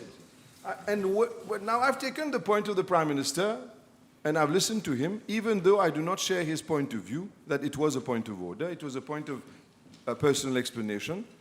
But then again, I mean, he tried to push it through as a point of order. Don't go commenting on it. But what I'm trying to say here is to respond to him immediately. I refer one, and I guess I have the impression that he has not listened, or he pretends not to hear. Page 5 of that book that I've been quoting, when I said the speaker lives a lonely life, I go on at the next paragraph. If he had done his homework, he would have remembered what I had said against the former Speaker, Honorable Anumanji. And it is here. Speaker Michael Martin, however, chose not to distance himself too much. On retiring from the House in 2001, Tony Benn stated, "In my opinion, you, Michael Martin, are the first Speaker who has remained a backbencher. You have moved the Speaker's chair onto the backbenchers. You sit in the tea room with us." The issue here, therefore, is that here, not me, but authors who have no interests of their own to serve, give an independent opinion as to what the conduct of the speaker should be.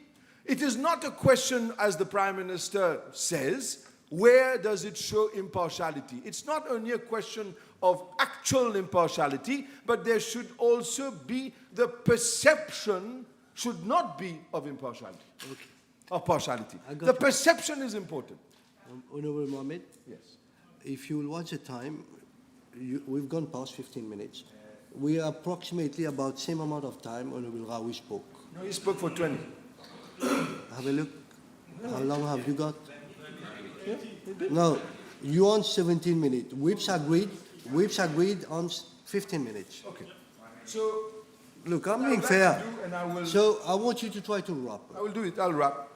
You see, I'll say something. Today, I heard the Honorable Prime Minister, and to rebut him what he said as well, where at some stage he said that he would invite you, Mr. Deputy Speaker, to remove, and to edit, in other words, biffer ce qui est dit ici à l'Assemblée nationale from the Hansard, because according to him, it can be done. I will not debate on whether it can be done or not. It doesn't have any. But you see, what's good for the goose is good for the gander. If he believes something is wrong and he believes that it should be buffet, I was looking at Hansard, and why is it that until today, his low attack against the actual speaker was never buffet from the record? When in Hansard, 18th of October 2022, you attacked the speaker. No. Order. Why don't you apologize? Order.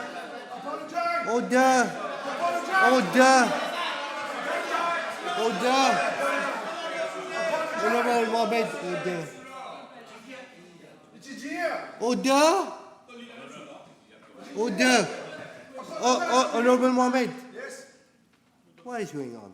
I'm telling him to apologize, sir. He gets on his high horses. Apologize. Honorable Mohammed, with all due respect, you've been here longer than me. That's why I'm telling you to apologize. You ought to be recognized first before taking the floor. I agree. So who is going to apologize? Oh, such a gentleman. And from now onward, I think your speech is done. Sorry? Your speech is done? My speech, give me 10 seconds. 10 seconds. Order. 10 seconds, not even Order. more.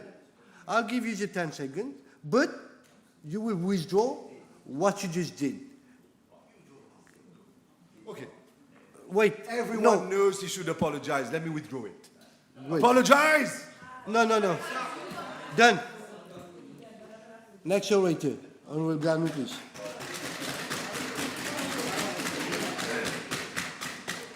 I would have apologized. Done now. Honorable Minister Gano. Thank you, Mr.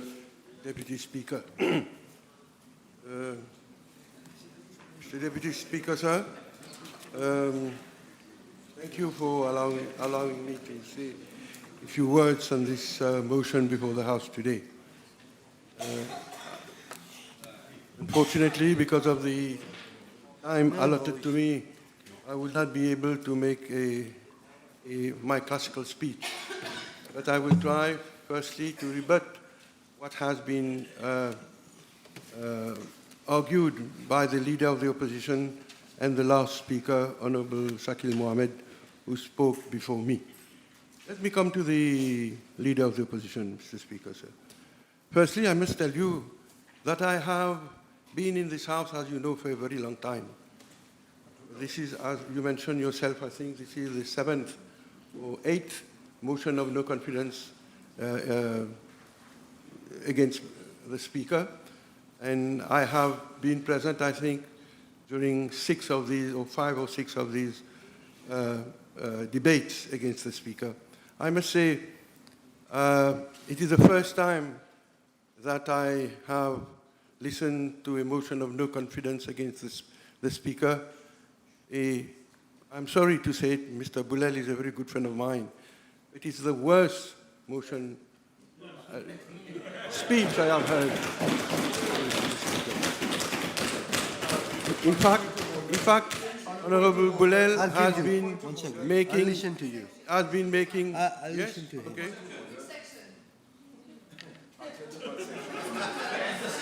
He has no right. He has no right. Take a little walk, Honorable Sebastian. Let's one roll, please. Thank you. The honourable member has long experience. And you He come back. cannot here be condescending and insulting with regards to his value judgment here. He can't do that. He's not a teacher in a class. Done. I'll ask you to. Honorable Shakil Mohammed. Be careful not to make attack. In other words, this was a very poor speech, Mr. Speaker, sir. And I have, in fact, the motion of the Honorable Boulel was like a wild goose chase, wild allegations, un discours décousu, un discours mal ficelé, mal fagoté, Mr. Speaker, sir. Not convincing at all. I have been both sides of the House. I have listened to leaders of the opposition coming with motion of no confidence against the Speaker in the past. Although I was on the other side, I was very oftentimes impressed by the tenor, by the arguments against Mr. Speaker in certain speeches, although I was on government side. But I am very sorry, Mr. Speaker, sir. This motion is very disappointing, I must tell you. But nevertheless, I think I'm duty-bound to answer a few remarks that he made.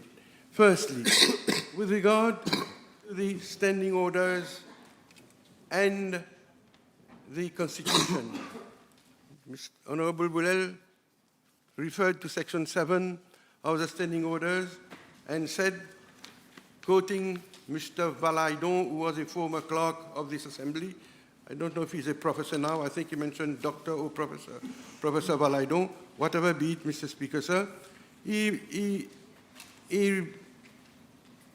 highlighted the contradiction between the standing orders and the Constitution in terms of having a non-elected member as a speaker. I don't know if you've seen this contradiction. I've seen it. There is a contradiction, Mr. Speaker, sir. The standing orders still speak that only an elected member of the Assembly who can be Speaker. Whereas, as you know, in 1996, we amended the Constitution, and the amendment that was brought was from among its members or otherwise. These two words allowed all these non-elected members to become Speaker after Mr. Jiulal. But if this amendment has not been brought to the standing orders when the Constitution was amended, who is responsible? It was a Labour MMM government who did this, and the leader of the House was Mr. Navin Ramgoolam.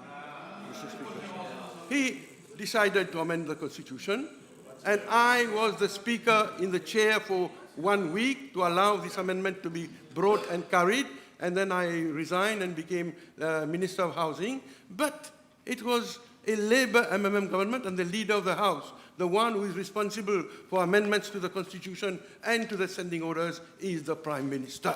It should have been the Prime Minister at that time making a motion towards the Standing Orders Committee to correct this anomaly and to align our standing orders with the Constitution. This is to answer Honorable Boulel. Now, he said no consultation for Speaker. But we know, Mr. Speaker, and I will come to party loyalties in a few minutes to answer what Mr. Shakil Mohammed, his whole speech was based on party loyalties. And I will explain what is the difference between the UK Speaker and speakers in Mauritius and from other Commonwealth countries. But no consultation for Speaker. This has always been the case. When Mr. Jiulal was chosen as Speaker, was there any consultation? When Mr. Pirou was chosen as Speaker of the House for the Labour government, was there any consultation? When Mr. Ramna was chosen as Speaker from 2000 to 2005, he was a member of the MMM party. Was there any consultation with the opposition at that time? Never, Mr. Speaker, because as we know, we are living in another political environment, which we cannot compare to the UK Speaker. In any way, even in the UK, there is no consultation. You know why? Because the Speaker is chosen before elections by both the opposition and government. And nobody can contest the election of the Speaker. He is elected. Both sides decide that that such and such parliamentarian should become Speaker, and he's allowed to be elected. There is no opposition against his election. Let us compare likes with like, Mr. Speaker. Sir. The Honourable Leader of the Opposition also talked about lifting suspension and so on. He came and met the Honourable Speaker and talked about lifting suspension. But we all know again, Mr. Speaker, sir, the Leader of the House, the Speaker, don't have the right or do not have the right to suspend, to lift the suspension against a member. As we know, the standing order provide this must be done. Suspension from the service of the Assembly shall not, unless the Assembly so decides, exempt the members who are suspended from serving on any committee and so on. It is the Assembly to rescind this motion of suspension, which has been voted by the House. It is by way of another resolution of the House that this motion can be rescinded, even if he presents his, if he tenders his apologies. The House must then vote a motion to rescind. It is not the Speaker or the Leader of the House who can rescind this motion or suspension, Mr. Speaker, sir. Now, seating arrangement, Section 6 of the standing orders also. What does Section 6 provide, Mr. Speaker, sir? The allocation to members of seats in the Assembly chamber shall be made by the Speaker. We all know that, Mr. Speaker. And there is another clause, section in our standing orders, which has been never referred to, but which I will like to cite for the enlightenment of the House. Section 79 says, the Speaker shall not be bound to give any reason in support of any of his or her decisions. The Speaker shall not be bound to give any reason in support of any of his or her decision. So, Mr. Speaker, sir, this is for the Leader of the Opposition. PNQs, this again, Mr. Speaker, sir. This has been a practice in the past. All speakers have the right to ask the Leader of the Opposition to rephrase, to reframe, to recast his PNQ, as it is done with any PQ, Mr. Speaker, sir. It is up to the discretion of the Speaker. And if you are not happy, the only way, and the Speaker doesn't have to give any reason for his decision, and if you are not happy with that, it is by way of a substantive motion, and if that motion is voted, then you're right. So, Speaker, sir, I come to party loyalties. I mean, the intervention of the Honourable Speaker, of the Honourable last Speaker, has made me, unfortunately, digress from my speech, but I will come to party loyalties. Everything that he has said, again, I disagree totally with what Honourable Shakil Mohammed has said, and I will give you my reason, Mr. Speaker, sir. Firstly, let me tell you one thing. He referred to the fact that, in fact, we have to copy what happens in what obtains in the UK.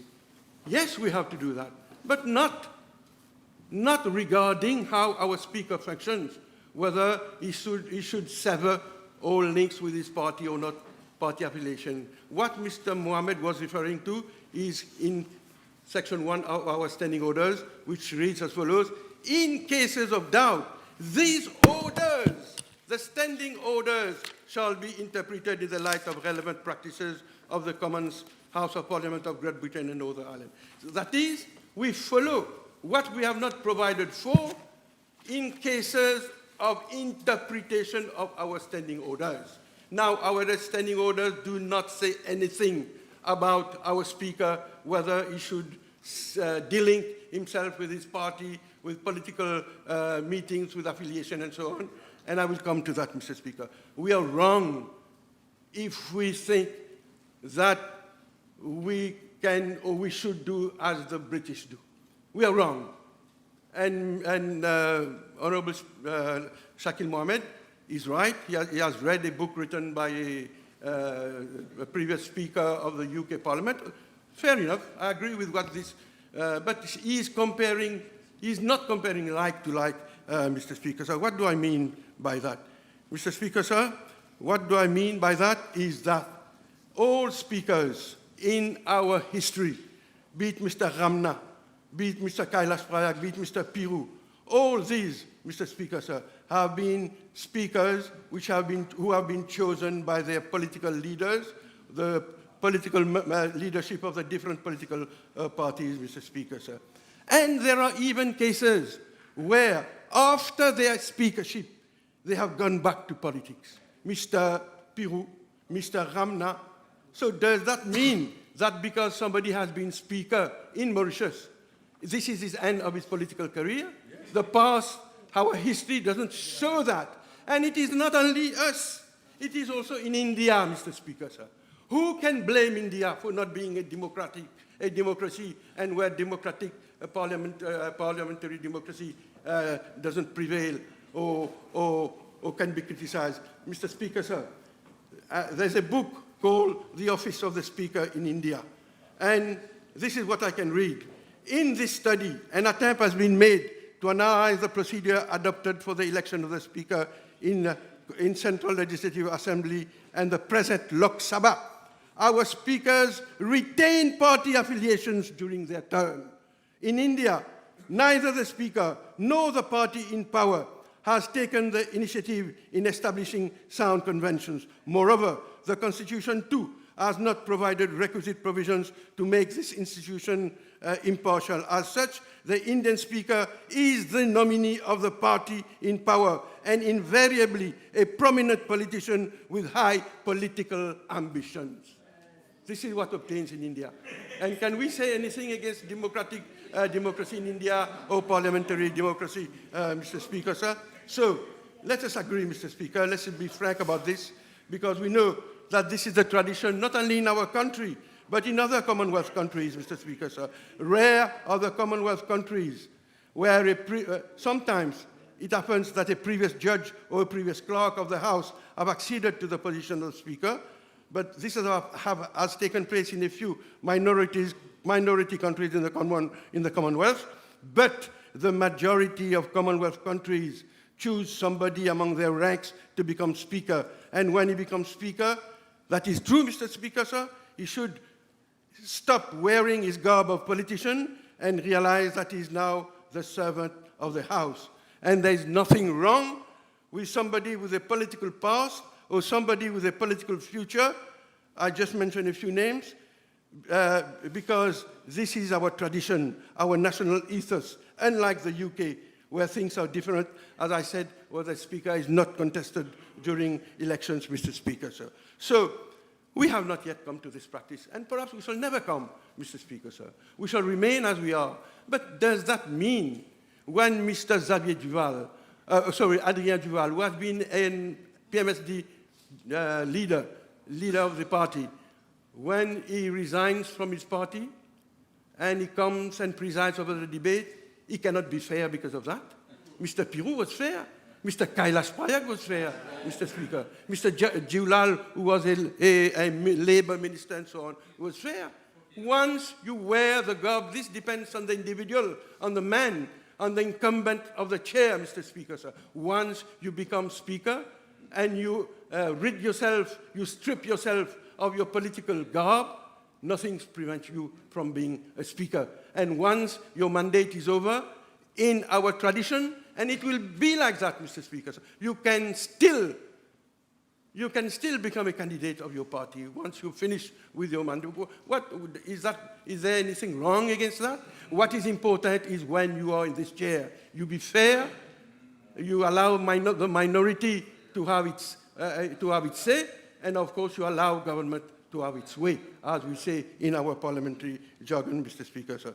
So this is to answer to the Honourable Honourable Shakil Mohammed. Mr. Speaker, sir, to end up, let me say something.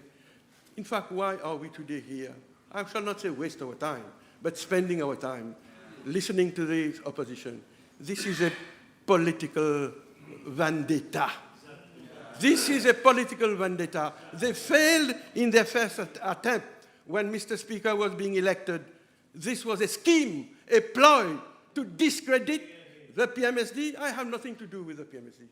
You know that, Mr. Speaker, sir. But I'm speaking objectively.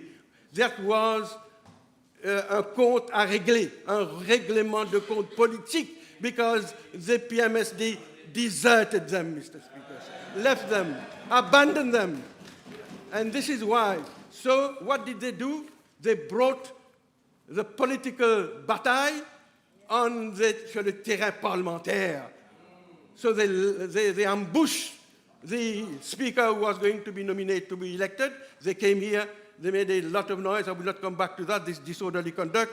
But they know that they were désavoués par M. Kailash Prayag, M. Razak Pirou, M. Mark I, all these independent personalities, knowledgeable persons, knowledgeable lawyers, who denounced them, who told them that they misinterpreted Section 32 of the Constitution. That was what was done on that day was according to procedure, convention, and all previous elections of the Speaker, Mr. Speaker. There was nothing wrong, nothing illegal, as Mr. Béranger and Miss Béranger were shouting near the door, Mr. Speaker, sir. There was nothing illegal. So therefore, I will end up, Mr. Speaker, sir. This was a political ploy. And what did they do then?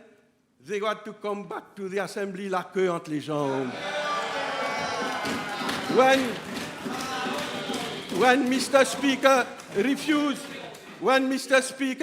refused to cow down to their ultimatum of lifting the suspension or changing the seating arrangement, they had to come back to the assembly. And because of this, Mr. Speaker, sir, now they've found another scheme, coming with a motion of no confidence against Speaker, Mr. Speaker, sir. So this is why we are here. To conclude, have I ended up no time? 19 minutes. I've given you ample time. Try to conclude within... Okay, Mr. Speaker, sir. So this is the story, Mr. Speaker, sir. So therefore, I end up, Mr. Speaker, sir, by saying that, in fact, I think this was totally wrong. When we see Honorable Adrien Duval, I repeat, he has never been a member of my party, nor have I been made any alliance with him in the past. But when we have seen him operating on this chair, Mr. Speaker, sir, c'est dommage que l'opposition a essayé au début de sa carrière de speaker de discréditer ce nouveau speaker, de ternir sa réputation, Monsieur le Président. Malheureusement, comme tous les autres PNQ de l'honorable de l'opposition, cette motion de blâme a été un fisette et finalement un pétard mouillé et finalement démontre la faiblesse de cette opposition qui a perdu non seulement une bataille, mais a perdu déjà la guerre. Merci, Monsieur le Président.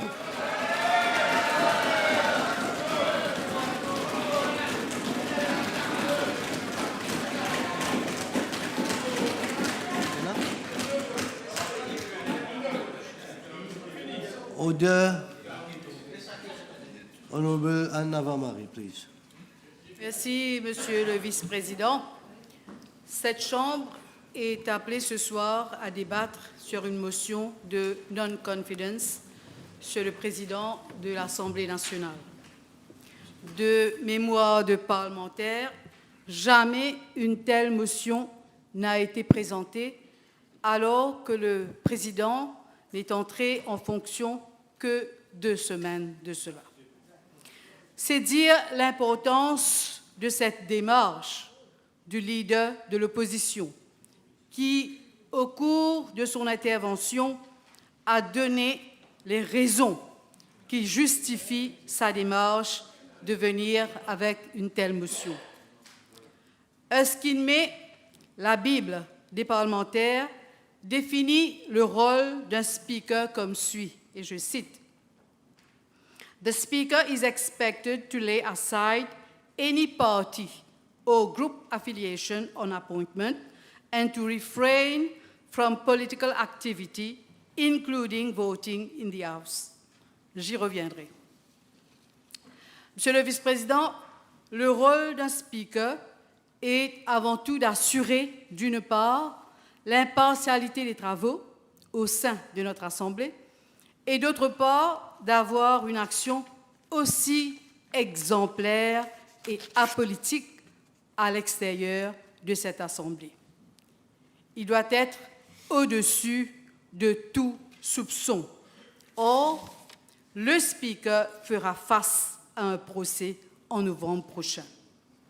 Ce n'est un secret pour personne, Monsieur le Vice-président, que le 21 septembre 2022, I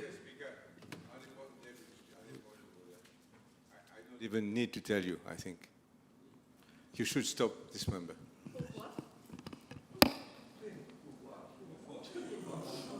Stay within the parameters of your debate. Discours. No. Stay within the parameters I've set. Okay? Sorry? Continue, but within the parameters I've set. Exactement. I've been lenient. It's just a beginning, but don't. Alors, je disais donc que en septembre 2022, l'actuel président de cette Assemblée a été impliqué dans un accident de la route. Wait. I'll take your point over there. Listen. Wait, order. I cannot listen to 5 people at a time. Who want to go for some fresh air? I cannot listen to 5 people at the same time. I think you want to go second time. You want to go second time? Take some air? No, Mr. Hino. All right. I'll listen to your point of order. Then I recognize Honorable Xavier Duval first. I'll come to you. I refer to your ruling, and I wondered whether you quote the date that this member is referring to, 22. Do I need to say more, or is it clear that she's not speaking within the parameters that you have clearly set?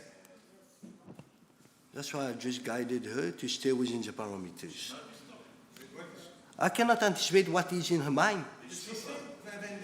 Yeah, but 22, but I don't know what's coming. Just give me a second, allow me to listen. I'll do the needful. Je continue. Selon les Yes, faits, I'll have your point of order. 1 second.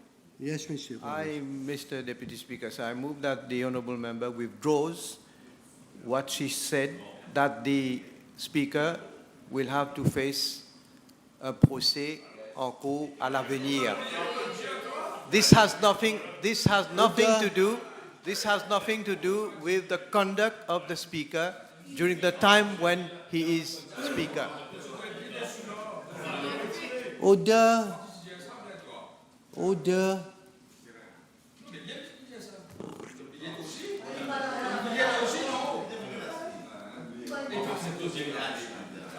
Withdraw that word, please. I'm not asking you to withdraw. I'm asking you to withdraw the word. Withdraw the word. I don't like this stuff. Yes. I don't need you to go on matters which didn't arise out of the conduct of the Speaker in this chamber. Do you get my point? Do you get my point? être au-dessus. Do you get my point? Yes? No? Oui. Thank Mais you very much. le président de l'Assemblée est censé être au-dessus de tout soupçon. Or, il fera face à un procès en novembre prochain. Tout le monde le sait. Par un accident. No, wait. Right now, qu'il fera face à un procès ou pas, I don't know. Can you substantiate it? Do you know what? Do you have anything to tell me that he's going to face it? I don't know. No. Do you have something to substantiate it today? No. Order. What I'm saying is, there is standing order. There is a standing order. I have to go by it. No. C'est ça que je vous fais comprendre là. Je le fais très gentiment. Don't go over there. Go on, continue. But don't go over there, which I have clearly set parameters. Monsieur Adrien Duval est accusé par la police de conduite en état d'ivresse. No. Withdraw that, please. Withdraw what? Qu'il est accusé par la police ou whatever. I don't have any document. Mais Monsieur le Président, tout le monde sait qu'il est accusé par la police. Il a refusé. Non. Vous m'écoutez pas, madame. Vous m'écoutez pas, honorable. I like to listen to you. Give you all the time, all the leeway possible. But these parameters, as I've stated to leader of opposition, I haven't set it out, have I? I haven't set it out. You agree with me? These parameters have been here since a long time, since 1980, and it's been 5 motions. Do you want me to change it now? I cannot do that. So, stay out of it. I'll listen to you. You have a point of order? If it's not the same thing, Ganu, please. On this issue. I've already guided her that I don't want to go over there. If you're going to tell me the same thing, I'm not listening. Order. Is it the same thing? Mr. Speaker, let me read and then you will understand. No, is it the same thing what I'm asking you, Honorable Gannon? Yes, Mr. Speaker, So- sir. But over and above this, Mr. Over Speaker, and above sir, it. Section, Over and section above. 41 of the standing order says, a member shall confine his or her observation to the subject under discussion and may not introduce matter not relevant thereto. That's what I've already told her. Move. Monsieur le vice-président, le Premier ministre lui-même avait déclaré en octobre Non. 2022.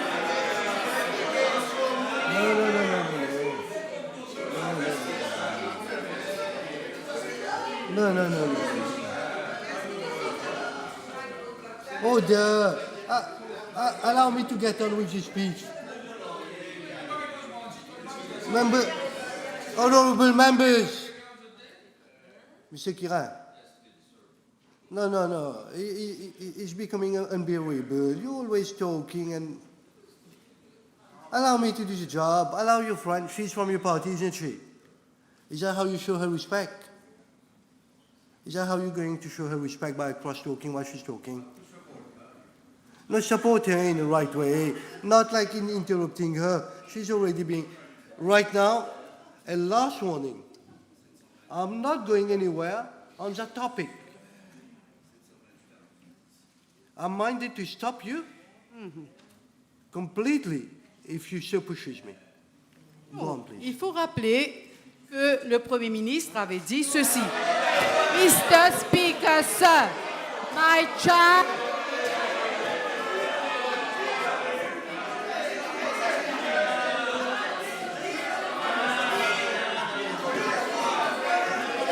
Order.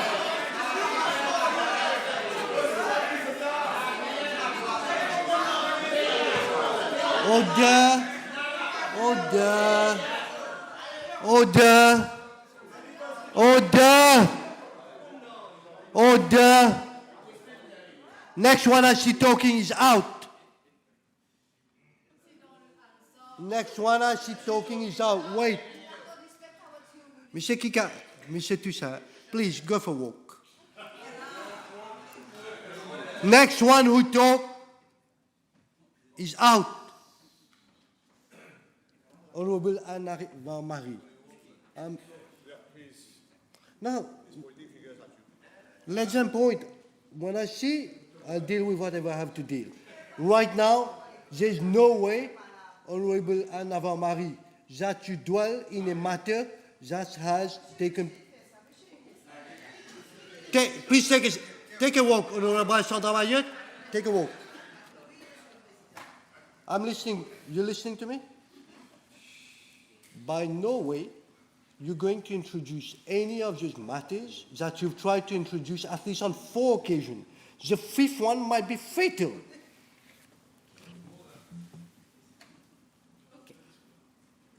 Donc, nous savons, Monsieur le Président, que la nomination de Monsieur Adrien Duval est un deal pour sceller l'alliance entre le MSM et le PMSD pour les prochaines élections générales.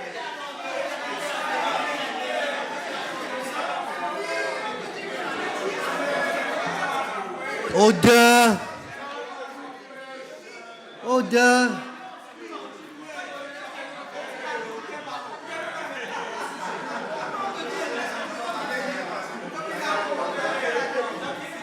Honorable Patrick Garcia-Vaden, take some fresh air. I'm looking for the next one to take some fresh air. Honorable Deepak Balgobin, fresh air. I order you out.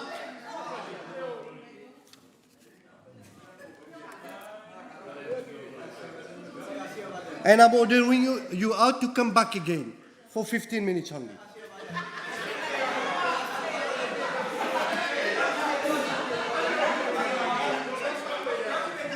Honorable Asiavadan, take some fresh air. Don't come back straight away. You came back in 3 minutes last time. This time take 6. I need you to...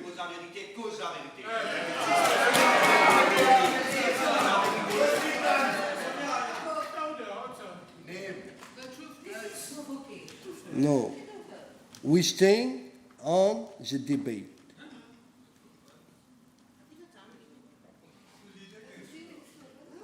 No, no. Honorable Xavier Duval, take a vote. No, no, no. No, no. Hold on. You withdraw this word and then take a vote. That is a celui-là. It's not good. Please withdraw it. Okay.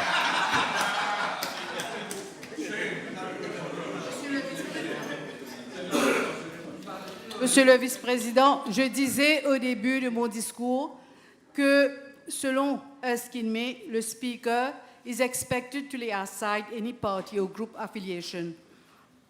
Or, à peine avait-il été nommé au poste de speaker que M. Duval s'est empressé d'honorer ses nouveaux amis politiques en participant dans un événement éminemment politique dans la circonscription numéro 6.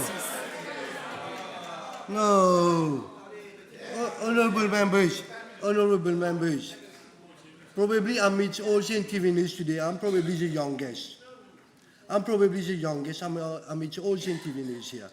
There are parameters, there are rules, there's asking me, there are ruling, there are precedents.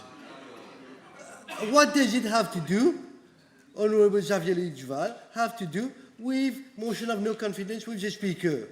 I'm here just for a job. I'm not here for politics. I'm not even considering which party I belong to. I'm just doing my job. Please do your job, all of you here.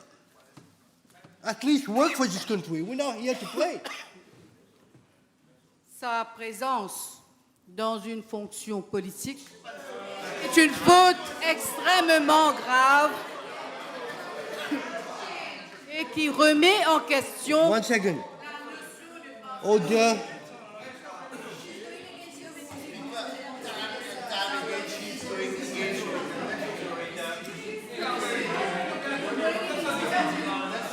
Order. Look, madam, with all due respect that I hold to you, I have a job here to do. I'm guided by books. I haven't written them by myself. I have a duty where the whole nation is looking at me, ensuring that I'm giving you adequate chance to speak. I am doing my best despite you contravening all the parameters. Honorable Madam, I'd like you to listen to me and have a little advice from Honorable Adila Miamia. I'm working in the interest of the country. I'm working to give you all the possible opportunities for you to make a debate. In fact, if you read my last line, I wouldn't permit anybody reading as well. Clearly you're reading right now. I'm not even going that, I'm not being as nasty as that. What I'm suggesting is, with all the patience in the world that's required from me, let's work for the country within the parameters of the law. Do we agree? Do we agree on this? One more. Yes. One more outside the parameters. One more statement outside the parameters I have set out. I've worked my way through leader of opposition and everybody. Please stick to it. Je vais aborder le sujet du seating arrangement. Le président de l'Assemblée nationale a non seulement besoin d'assumer le rôle d'arbitre et de prendre en charge les débats parlementaires pour s'assurer que les députés peuvent participer librement aux travaux tout en respectant les règles. Il doit également assurer le bon fonctionnement du Parlement, comme par exemple faire le seating arrangement adéquat pour assurer que chaque parlementaire se retrouve au sein de son groupe. Et cela est la pratique à travers le monde. Depuis la fin de la COVID-19, Monsieur le Vice-président, cette possibilité nous est refusée, y compris par le nouveau Speaker. Nous avons dit, et nous le disons encore une fois, que l'actuel sitting arrangement favorise largement la dispersion parlementaire de l'opposition. La Convention veut que chaque bloc de sièges soit réservé à un parti politique. Les membres d'un parti se regroupent dans un bloc spécifique. Cela est important dans le sens où des membres de parti doivent se consulter rapidement sur un cas ou une situation spécifique. You have to wrap up 1 minute. Pardon? You have to wrap up. We're about 17 minutes. Non, mais il y a... 17 minutes we are. I'm checking the time. Et vous m'avez interrompu à plusieurs reprises, Monsieur le Vice-président. Excusez-moi. Le précédent speaker a fait un galimatia de ce sitting arrangement avec un agenda. Order. Unless you have something, Honorable Anna Marie, unless you have something different to canvass, I'm minded to stop you right here. No, we didn't. Another matter, do you have to canvass? Oui, le sitting arrangement. Another matter. Un autre sujet. Vous avez un autre sujet pour débattre?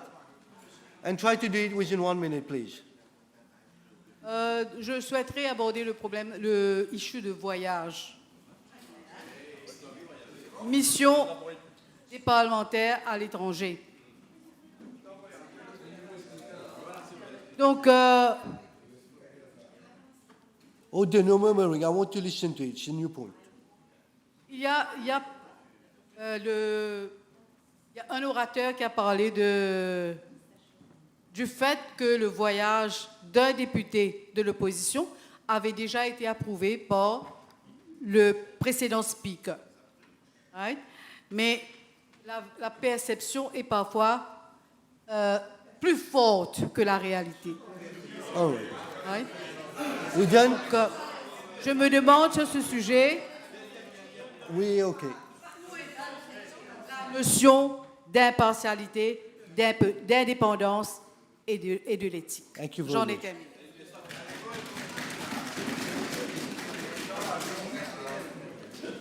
Honorable Kalpana Kunjusha. Yes, Mr. Deputy Speaker, sir.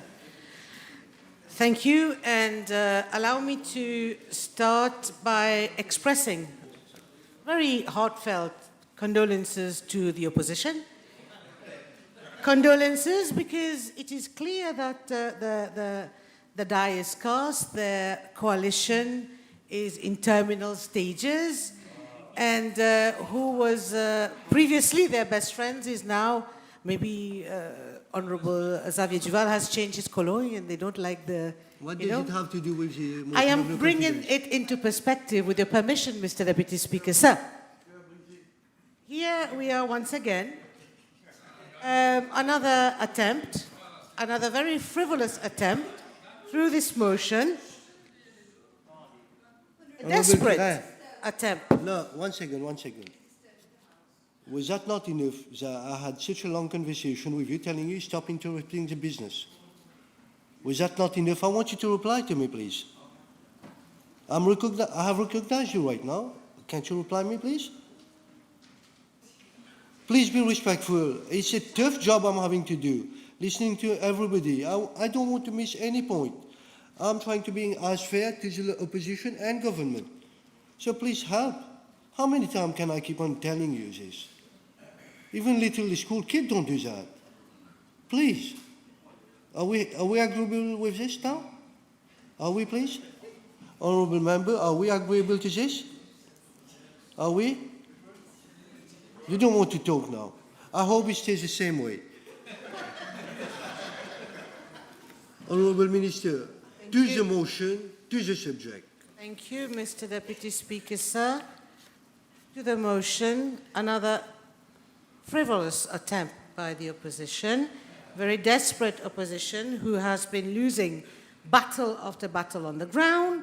And what do? After such loss, they bring their tired and tedious political squabbles in the assembly. And very rightly so, one of the members of my colleague from government earlier on reminded the opposition that this assembly is not a political arena.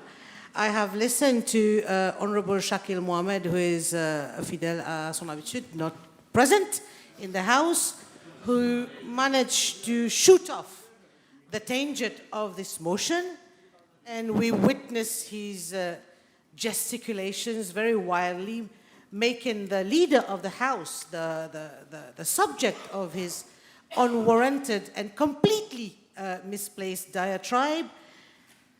Mr. Deputy Speaker, sir, Honourable, through you, I would like to tell the Honourable Member, Honourable Shakil Mohammed, that we have no lesson to learn from an opposition who have broken all records of absenteeism in this House. Honourable Shakil Mohammed is making irrelevant references. Again, he's stepping out of the parameters which you yourself, Mr. Deputy Speaker, sir, rightly put forward at the beginning of the debates of this motion. He's making irrelevant reference to where the Prime Minister should be sitting for lunch and God knows what other criteria. I mean, I wouldn't be surprised. It would not come as a surprise if the new Speaker would be blamed for today's dismal performance of the leader of the opposition with his PNQ visit that the leader of the opposition this is the leader of the opposition who is inspiring zero confidence. In fact, I congratulate the Honourable Xavier Luc Duval for having tabled a motion of no confidence, because he inspired zero confidence, especially today, during the PNQ, and I think the whole population got a chance to see that. Mr. Speaker, sir, the opposition who have tabled the motion of no confidence against the Speaker, the new Speaker, where was this opposition when this government, this Prime Minister, was busy bringing bills to this House? Bills to the effect, bills that are going to be setting the scene for our future generations. And yet today, they were absent, in case they don't remember where they were. They were either doing press conferences outside this House or yelling in the precinct of the Assembly. Today, this opposition has the audacity to strut in here and table, okay, in all due right, table a motion of no confidence. Again, a new Speaker who has been elected and dragged to this chair with all the provisions of the law being respected.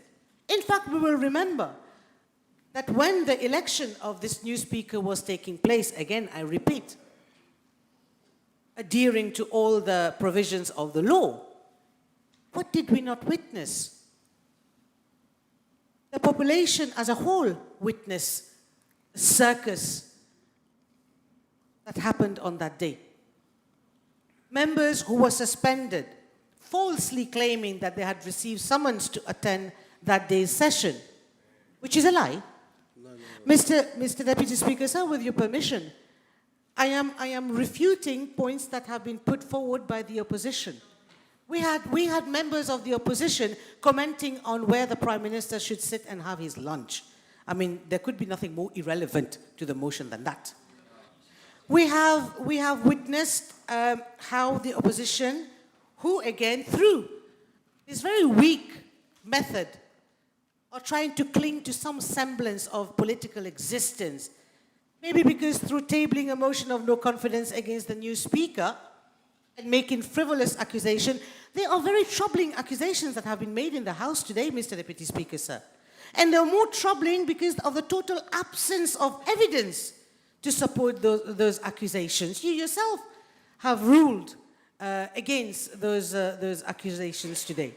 So, Mr. Speaker, sir, they are refusing to accept one simple fact.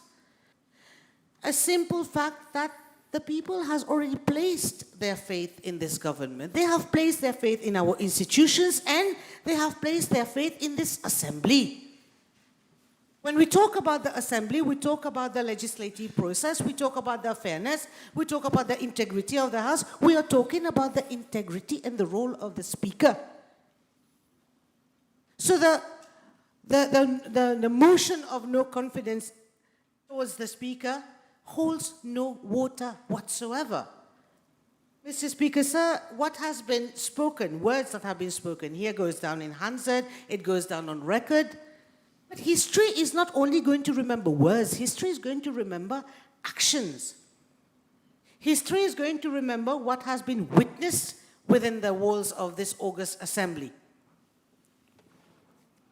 History will recall the absence, to be very honest, Mr. Deputy Speaker, sir, I don't even think that the seats occupied by the members of the opposition ever had a chance to even get tepid or even warm, because they have never been here.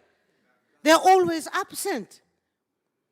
Mr. Speaker, sir, the opposition today is clinging to a straw. They are drowning. They have no substance. They cannot even articulate a vision of their own. Like I said earlier on, today this motion of confidence is the only way to have les caméras braquées sur eux. Or it's either that or go and have press conferences at every minute and every hour of the day. The new speaker, Mr. Speaker, sir, the moment he has assumed his duties, he himself has reversed some of the decision of the previous speaker. Mr. Speaker, sir, Mr. Deputy Speaker, sir, the newly appointed speaker, elected speaker, has brought in innovative measures about digital innovative measures to be brought into this house. So instead of applauding these new initiatives, and we're talking about a new speaker who has already carried out successfully and admirably well duties of deputy speaker in the past. So what we are saying today, Mr. Deputy Speaker, sir, is just another addition to the list of, by the opposition, of course, another addition to the list of is no good when they are in opposition. This is what this motion of no confidence, this is the sole objective of that motion of no confidence, Mr. Speaker. So they talk about respect, they talk about how the provisions of the law were not respected. Their own colleagues, previous speakers of this August Assembly, have come forward and said, no, in fact, you, members of opposition, you are wrong. All the legal ways have been respected in the election of this new speaker. So, Mr. Speaker, sir, I am not going to dwell too long on the embarrassment that is the opposition and what they are trying to achieve. Mr. Speaker, sir, it is a motion that has resoundingly been rejected by the population who is following these debates, resoundingly. So I don't think there is an iota of doubt that at best this motion is merely a ploy to gain some political brownie points, but at worst, it is characteristic of the abhorrent ploy of the opposition. The opposition today has come to this house, like I said, to gain some political survival, to obtain some serum, to talk about, I heard Honorable Shakil Mohammed earlier on say, Papa Pichi. I mean, how debasing is that? I asked him to withdraw. No, but he did make the reference. He's withdrawn it, it's no longer part of the... This is the whole, Mr. Deputy Speaker, sir, I speak under your correction. Before Honorable Shakil Mohammed, how many of the members of opposition have made reference to the new speaker being the son of a member of this parliament? Me, Honourable Minister. I am not... On a point of order, I'm sorry, sir. Wait, I haven't recognized you yet. Wait. Honourable Minister. Yes, Mr. Deputy Speaker, sir. I asked him to withdraw. I'm not tolerating any more reference to Papa Pichu, whatever it is worth. Okay? But, Mr. Speaker, I've got a point of order. I'm coming to you. Thank you, sir. We're clear? Now? When I said father and son, as opposed to the Creole version, when I said father and son, I never referred to the Honourable Leader of the Opposition. I never said the Speaker. I meant Sir Aniru Jagnat and Pravin Jagnat. No. It's not a point of order. That's when I withdrew it. It's not a point of order. It's not a point of order. It's a point of clarification. Go on, Minister, please. Mr. Speaker, sir, thank you for allowing me to continue. I am going to conclude But once again, I reiterate, it is not in order, it is not proper, it is not gentlemanly, it is unbecoming to make reference, because we are all pity of our papas. Well, at least members on this side of the House can claim to be pities of our papas. And I am of the firm belief that this motion of no confidence has only been brought to the table of this August Assembly in an attempt of the opposition de se refaire un peu la virginité after the MMM, their leader of their coalition, having kicked out, booted out the PMSD from their coalition. Like I said, now PMSD is no good. Mr. Speaker, sir, when we speak about a motion of no confidence, when we speak about la loi, the law according to which this parliament operates, the standing orders, the National Assembly Act, all the laws pertaining to where we're sitting today, it would have been extremely important before this other pity of her papa would have learned a bit, have gone through, done her homework, before coming in here and purporting and yelling outside the assembly that we are violating our constitution. And this is somebody who has recently passed the bar. We ask ourselves whether it's bar cha-cha she has passed. Don't know. So, Mr. Speaker, sir, allow me to very resoundingly and unequivocally say that we on this side of the House are definitely not going to be supporting this motion. In fact, I reiterate what Honorable Ganou has said, there is no motion. This is just a show. There are some clowns who have thought that this parliament can be turned into a circus, and we will have none of that. Long live the Republic of Mauritius, Mr. Speaker. So thank you.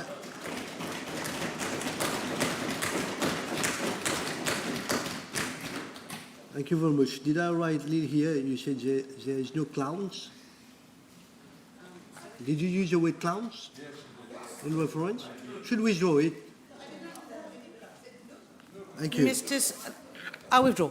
Thank you very much. Honorable Xavier Luciva. Mr. Deputy Speaker, I'm going to be so cool, you won't believe it.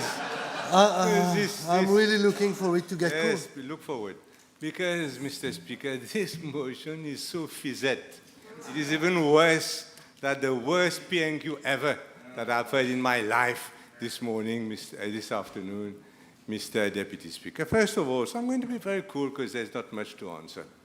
My colleagues or my friends from both sides of the House, including Mr. Mohammed, have said what needs to be said.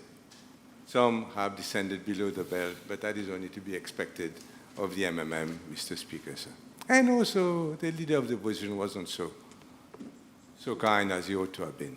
Nevertheless, I want to congratulate Mr. Speaker, Honorable Adrien Duval.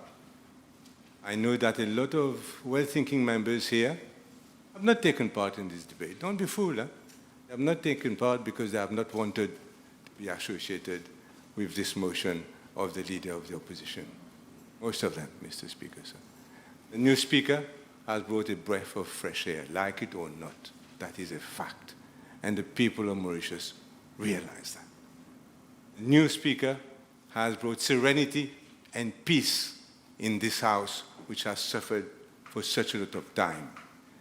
I take my hat off to him. He has been able to keep calm. I would not have kept calm. He has been able to keep cool. I would not have kept cool. Even in the face of the most calamitous attacks that you can imagine, a young man of 34 years old has never attacked anyone in this house. Never.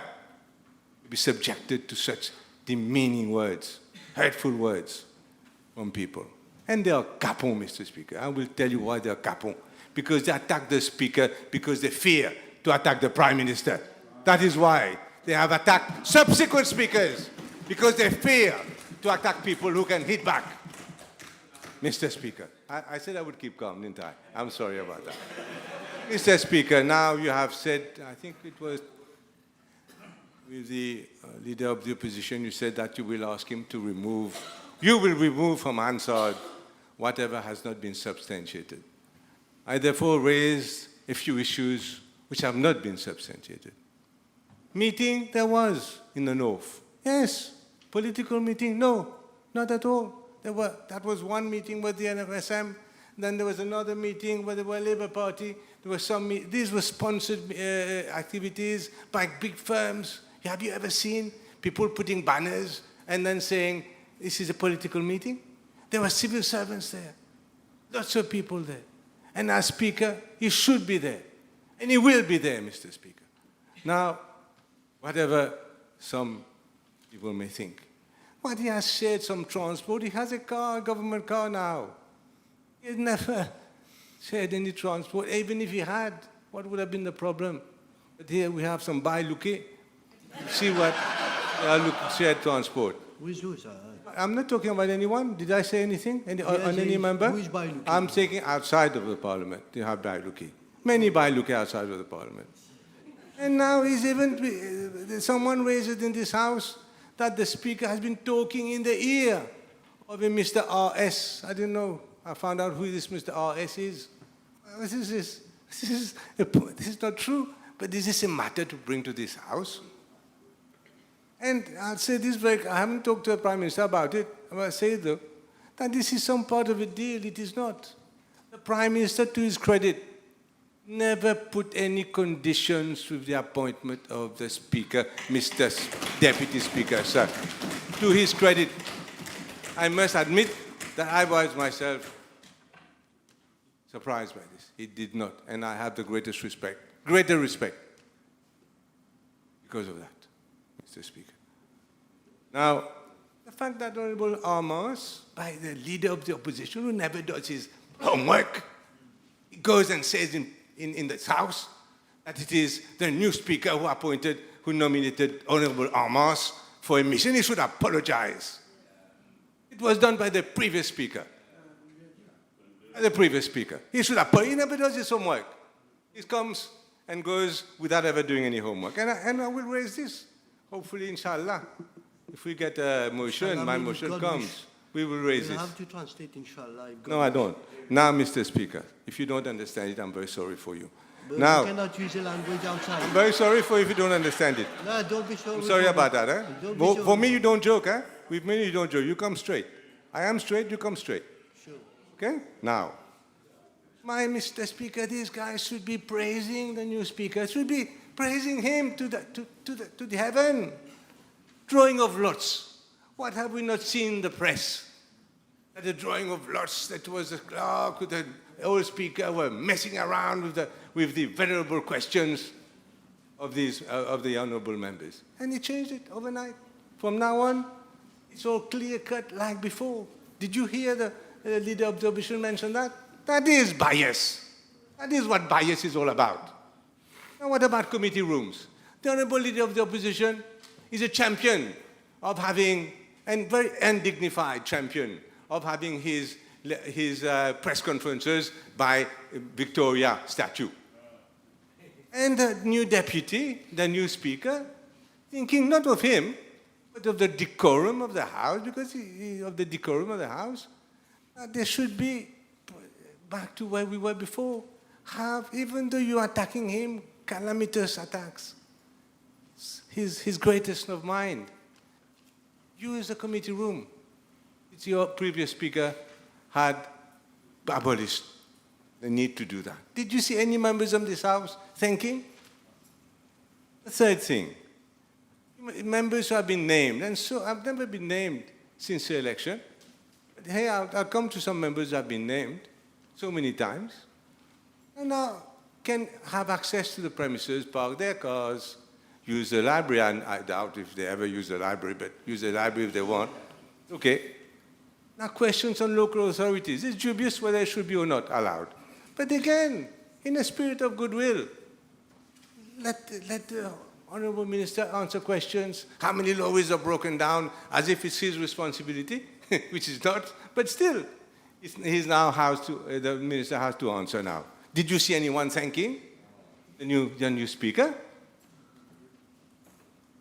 And of course, Parliament needs to be brought into the new era I think one member was talking about webinar, did not understand what it was. It is Honourable Kiran. But webinar is what is happening all the time. Mr. Speaker. And so bring AI, use of AI, to automatically translate what we are saying into French, into English for the start. Bring AI so that people can question, like you go on ChatGPT and you question, what is this, what is that? And you can go and question, how is emotion prepared, etc. So, Mr. Speaker, these are things. And Mr. Speaker, he has given additional time for PNQs. Even you says PNQs are given additional time now.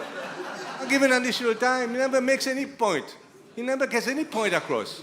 But they are given additional time to make a fool of himself. It is also a truth, Mr. Speaker. You want me to withdraw it? I withdraw it. I withdraw it before you ask. No. Mr. Speaker, a question was even allowed on the overseas travel of the previous speaker. And these are things, Mr. Speaker, that someone who has been attacked from the start and nevertheless gone, and you have seen him in the chair. He doesn't have any anger against any of these members. He doesn't have.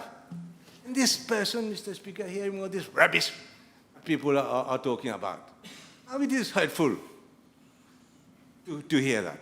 And I thank the members of the opposition who have not taken part, who have shown that they are decent people. I thank them. I will never cease to thank them.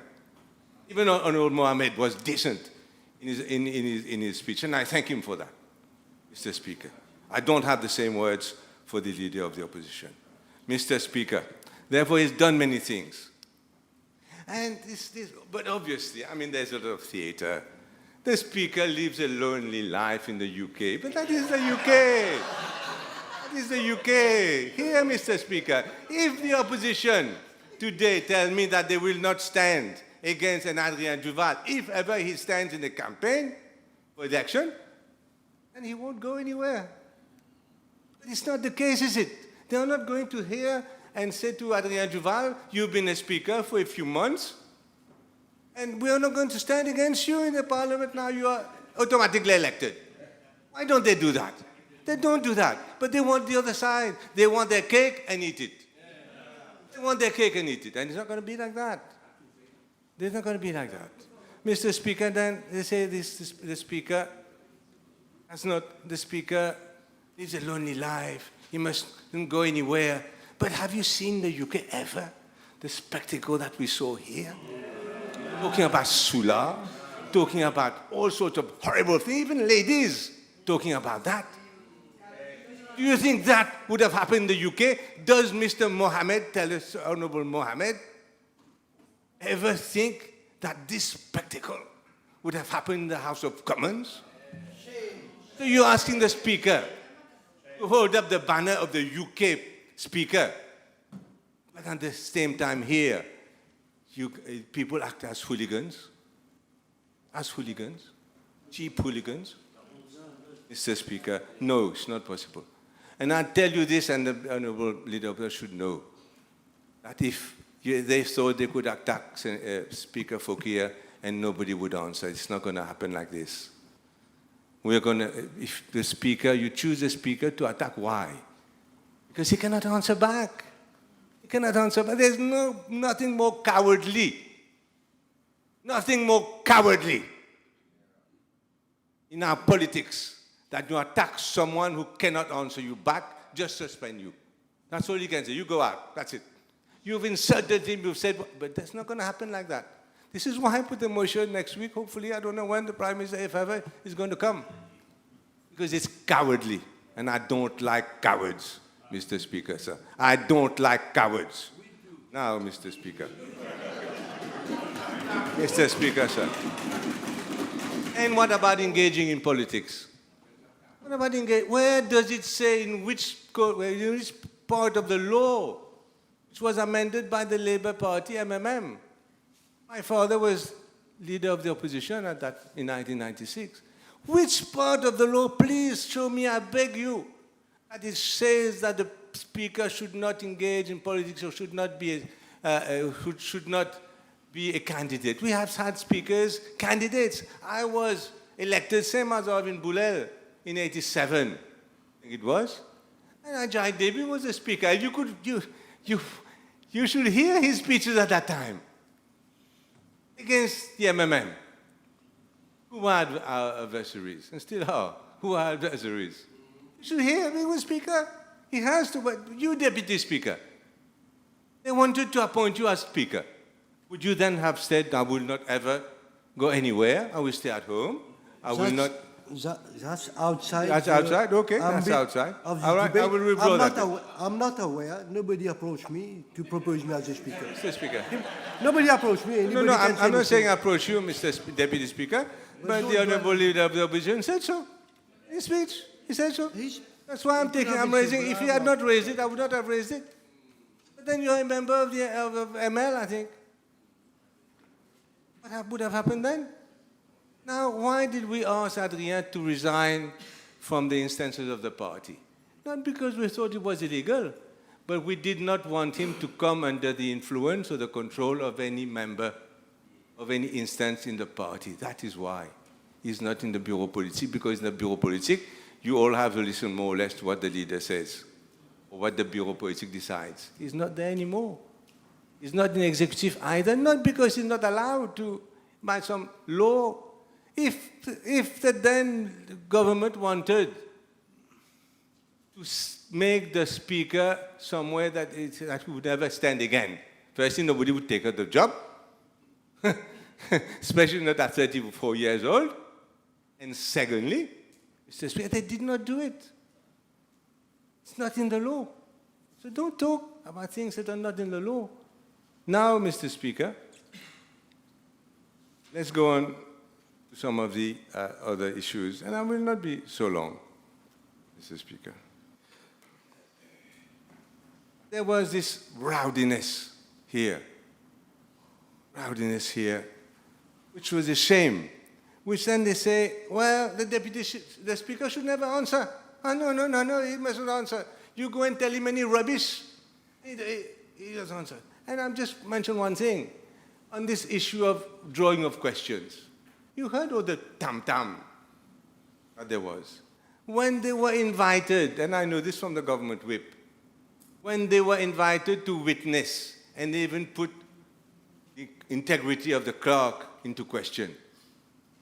And when they invited to come and witness the drawing of lots for questions, nobody came. They were busy. Twice, not once, twice, 2 weeks in a row, didn't come. They were too busy, Mr. Speaker. So, now, what about me wanting to move? I'm not just anyone. I'm not a proud person. But I happen to have been a Deputy Prime Minister. I have 30 years or more in this House.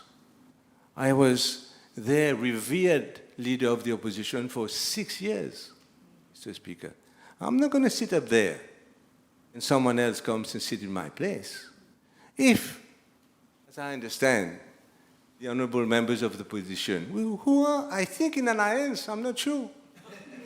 If they are in alliance, they would be very, very happy to sit wherever they want. They say it is communal, because I am sitting behind the leader of the opposition. As if there's no égalité des chances. I cannot sit behind the leader of the opposition because it is communal. That is what they say all the time. It's communal, the seating arrangement. Well, swap between themselves. Swap. Let the Honorable Béranger sit there next to his friend. And so, Mr. Speaker... Don't dwell on... No, Mr. Speaker, you must be clear on one thing. No. They raised the seating issue many times. Many times. As if that was the issue, why this gentleman who never comes hasn't come. No, I'm sure. Now, I'm allowed to respond to this, to say that they have been given the chance to move around. They have refused to move around, keeping the political point, like the questions, that they have a problem with seating, Mr. Speaker. So, I know you're going to stop me in a moment, I presume, and you're looking at your watch. Pause the time, yeah? It's pause the time. I'll give you 2 more minutes. Okay. Now, Mr. Speaker, there has been, I won't go into this, there's one thing that wasn't raised also in this House, that I was rude to Honorable Mr. Speaker, Deputy Speaker, listen to me. I'm saying something good. That I was rude to Honorable Bhagwan. But Honorable Bhagwan did not say how he was addressing the Speaker who was in the chair. You've heard of how the Speaker should be apolitical, but then members also. I was rude to him. And then, out of my own volition, because nobody heard it, I apologized. I told him, come and sit here. He refused. I was not upset with him. But you cannot break the rules and get upset when your neighbor, and I didn't even have Honorable Amos next to me, I would have been felt safer. And I was alone. But still, I said, come and sit by here. I'm not against you. But don't insult the Speaker and then expect and get upset when we get insulted. So, Mr. Speaker, I'll finish with this. Mr. Speaker, sir, just to say that people are attacking, and I will say this, I hope that Honorable Speaker is listening. People are attacking the Speaker not because he's incompetent, not because he's lazy, not because he cannot do the job, but precisely the opposite. Because they fear him. They fear that he will be too good for the job. They fear that he may affect their electoral chances. And they are willing to go to any step, down in the gutter if they need to, just to protect their ambition to become some sort of government in the future. And we need to make sure that this doesn't happen, Mr. Deputy Speaker.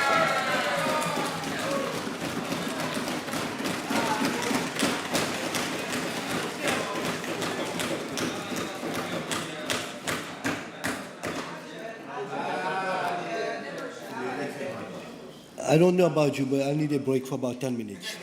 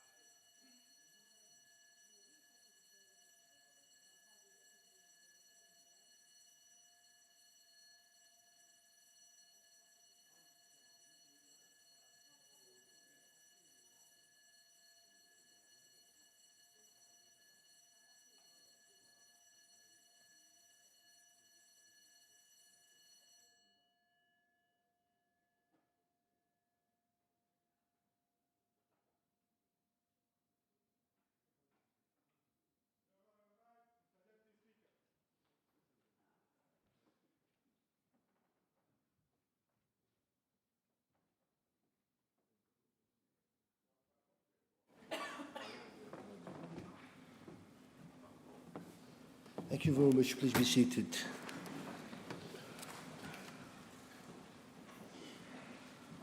Honorable Minister Ramdani, please. Good morning, and thank you, Good morning, Mr. Speaker, sir, for allowing me to bring my contribution. Such a thought-provoking theme for the members of the opposition, Mr. Speaker, sir. I wanted to clarify to the leader of the opposition. He showed many photos, but he did not say that he is the leader of the opposition. He is not the leader of MSM party or alliances. He will not decide on who will get tickets or who will not get tickets in this party. And he should see if he will get ticket in his own party. Firstly, there is one incident that strikes the parliamentarian history du jamais vu. Allow me to put it into perspective, Mr. Speaker, sir. La nomination d'Adrien Duval en tant que Speaker de l'Assemblée nationale le jeudi 18 juillet a suscité un débat intense sur la légalité.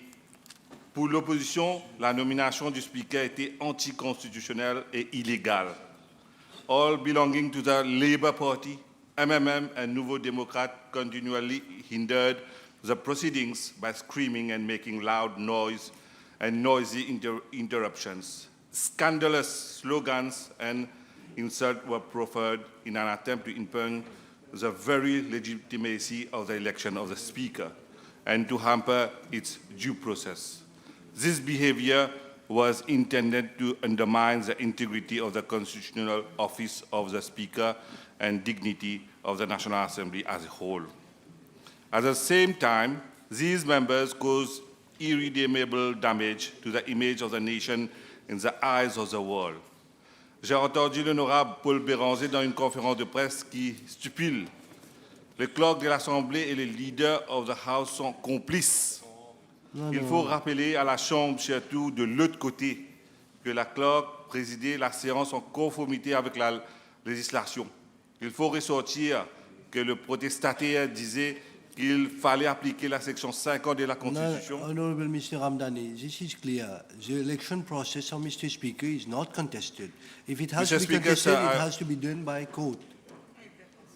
Mr. Speaker, sir, I want to show something to the House that, de ce fait, cette clause précise que le Speaker est absent et le député Speaker qui préside la séance aussi est absent. Et alors, il faut voter une personne qui n'est pas ministre pour présider. On that particular day, Mr. Speaker, sir, there was no speaker given the fact that Mr. Fouquier has resigned. In this view, Section 32(1) applies where it states when the post of speaker is vacant, il est impeccable que le procédé décrit dans la section 32(4) qui régit la nomination du speaker soit appliqué. Selon la Constitution, après la démission du speaker, il est obligatoire que la majorité parlementaire délie un successeur. Par conséquent, après le départ de M. Fouquier, le Parlement devait siéger et il était le devoir du Speaker of the House de venir avec un order paper avec élection du nouveau Speaker.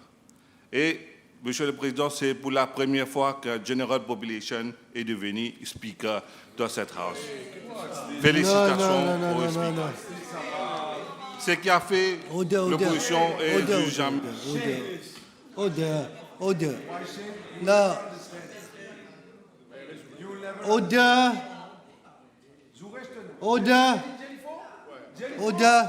No, Honorable Mohammed. Order. Wait. Ministre Ramdani. Vous frôlez le communalisme. Je ne veux pas de ça dans... C'est la première fois dans cette assemblée. I don't need an answer from you. I'm just telling you, I'm reminding you. Je ne veux pas qu'on frôle le communalisme dans cette chambre. Ce qui a fait l'opposition est du jamais vu, Monsieur le Président. Face tu perds, pile je gagne. L'opposition constitue des politiciens maladroits, cherchent toujours à avoir raison. Mais cette fois-ci, ils se sont relevés sous leur vrai jour. À la manière de véritables amateurs, ils sont laissés piéger dans leur propre manigance. en s'attaquant à l'honorable Xavier Duval et Adrien Duval jeudi dernier au Parlement, ils ont mis à jour leur propre incohérence.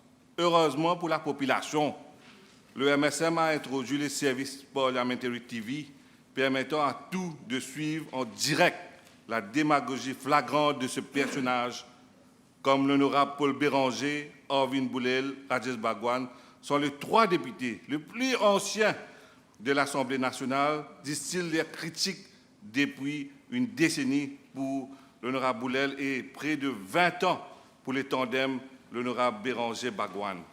Il doit probablement détenir un record mondial du longest sitting opposition member.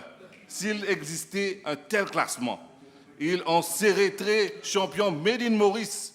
Par ailleurs, ce trio est également dans le top 5 des députés le plus souvent expulsés du Parlement depuis 2019 pour mauvaise conduite.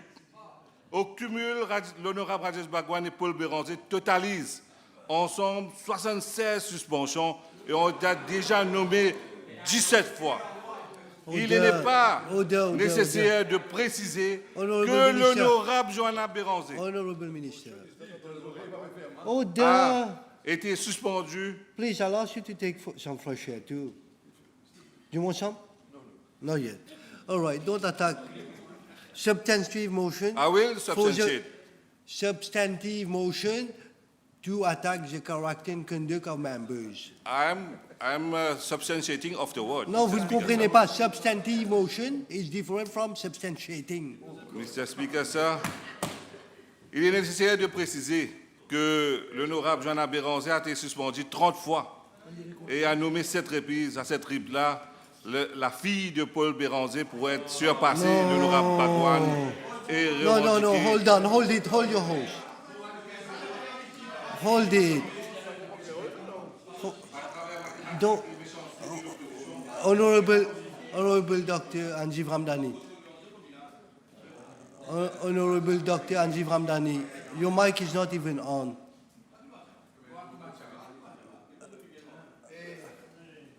And I can see all of you, all that you're saying, that you're doing. Come back in a little bit, because I don't appreciate using the word be in this chamber. Do you think it's fair? It's becoming of you? Please go out. Please go out, and you come back in a little bit. I'll tell you, I'll inform the Secretary now when I'm ready to receive you. Honorable Minister, with all due respect,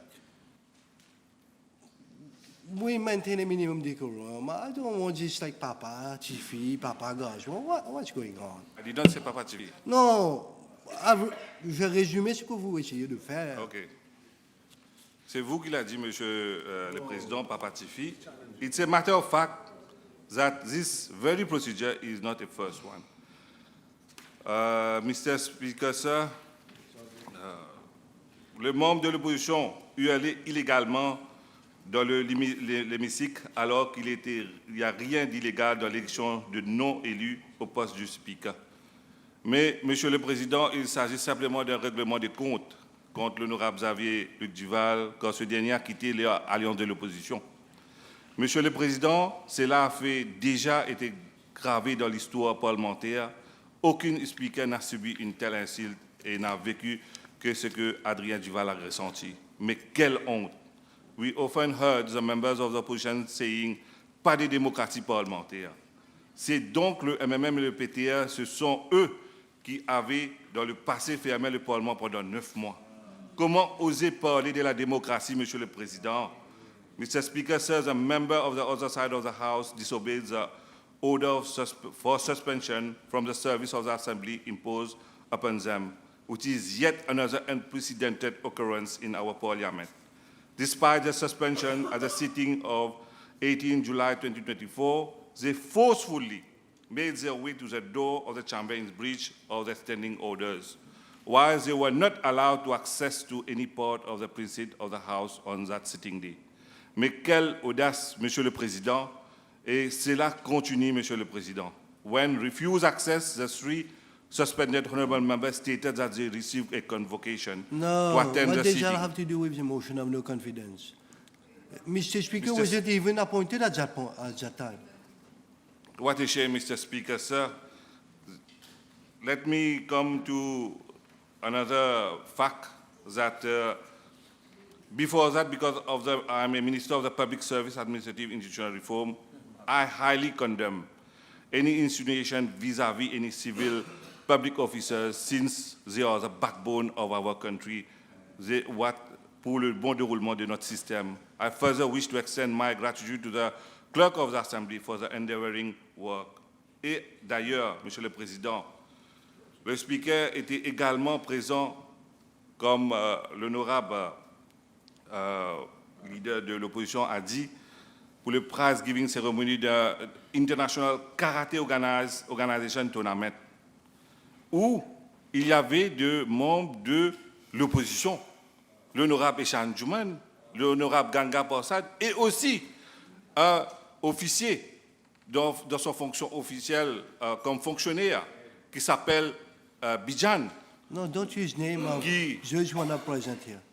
Niti NB, Monsieur NB qui était présent là-bas, il est le candidat pour l'Alliance Bâti Travail, c'est même l'Alliance Galimacha. Mais il était présent là-bas. Mais Monsieur le leader of the opposition did not say anything about this. Why? Because you're protecting someone else? All I can say, Mr. Speaker, sir, the members of the opposition has gone beyond the limit of indecency in the temple of democracy. Ils sont frustrés de voir une personne représentant la jeunesse. Cette évolution est comme une opportunité pour élargir et moderniser les institutions parlementaires. Et d'ailleurs, le Speaker a annoncé la mise en application de l'intelligence artificielle à l'Assemblée nationale. L'objectif est de permettre à tout le monde de suivre les travaux parlementaires. En tenant compte de l'ère de la technologie, Monsieur le Président, je déplore le grotesque mensonge qui ont actuellement véhiculé. Firstly, I shall address the issue of political orchestrated character assassination from the opposition whip. On a newspaper article on Express dated Tuesday, 30th July 2024, the president of the Labour Party, l'honorable Patrick Savadène, dit détenir des informations selon lesquelles Adrien Dival a même voyagé dans la voiture d'Anjiv Ramdani en compagnie de Roshan Santoki. Mais il n'y a pas de preuve pour ça. Il ne peut pas prouver ce point-là. I would like to invite the honourable member to give more explicit detail on the following averment that he purported to the media. I wish to reiterate the House, the entire population, this has never happened. The Speaker of the Assembly is being entrusted with the highest responsibility of the legislator and is working diligently, ensuring that fairness and equity prevails at all times. De plus, je voudrais attirer l'attention sur le mot prononcé par le whip de l'opposition qui, dans son discours, a lancé qu'un politicien doit avoir un peu de moralité. C'est ainsi la définition de moralité, Monsieur le Président, de mentir. Besides, I am grateful for the confidence of the Prime Minister that has put in me, and I have the privilege of serving the nation as the Minister of the Public Service, Administrative and Institutional Reform. And I hereby vouch neither to retreat amidst to the character assassination or to continue working on the betterment of all motion. But before finishing, Mr. Speaker, sir, there will be another member who will talk after me, l'honorable Rajesh Bhagwan. Je veux dire quelque chose avant qu'il parle. Pour comprendre l'origine de ce conflit, il est utile de remonter plus de décennies en arrière. Durant le mandat de Sir Ramesh Jiulal en tant que Speaker de l'Assemblée, des tensions similaires étaient déjà présentes. Il semblait que l'honorable Rajesh Bhagwan ait toujours eu des différends avec l'autorité du Speaker. Peu importe l'individu occupant ces postes, le thème haine est fort, mais il reflète bien le niveau d'hostilité PSI dans l'interaction de l'honorable Rajesh Bhagwan avec les différents speakers. Même l'ancien speaker Maya Hanumanji n'a pas été épargné par les critiques de l'honorable Rajesh Bhagwan. Cette attitude récurrente soulève des questions sur la motivation de l'honorable Rajesh Bhagwan. Au lieu de se concentrer sur son rôle de représentant du peuple, l'honorable Rajesh Bhagwan semble souvent se retrouver dans le vif échange. Je constate aussi que l'honorable Bhagwan a un bilan bien rempli de walk-out, des suspensions, d'expulsions au sein de l'hémicycle. Et si c'était un speaker, issu de la famille mauve, peut-être le ton serait différent. Merci, monsieur le speaker, pour m'entendre.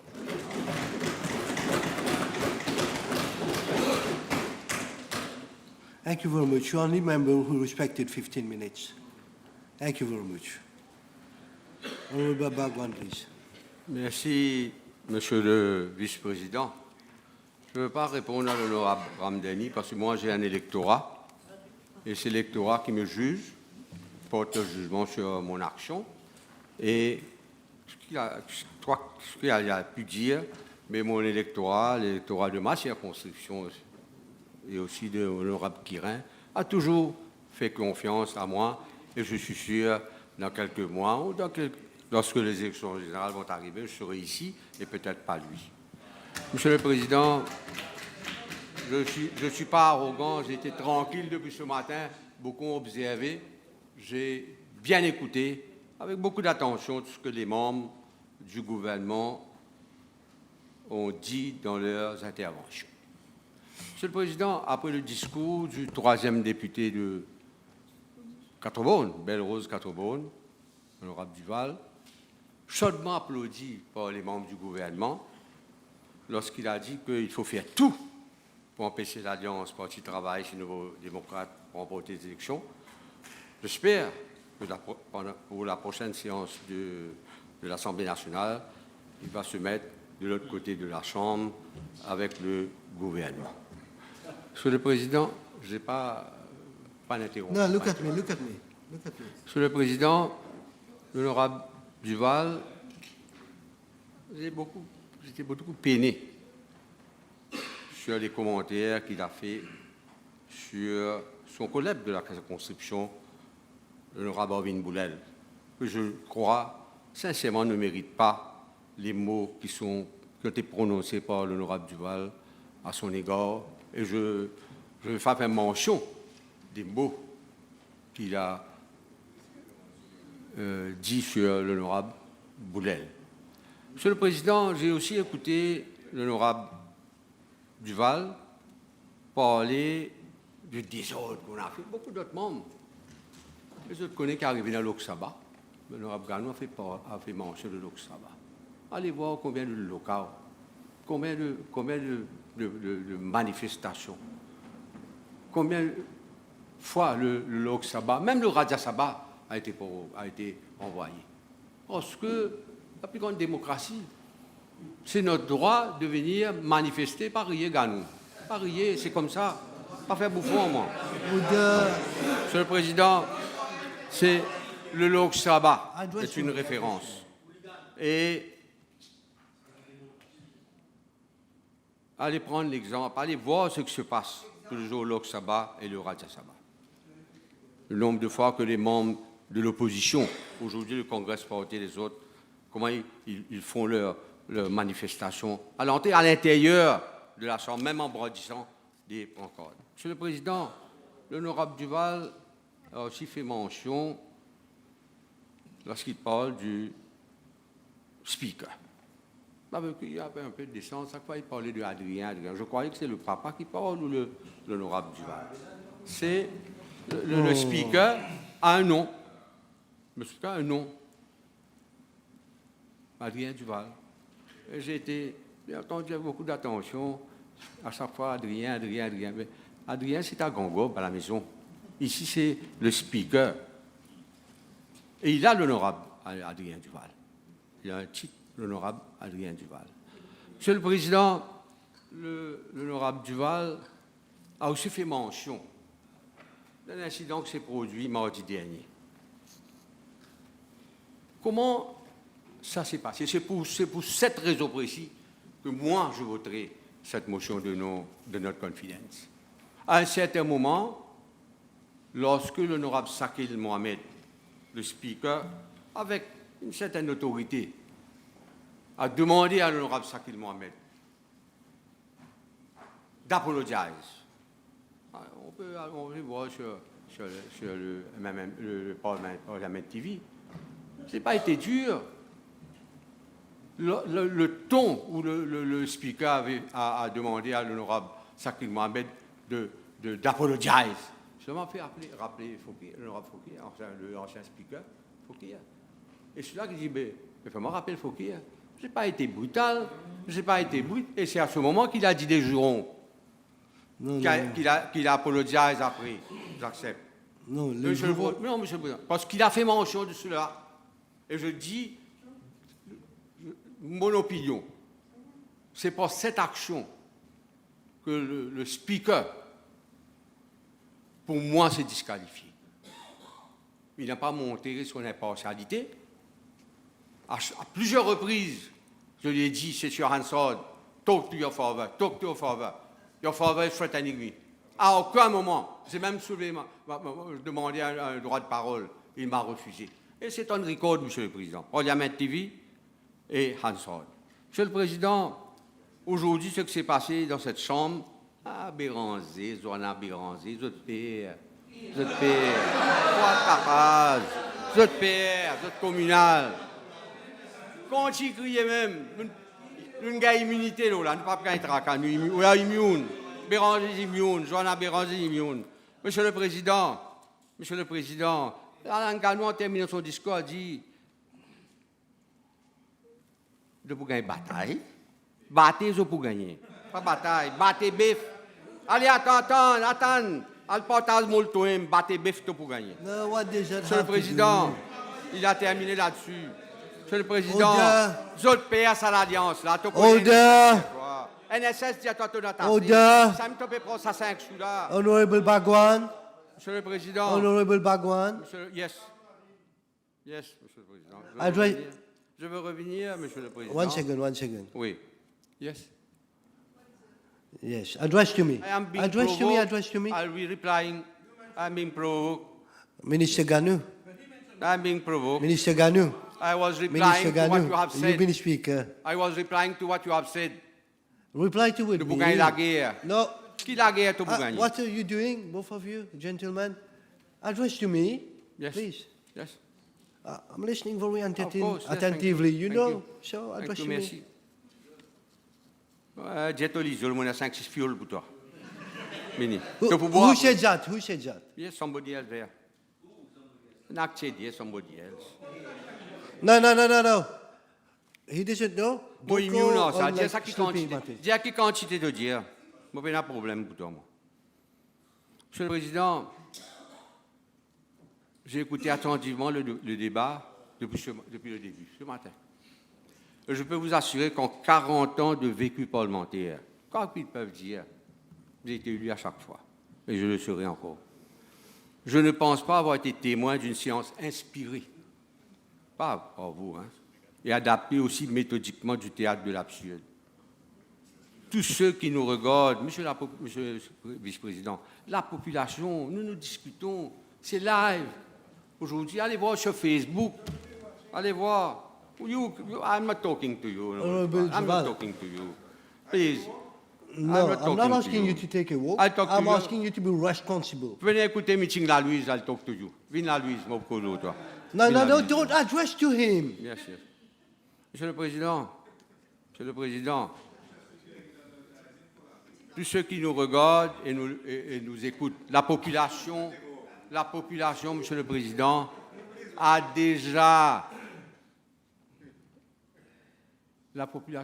c'est déjà le jeu politique. Fiançailles, une fière là. Ça peut expliquer la fiançaille, ça. Bon, il y a Zap et Vini. Le Premier ministre le sait, Monsieur le Président. Non, pas bien. Merci, millions merci. Monsieur le Président, la population ne soucie guère des points de droit, des standing orders.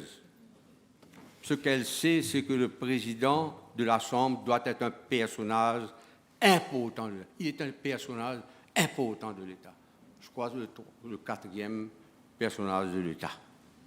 Il doit être une personnalité morale sans tache. Ce que la population veut et cherche. Ils savent ce que nous avons aujourd'hui. Il doit incarner le respect un speaker doit incarner le respect, la probité et la confiance. Est-ce que ce speaker ait la confiance de l'ensemble de la Chambre, Monsieur le Président? Pas autres qui répondent. Laisse le peuple le sait. Le speaker doit être le serviteur impartial de la Chambre. Impartial? Nous avons vu l'autre jour, Monsieur le Président. La population comprend trop bien la situation. Vous allez m'empêcher. C'est un Hansard sur le Parliamentary TV, ce que le Premier ministre avait dit. Beaucoup de membres, vous allez m'empêcher de le dire. Il a déploré une conduite criminelle. C'est le Premier ministre qui a dit ça. This is what I'm saying. And you are allowing him now to continue and continue? Yes, Mr. Prime Minister, I'll have to listen to him first to be able to stop him. So please allow me some time. Président, c'est sur Hansard. Honorable Rajesh Bhagwan, please don't dwell in matters which I've already ruled out. Yeah. Withdraw what? Well, I withdraw. I won't say it again. How do I withdraw? Hey, you are not speaker. You are not speaker. He's not the speaker. You are not the speaker. What I withdraw? Order. I won't say it again. Order. Order. Monsieur le Président, la population de l'île Maurice veut le changement. Le changement ici dans cette Chambre. Changement d'attitude. Pas d'arrogance. Pas de corruption.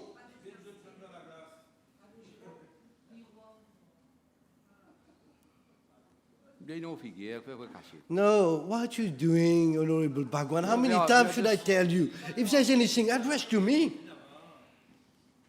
Vous allez me dire, Monsieur le Président, je veux dire, ceux qui se ressemblent, ça semble forcément.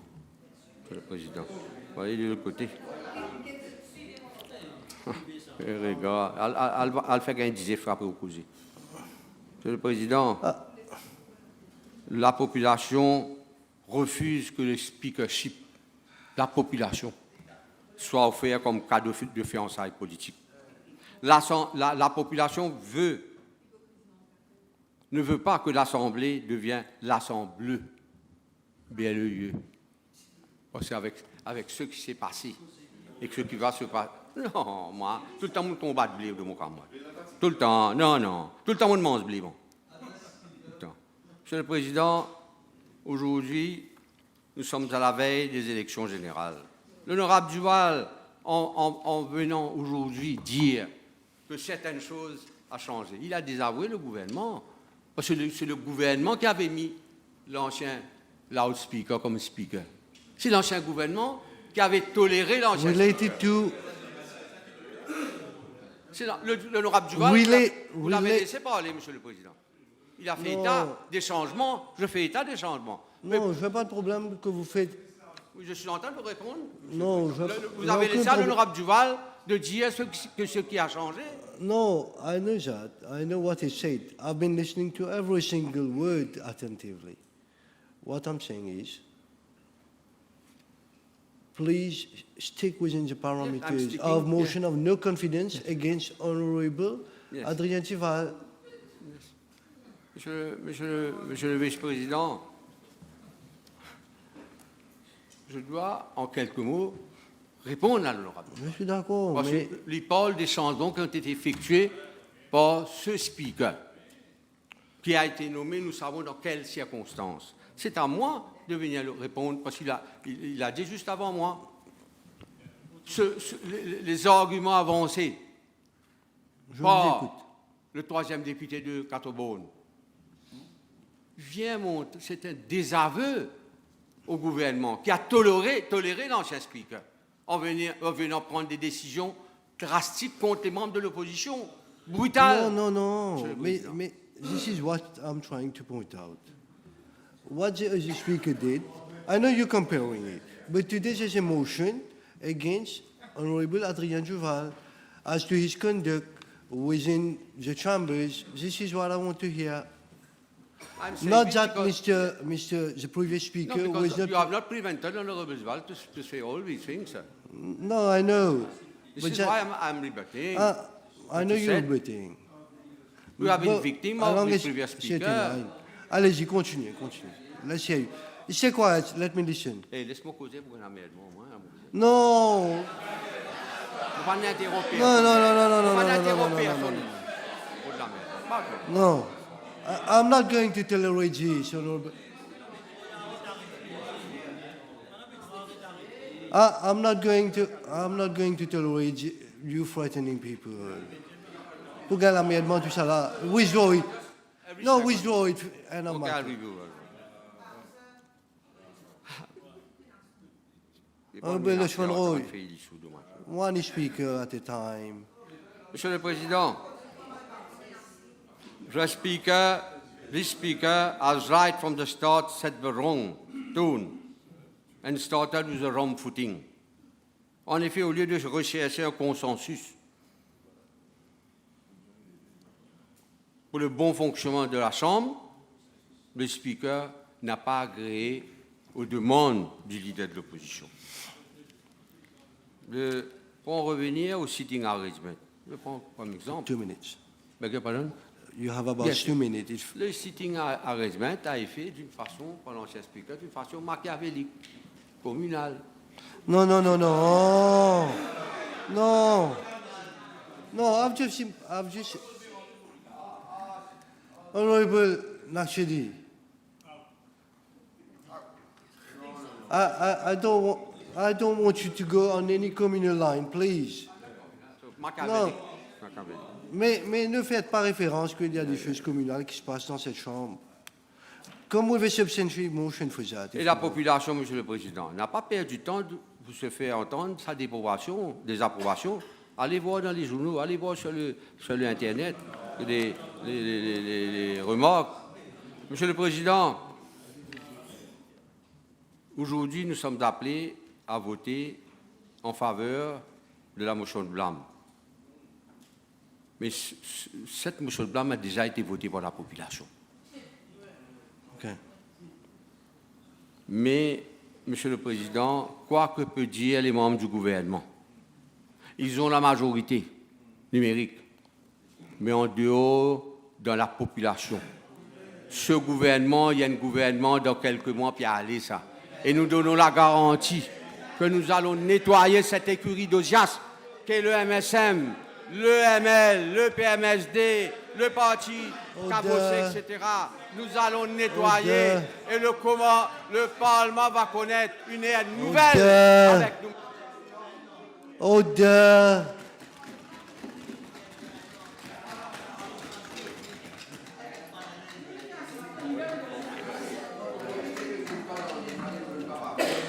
Order.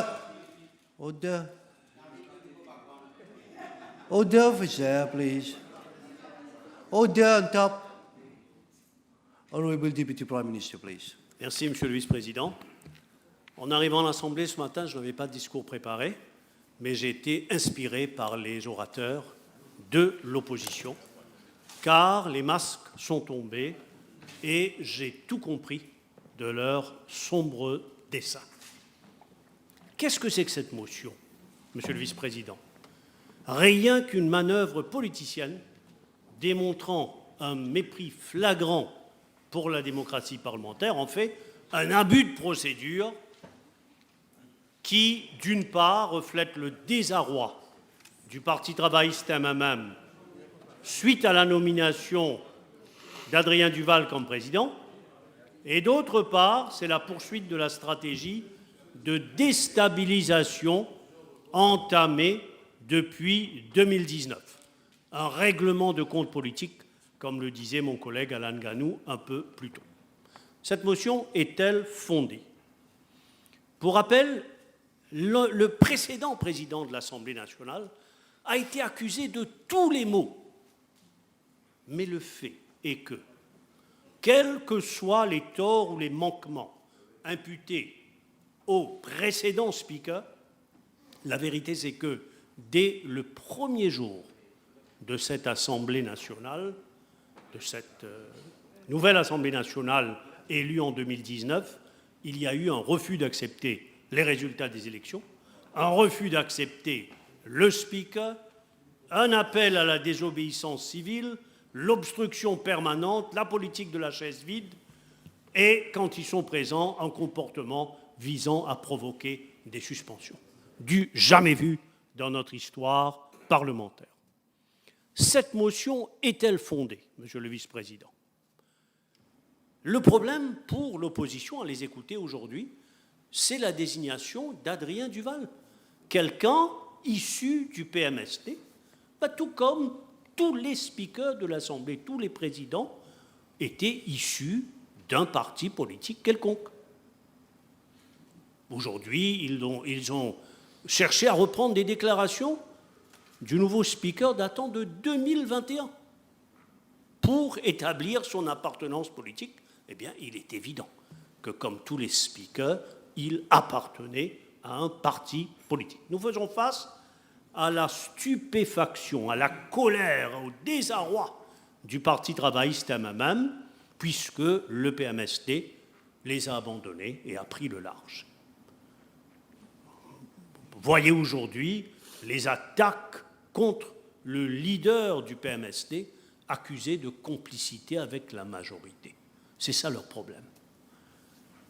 Madame Navarre, Madame la députée Navarre nous disait plus tôt, la nomination d'Adrien Duval est un deal pour sceller l'alliance. C'est ça leur problème. Monsieur Rajesh Bhagwan nous disait plus tôt, fiança in fer Moriaz Pevini. Voilà leur problème. La vérité, c'est l'incapacité à accepter qu'une personnalité issue du PMST, leur allié d'hier, soit désignée aujourd'hui comme président de l'Assemblée nationale. C'est ça le problème, comme le disait M. Bhagwan, la population ne veut pas de la sang bleu. Donc il n'est pas question de reproche de manquement du speaker.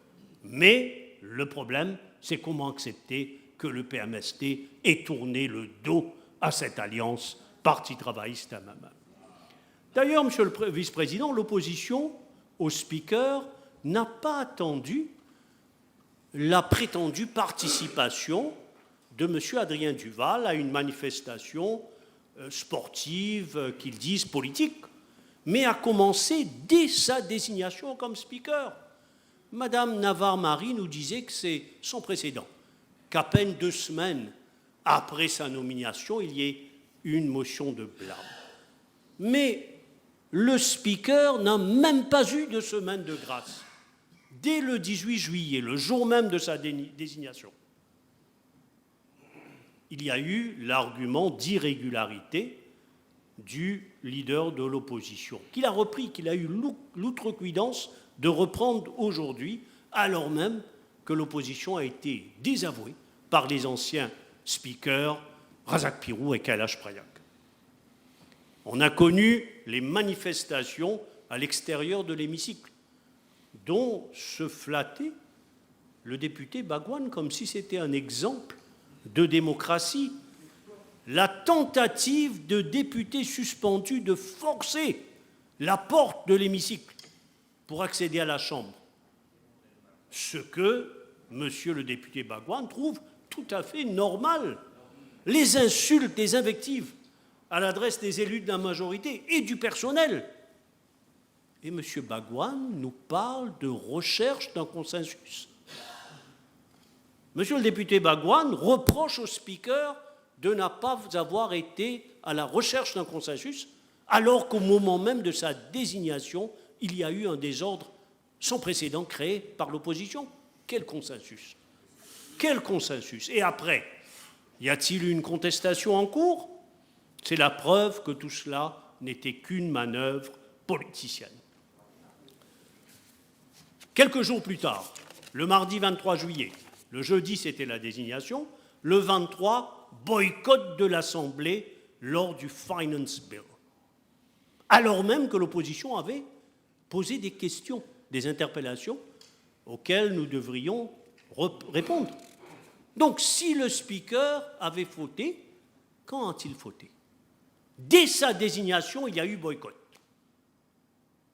La première séance suivant sa désignation, il y a eu boycott. Donc il n'y a pas question d'une quelconque faute, de quelconque manquement du speaker. Parce qu'il s'appelait Adrien Duval et qu'il était issu du PMST, il était condamné dès le départ. C'est cela la vérité. Rien qu'une manœuvre politicienne. En ne se mettant pas debout lors de leur retour au Parlement. Expliquez-moi cela. Quelle était la raison de ne pas se mettre debout? Ils ont réservé au nouveau speaker de la Chambre le même traitement qu'ils ont infligé à l'ancien président de l'Assemblée nationale des années durant. Donc, ont-ils donné une chance au nouveau speaker? Ont-ils donné une chance pour ce que le député Bagouane appelle la recherche de consensus? Mais non, Monsieur le Président, le Vice-président. La vérité, c'est que sous la pression de l'opinion publique, ils ont dû, comme disent mes collègues, la queue entre les jambes, revenir à l'Assemblée nationale le 30 juillet, et pour ne pas perdre la face, ils ont inventé cette histoire de siéger under protest. Monsieur le Vice-président, avant leur retour à l'Assemblée, ils retournent à l'Assemblée le 30 juillet. Dès le 29 juillet, Monsieur le leader de l'opposition dépose sa motion de blâme à l'encontre du speaker Adrien Duval. Donc s'il n'y avait ne serait-ce qu'un iota de vérité à ce qu'ils disent, cette motion de blâme aurait dû avoir suivi leur première participation à l'Assemblée sous la présidence d'Adrien Duval. Mais non, elle a précédé leur retour parce qu'il s'agissait d'une manœuvre pour sauver la face. Adrien Duval était condamné dès le départ parce qu'il s'appelait Adrien Duval et qu'il était issu du PMST. Ce n'est rien d'autre que cela, la vérité, Monsieur le Vice-président. Cette motion est-elle fondée? Aujourd'hui même, qu'a dit le leader de l'opposition? Qu'a pu faire le speaker pour mériter cette motion de blâme? On a entendu une motion de blâme, non pas contre Adrien Duval, mais contre un certain M. Santoki, qui n'a rien à faire dans cette Assemblée aujourd'hui. On a entendu une motion de blâme contre M. le député Xavier-Luc Duval, qui n'est pas le speaker. On a entendu une motion de blâme contre le MSM. Et dans le cas du député, M. Shakil Mohamed, une motion de blâme contre le Premier ministre. L'accusé, c'était la collusion alléguée entre le PMST et le MSM. C'est ça le problème. Des reproches contre le speaker, il y en a eu très peu. Et mon collègue, le ministre Alain Ganou, a brillamment démonté les quelques arguments qu'ils ont mis en avant. Le reproche d'une présence alléguée à une manifestation sportive ou une conversation avec une personne qui serait un candidat potentiel. Et nous avons entendu tout à l'heure le ministre Ramdoni nous dire qu'en fait, à cette manifestation sportive, il y avait aussi la présence de 2 membres de l'opposition. Donc, cette motion est-elle fondée?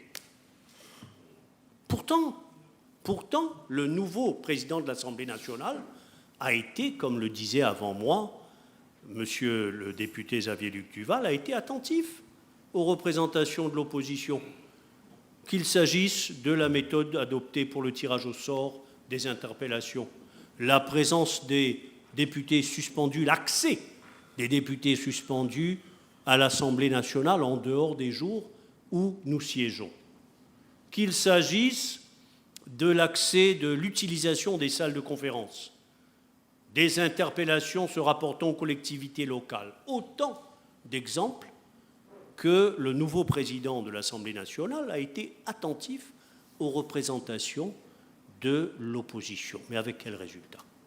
La vérité, monsieur le vice-président, et entendez-moi bien, la vérité, c'est quel que soit le speaker qui aurait été désigné par la majorité,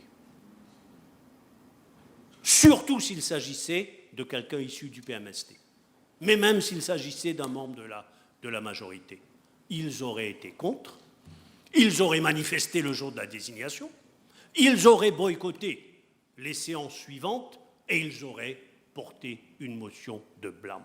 Tout ça était décidé d'avance, prémédité. Tout cela, la vérité, c'est que l'opposition aurait objecté à n'importe quel speaker que nous aurions proposé. Cette motion est-elle fondée, monsieur le vice-président? Je le dis aujourd'hui.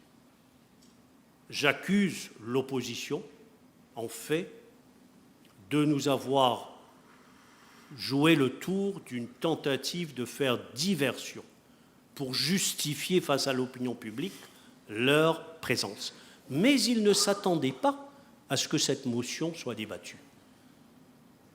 C'était pour la galerie que la motion avait été déposée.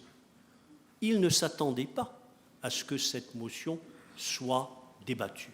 D'où le spectacle absolument pitoyable que nous a offert le leader de l'opposition, un leader de l'opposition incapable de soutenir avec des arguments cohérents et convaincants cette prétendue motion de blâme. Plus encore, cette motion n'est qu'une expression de la hargne vis-à-vis du PMST qu'éprouvent aujourd'hui le Parti travailliste et le MMM. Cette motion n'est qu'un leurre, a face-saving device. Et je vais terminer, monsieur le vice-président, en demandant à cette opposition que j'appelle antidémocratique et antipatriotique. Je pose une question à laquelle je voudrais obtenir une réponse solennelle. Nous, de ce côté de la Chambre, même si nous sommes convaincus que nous remporterons facilement les prochaines élections, nous, de ce côté de la Chambre, nous nous engageons à respecter l'issue des élections, quelle qu'elle soit. Et je me tourne vers l'opposition pour leur demander, eux qui ont vilipendé le commissaire électoral et la commission électorale, avant de revenir à des meilleurs sentiments, sont-ils prêts, monsieur le député Shakil Mohamed, sont-ils prêts à prendre un tel engagement? Sont-ils prêts, quelle que soit l'issue des prochaines élections générales, à s'engager à respecter l'issue des élections comme le MSM et même le MMM l'a toujours fait jusqu'en 2019? Voilà ma question à laquelle j'attends une réponse de l'opposition. Merci, monsieur le vice-président.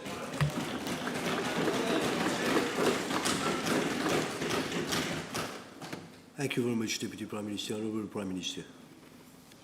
Mr. Deputy Speaker, sir, the motion of no confidence being debated in this House today is the 9th of its kind in the history of our parliamentary democracy since 1963, as you yourself rightly pointed out in your announcement before we started the debate. And as you have done, Mr. Deputy Speaker, sir, I have also had the opportunity of going through most of them. And I can say that none was as tenuous and devoid of merit as the present one. This motion, which is before the House today, is totally unjustified, uncalled for, and it is a futile attempt from a disgruntled opposition to cast aspersion on the person of the Speaker. Mr. Deputy Speaker, sir, having said this, I must add that if this motion is on the order paper for today's sitting, it is because I, as leader of the House, wanted this motion to be debated as early as possible, so as to call the bluff of the Labour MMM ND opposition. Et en passant, Monsieur le Vice-président, j'ai noté que pour le sitting d'aujourd'hui d'ailleurs, j'espère que je ne fais pas erreur, depuis ce matin, l'absence des deux députés, l'honorable Richard Duval, l'honorable Kouchal Lobin, de la Chambre. Sachant très bien, tout le monde, que deux députés issus, élus sous la bannière du PMSD, et qui ont fait bon apport après un certain temps, même s'ils ne, leur nom n'était pas sur la liste des orateurs. Pourquoi je dis ça, Monsieur le Vice-président? Parce que une motion de censure contre le président de la Chambre est une motion extrêmement importante pour l'opposition et surtout cette alliance. Voilà quel genre d'alliance que nous avons, que même deux membres du parti, comment ça s'appelle? Nouveau démocrate, qui sont absents tout le long de la séance, même pas présents par leur présence pour soutenir cette opposition. Pour moi, c'est déjà une fissure. Ou bien c'est une alliance qui est mal collée.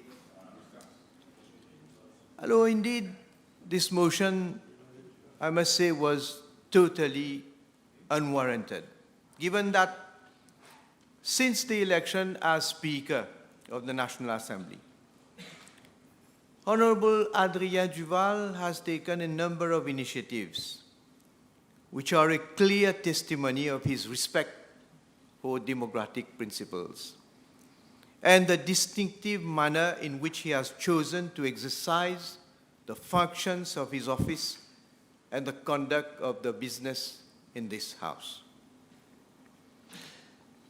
Mr. Speaker, sir, I listened carefully, of course, to the speech of the Honorable Leader of the Opposition,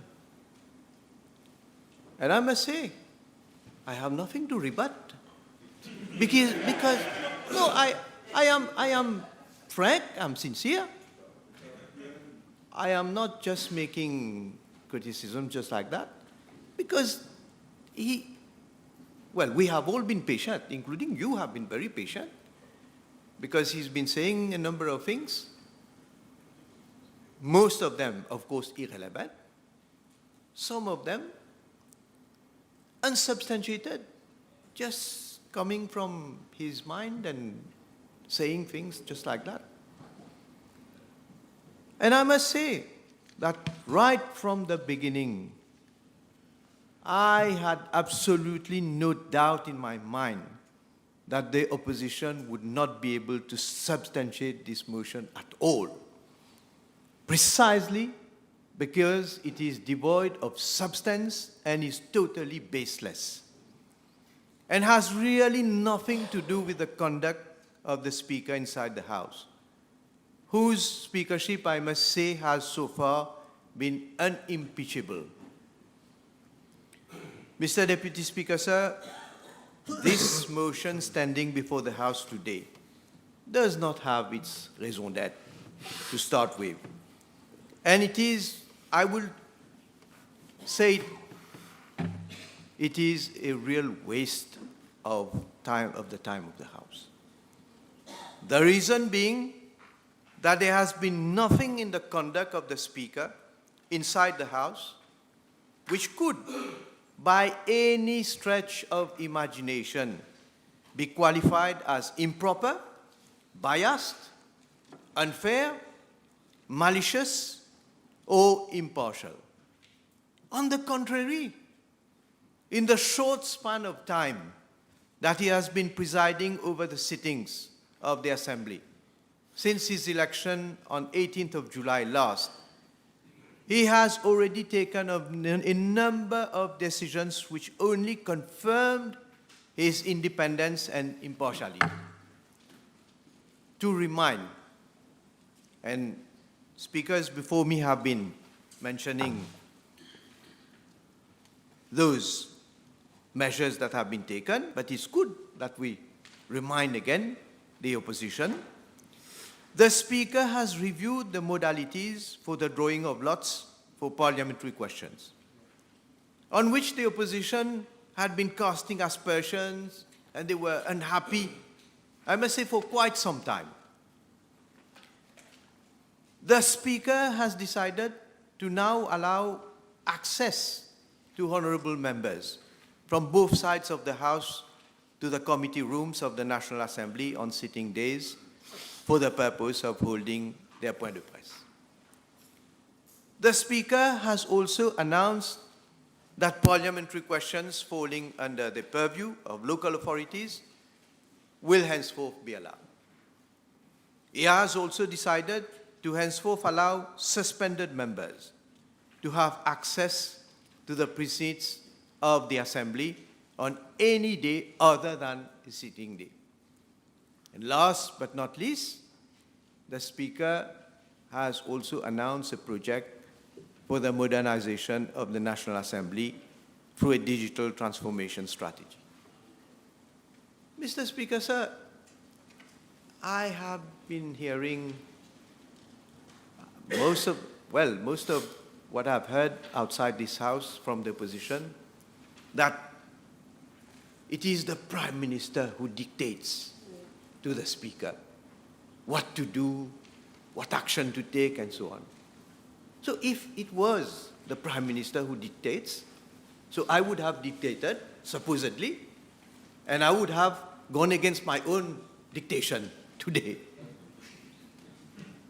Mr. Speaker, the real truth is that the Speaker assumes his responsibility in all independence, and he does what the rules of the National Assembly allows him to do.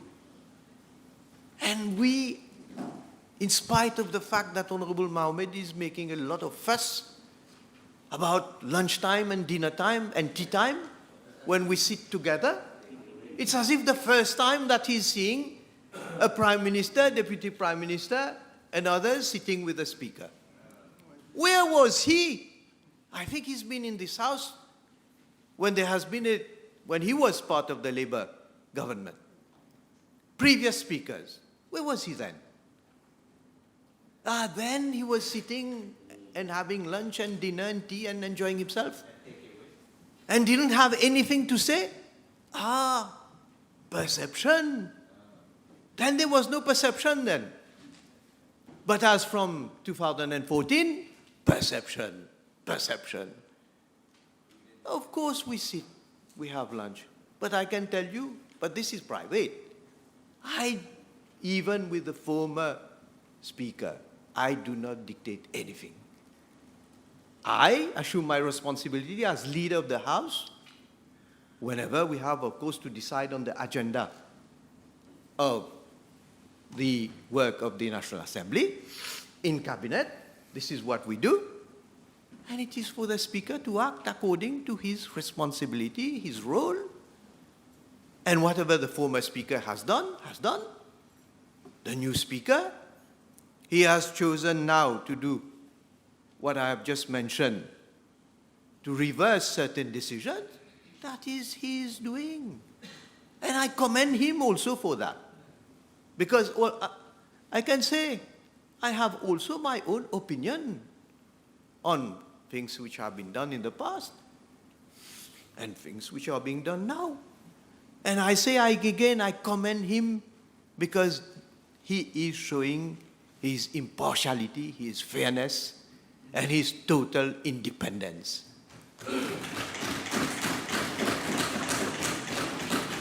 We have seen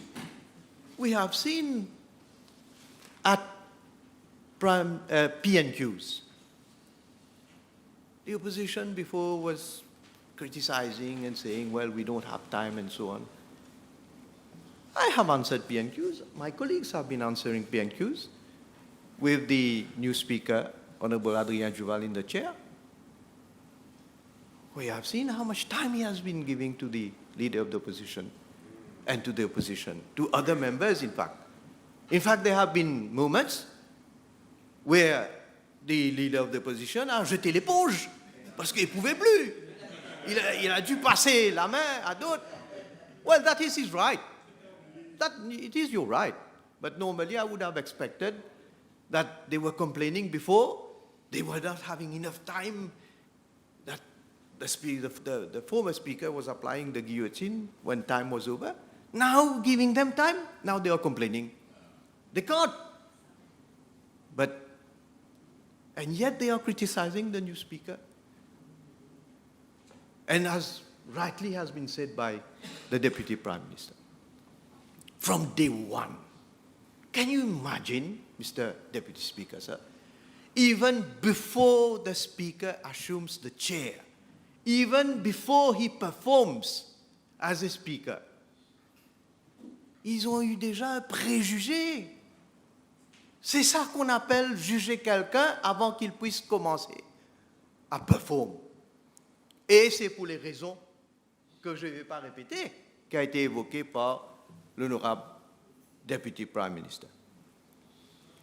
Mr. Deputy Speaker, sir, these initiatives of the Speaker leave no doubt, I say it again and I say it loud, no doubt as to his impartiality and independence, and his allegiance to the chair.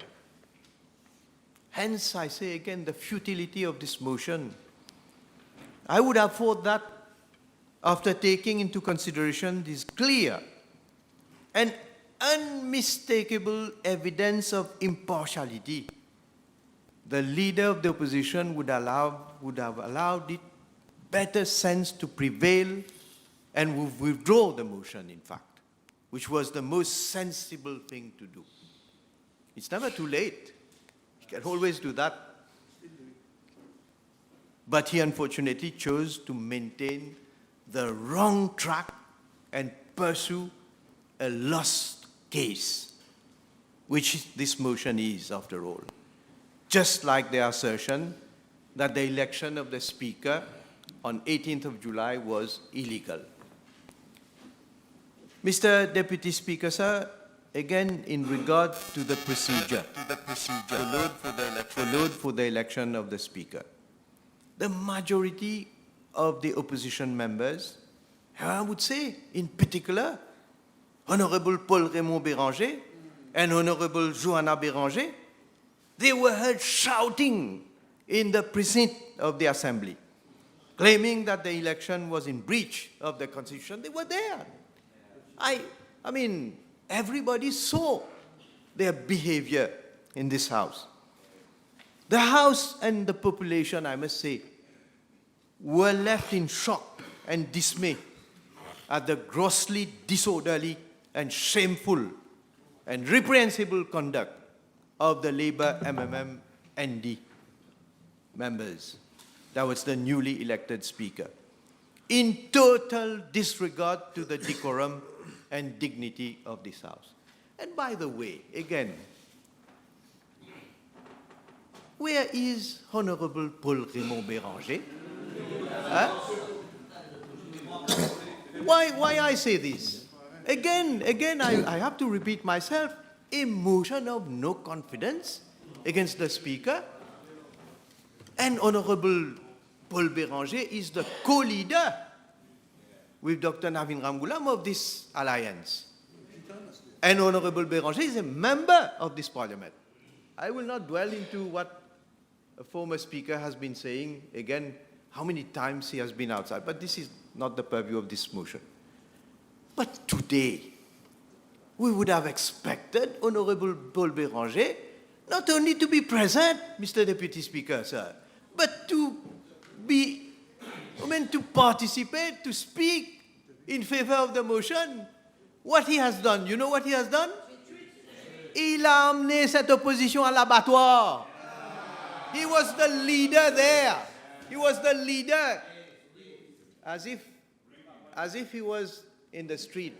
Maybe it reminded him of those days when he was conducting protests and so on. He was protesting here. We saw it live and direct. And he was the leader in front. And the rest were, some were a bit shy.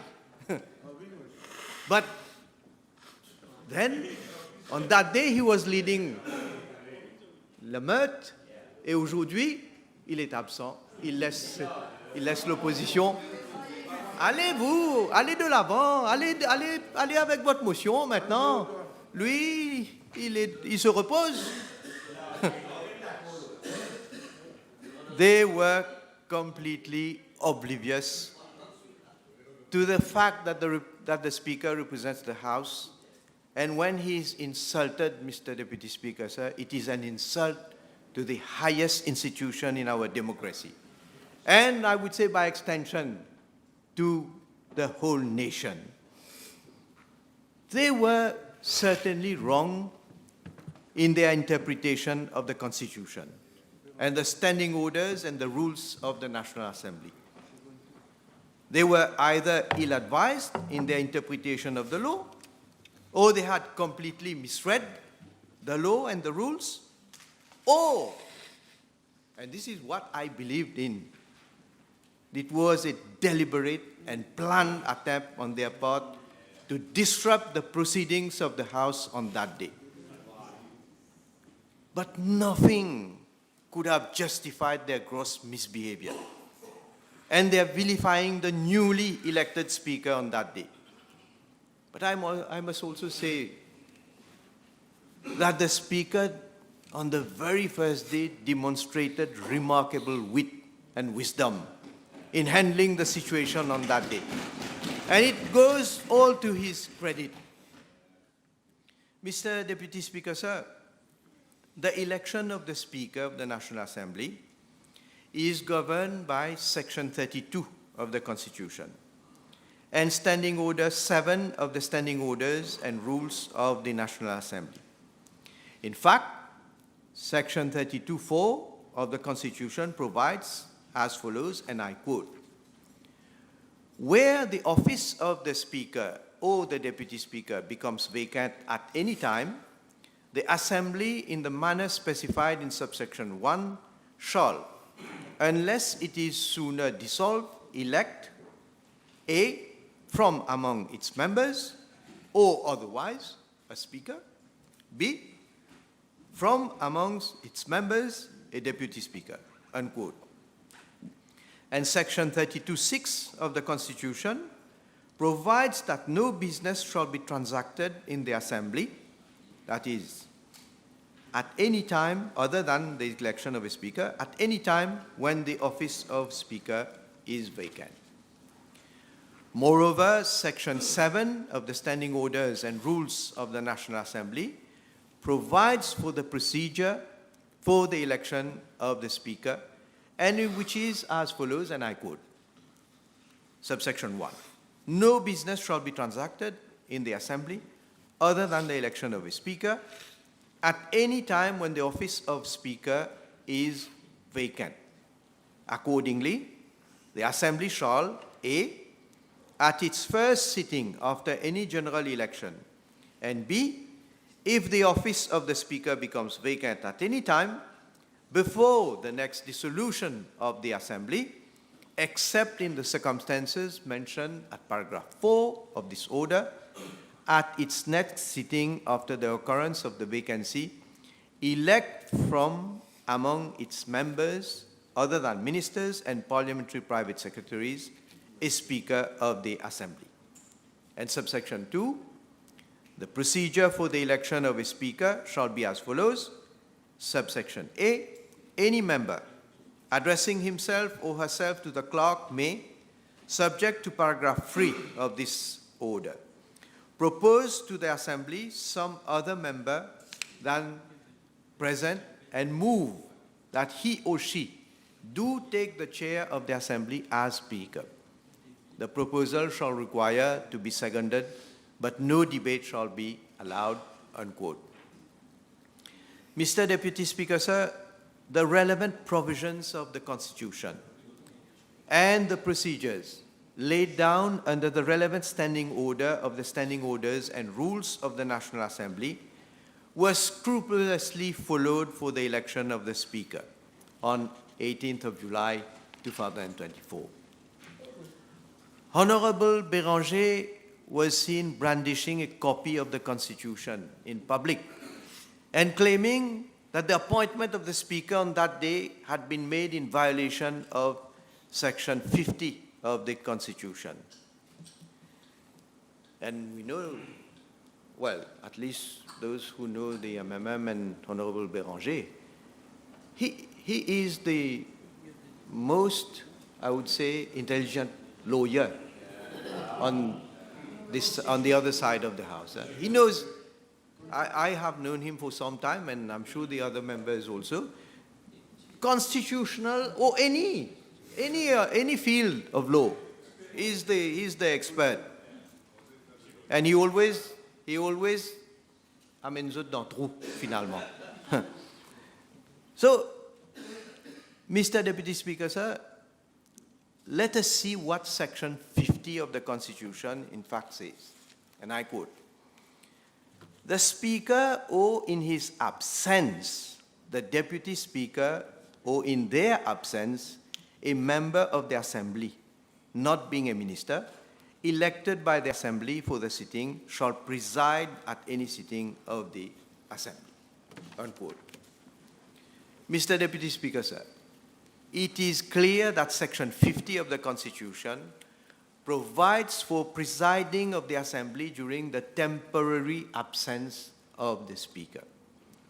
On the other hand, Section 32(4) of the Constitution provides for the action that must be taken when the office of the Speaker falls vacant. Honorable Béranger and his team clearly failed to make the difference. Monsieur le Vice-président, d'ailleurs, les déclarations de deux anciens speakers, des figures de proue du Parti travailliste de surcroît, notamment de M. Kailash Prayag et Razak Pirou, confirment que les procédures établies ont été respectées pour l'élection d'Adrien Duval comme Speaker de l'Assemblée nationale. M.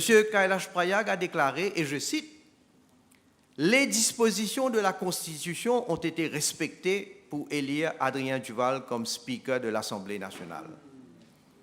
Mais il y a une confusion chez certains entre la clause 50 et la clause 32.4.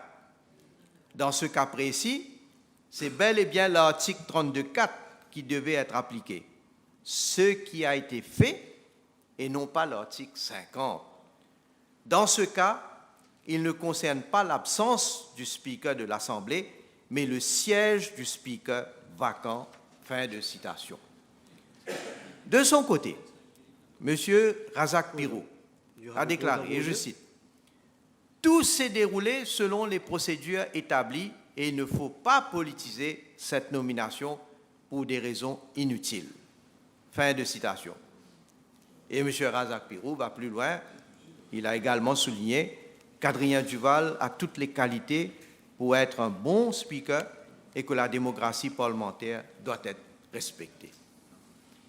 Monsieur le Président, ces déclarations venant d'anciens speakers et, je dirais, de l'entourage rapproché du Parti travailliste retentissent comme des claques sonores qui mettent KO les membres de l'opposition, Parti travailliste, MMM-ND. Et aussi le député Nando Boda, que j'ai oublié en passant. Et le leader de l'opposition est désavoué par ses propres frères d'armes. Et je vois, et je note aussi, l'absence du député Ritesh Ramphol. Hein? Je ne sais pas, je pense, c'est un peu normal que je puisse conclure que le député Ramphol ait dû prendre conseil de l'ancien speaker, M. Kailash Prayag. Je ne parle pas de relations de famille, mais je sais qu'ils sont proches et aujourd'hui, il n'est pas présent. Qu'est-ce que ça veut dire? Je ne sais pas. Mais en tout cas, il est clair que le Parti travailliste s'est laissé emporter par la furie du MMM et de son leader Paul-Raymond Béranger, qui trouvait illégale l'élection d'Adrien Duval. Tels des suiveurs aveuglés par l'obsession de tout opposer, les députés du Parti travailliste se sont joints à ceux du MMM pour agir d'une façon indigne.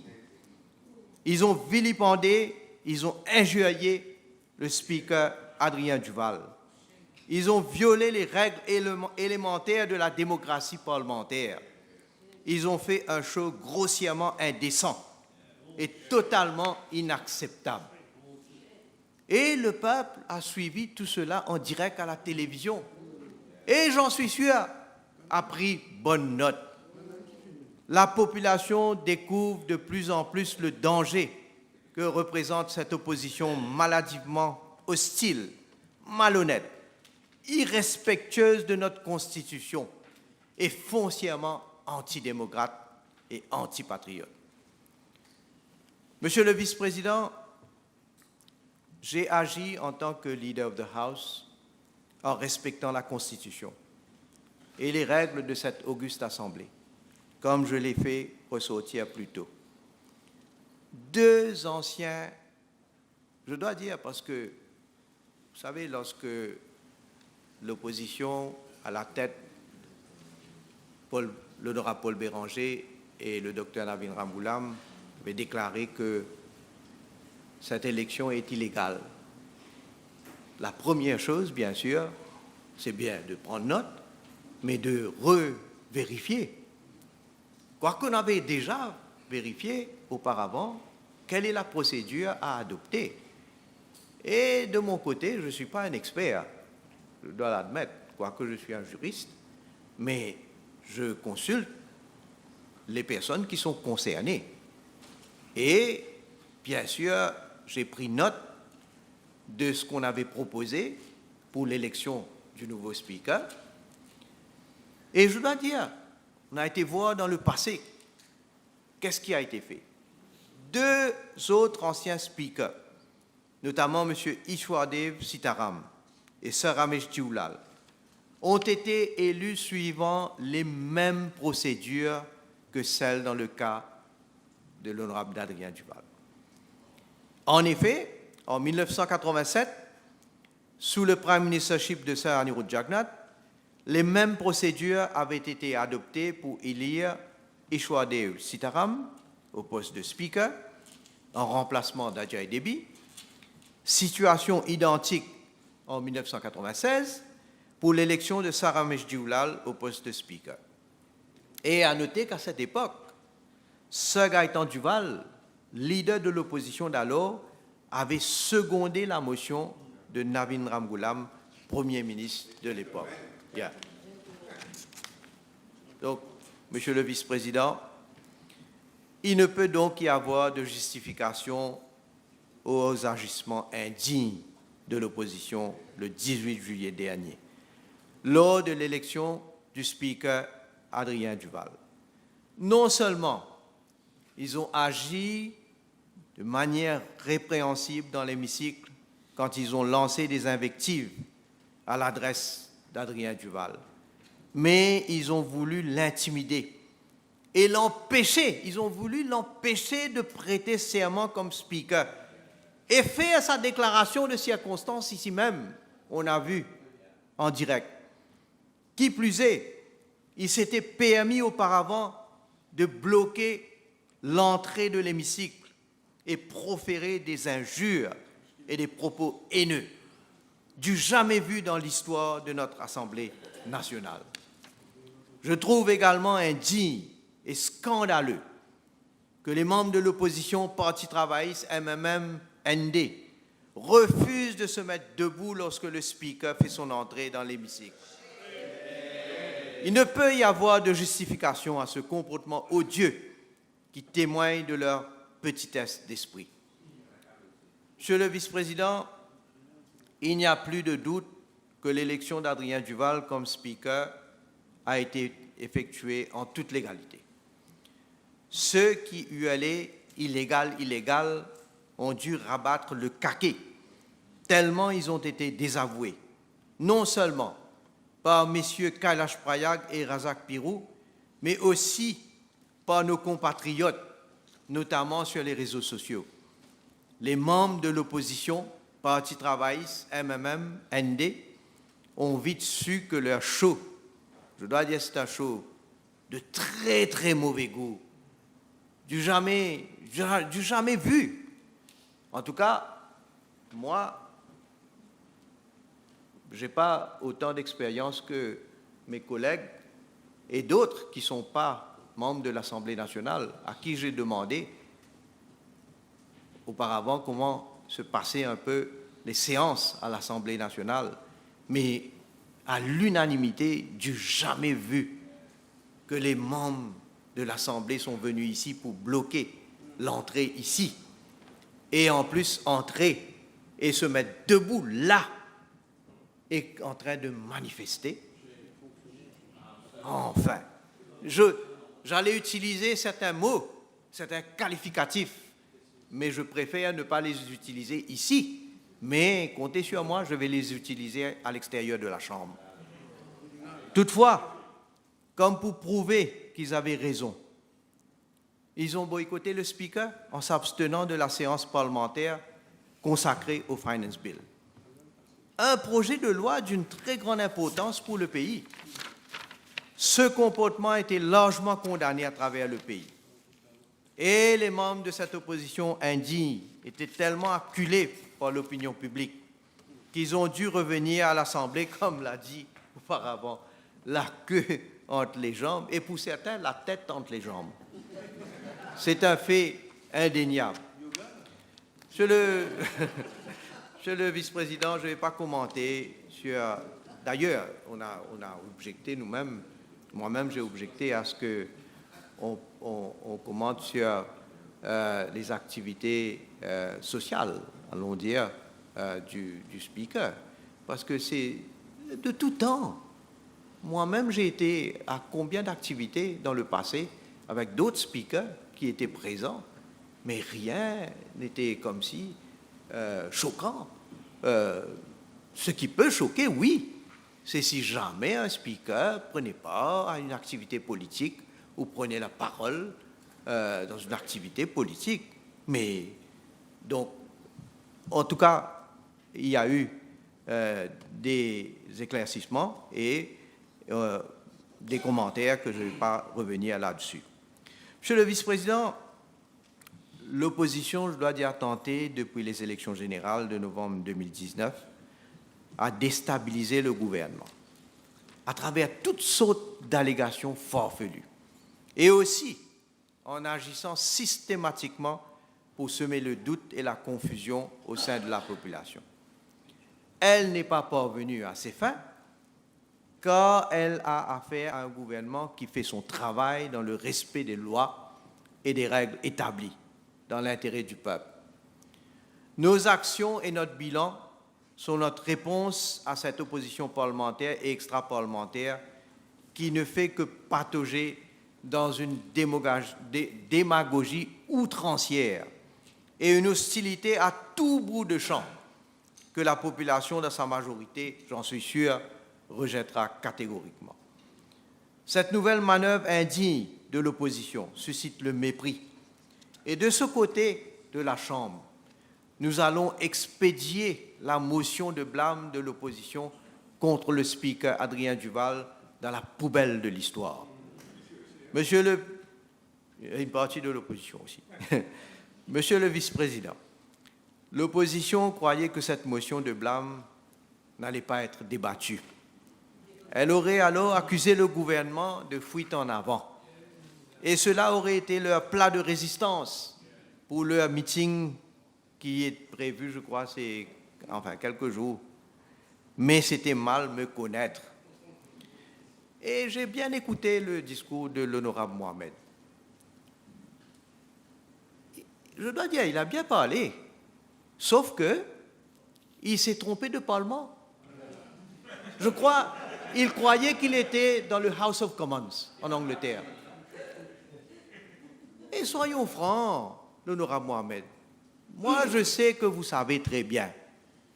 Vous avez fait ce discours parce qu'il n'y avait pas d'argument à apporter pour la motion. Et vous savez très bien que ce qui s'applique en Angleterre dans le House of Commons ne s'applique pas à Maurice. D'ailleurs, je ne vais pas répéter ce que l'honorable Alan Ganou a dit, parce que le speaker, il ne jouit pas d'un même traitement en Angleterre et à Maurice.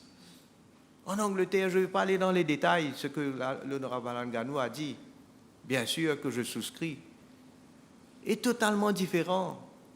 Alors, il ne faut pas confondre, il ne faut pas surtout induire la population en erreur et venir dire des choses qui ne sont pas comparables.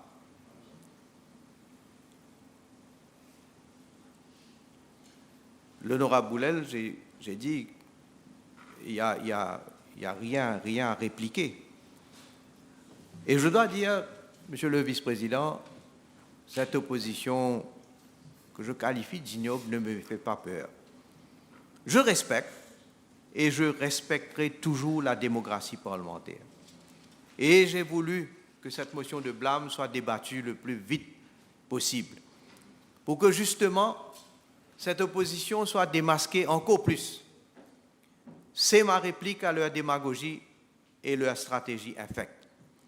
Et contrairement au Parti travailliste et au MMM, qui avait délibérément fermé le Parlement pendant plus de 9 mois en 2014, afin de concocter une alliance dans le dos du peuple, faisant fi de la démocratie parlementaire qu'ils prétendent défendre aujourd'hui.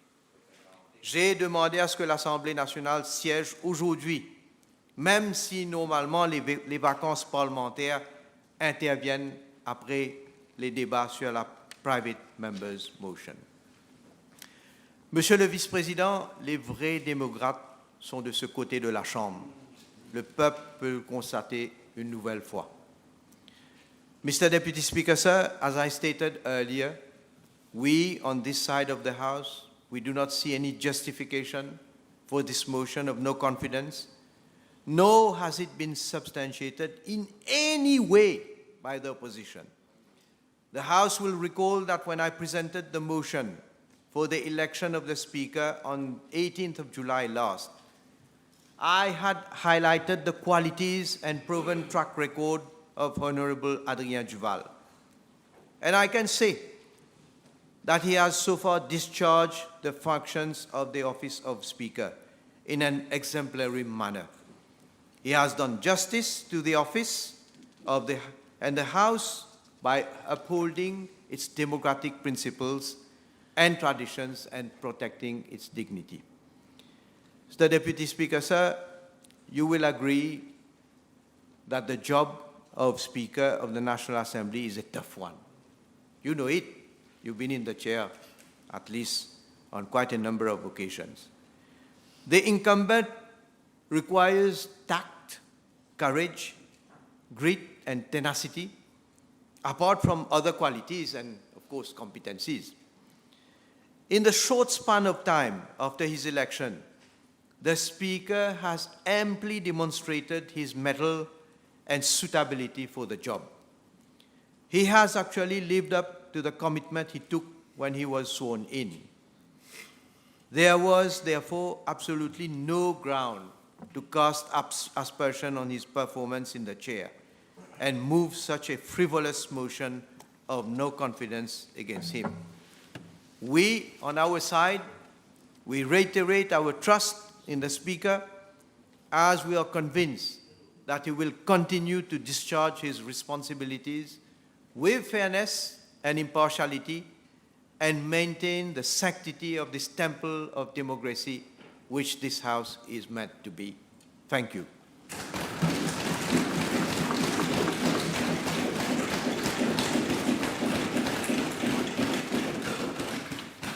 Thank you, Prime Minister. Honourable Leader of Opposition.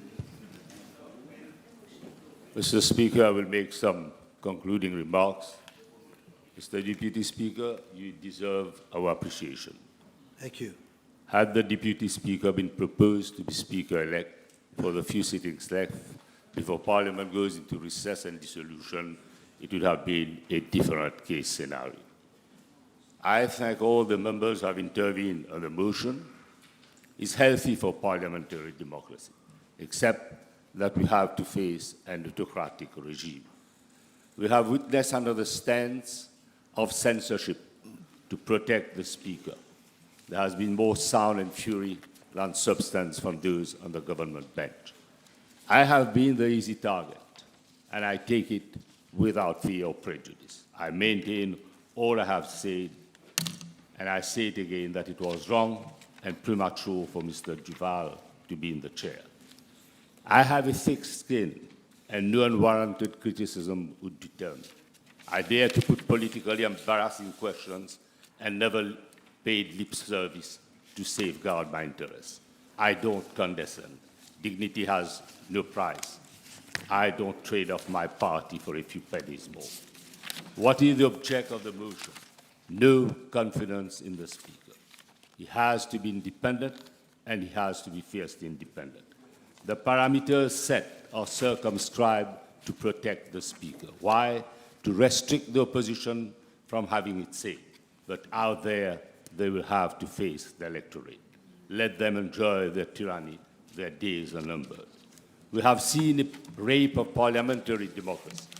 The leader of the opposition, sitting on the opposition bench, has made no bones of an alliance with the MSM regime. This is a foregone conclusion. The leader of the PMSD knows what I'm saying. Are we surprised that the Speaker was part of the deal? The electorate knows who has defined the contour of the parameters. The Speaker has been given a passport by the regime and the PMSD to be on all platforms. It is a sad day that while the whole country knows that the Speaker was in constituency number 6 in the company of MSM politicians, this is a matter which I'm prevented from canvassing when I'm making my discourse on his conduct. He's less loud, but he has shown in the course of a few proceedings which has presided that he's just another gatekeeper for the MSM and the PMSD by being partial and unfair. La nomination au poste du Speaker était prématurée. I'm not the one saying it. Independent political analysts have said. We have justified the reasons as to why the Speaker is biased and partial. I don't intend to repeat them. They are political, nothing more, nothing less. The interpretation given by Honorable Ganu and the Prime Minister in respect of specific clauses of the Constitution and Clause 7 of the Standing Orders does not mean they are right. On the issue of waiving of suspension, I wrote to the Prime Minister. Unfortunately, he did not have the authority and sincerity of purpose which other Prime Minister had and who didn't hesitate to waive suspension. I recall Dr. Ramgoolam, then Prime Minister, did waive suspension of the then leader of opposition. Mr. Deputy Speaker, is it a favor dispensed by the Speaker to the opposition because the legitimate rights of MPs are restored? The rights to put question. For example, to put question on local government was denied to us, and these are our legitimate rights. What he had no choice, he has obligation to give us our legitimate rights. A Speaker who has failed.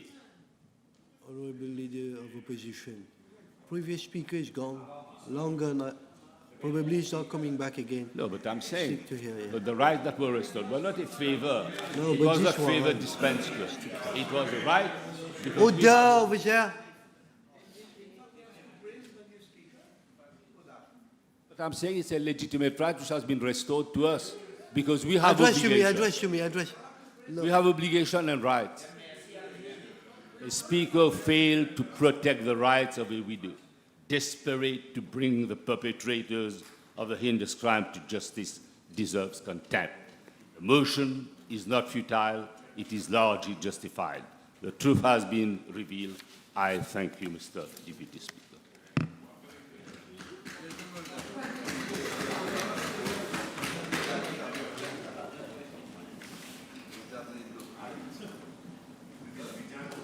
If it's not seconded, this motion, therefore it lapses.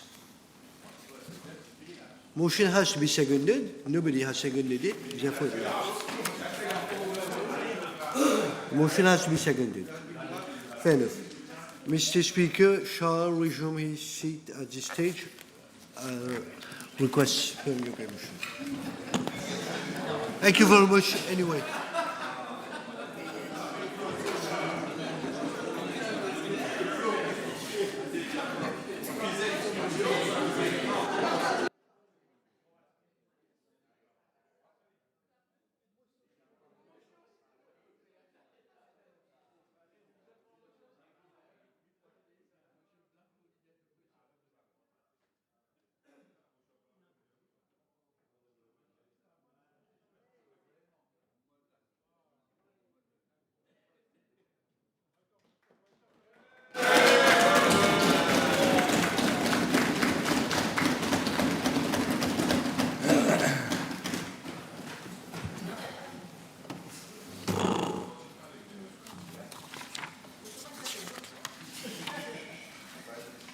We welcome you again, Mr. Speaker, sir.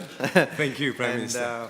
May I adjourn the House to Tuesday, the 15th of October at 11:30. The House stands adjourned. No, sorry. The question is that the House be adjourned to Tuesday, the 15th of October, 2024, at 11:30. Those in favor say aye. Those against say no. Right. Adjournment matter. Mr. Speaker. Yes, Honorable. Yes. Honorable Mohammed. Mr. Speaker, I thank you to give me an opportunity to raise a matter, an adjournment matter. This concerns the Minister of Agro-Industry, if I'm not mistaken. It's about the situation at XIII. I'd be grateful if the Honourable Minister would look into the issue of the report of the investigation committee dated the 23rd of November 2021. That particular report is with regards to the disastrous situation that happened sometime back in 2020 and 2021. I mean, that was not when he was minister, but it was his then, now Attorney General was minister. But that report had made certain recommendations.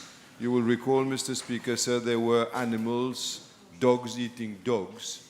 And this report has established and made conclusions for prosecutions against 3 people.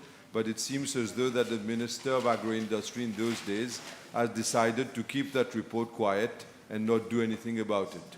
So may I therefore refer him to that report. If he wishes to have a copy, I can give him one. Obviously, his ministry does have one. I managed to lay my hands on it. And that report recommends criminal prosecution against 3 people, but instead of that, they've been given whole golden handshakes and they have not been prosecuted, but the poor dogs are dead. Now, if we could try to be humane in our approach and try to, in the name of decency, not cover up and not take over dogs' lives in such a manner. I have the report, but I'm sure he has it. Mr. Speaker, sir, well noted, so I'll look into that matter. Yes. Yes? Thank you, Mr. Speaker. The issue I'm raising tonight is addressed to the Ministry of Health. I have already put 2 questions on it, P2 PQs, but unfortunately it hasn't come because of time. It's in relation to rat infection in some part of my constituency, more specifically in the area of Pont Rouge Street in Plainvette, but also at Magon Street. Several inhabitants had made their complaints, have sent email, letters to related authorities, but yet no concrete action has yet been taken. So I would urge the Honourable Minister responsible for this issue to take urgent remedial action. Thank you. Pass on the message. Yep.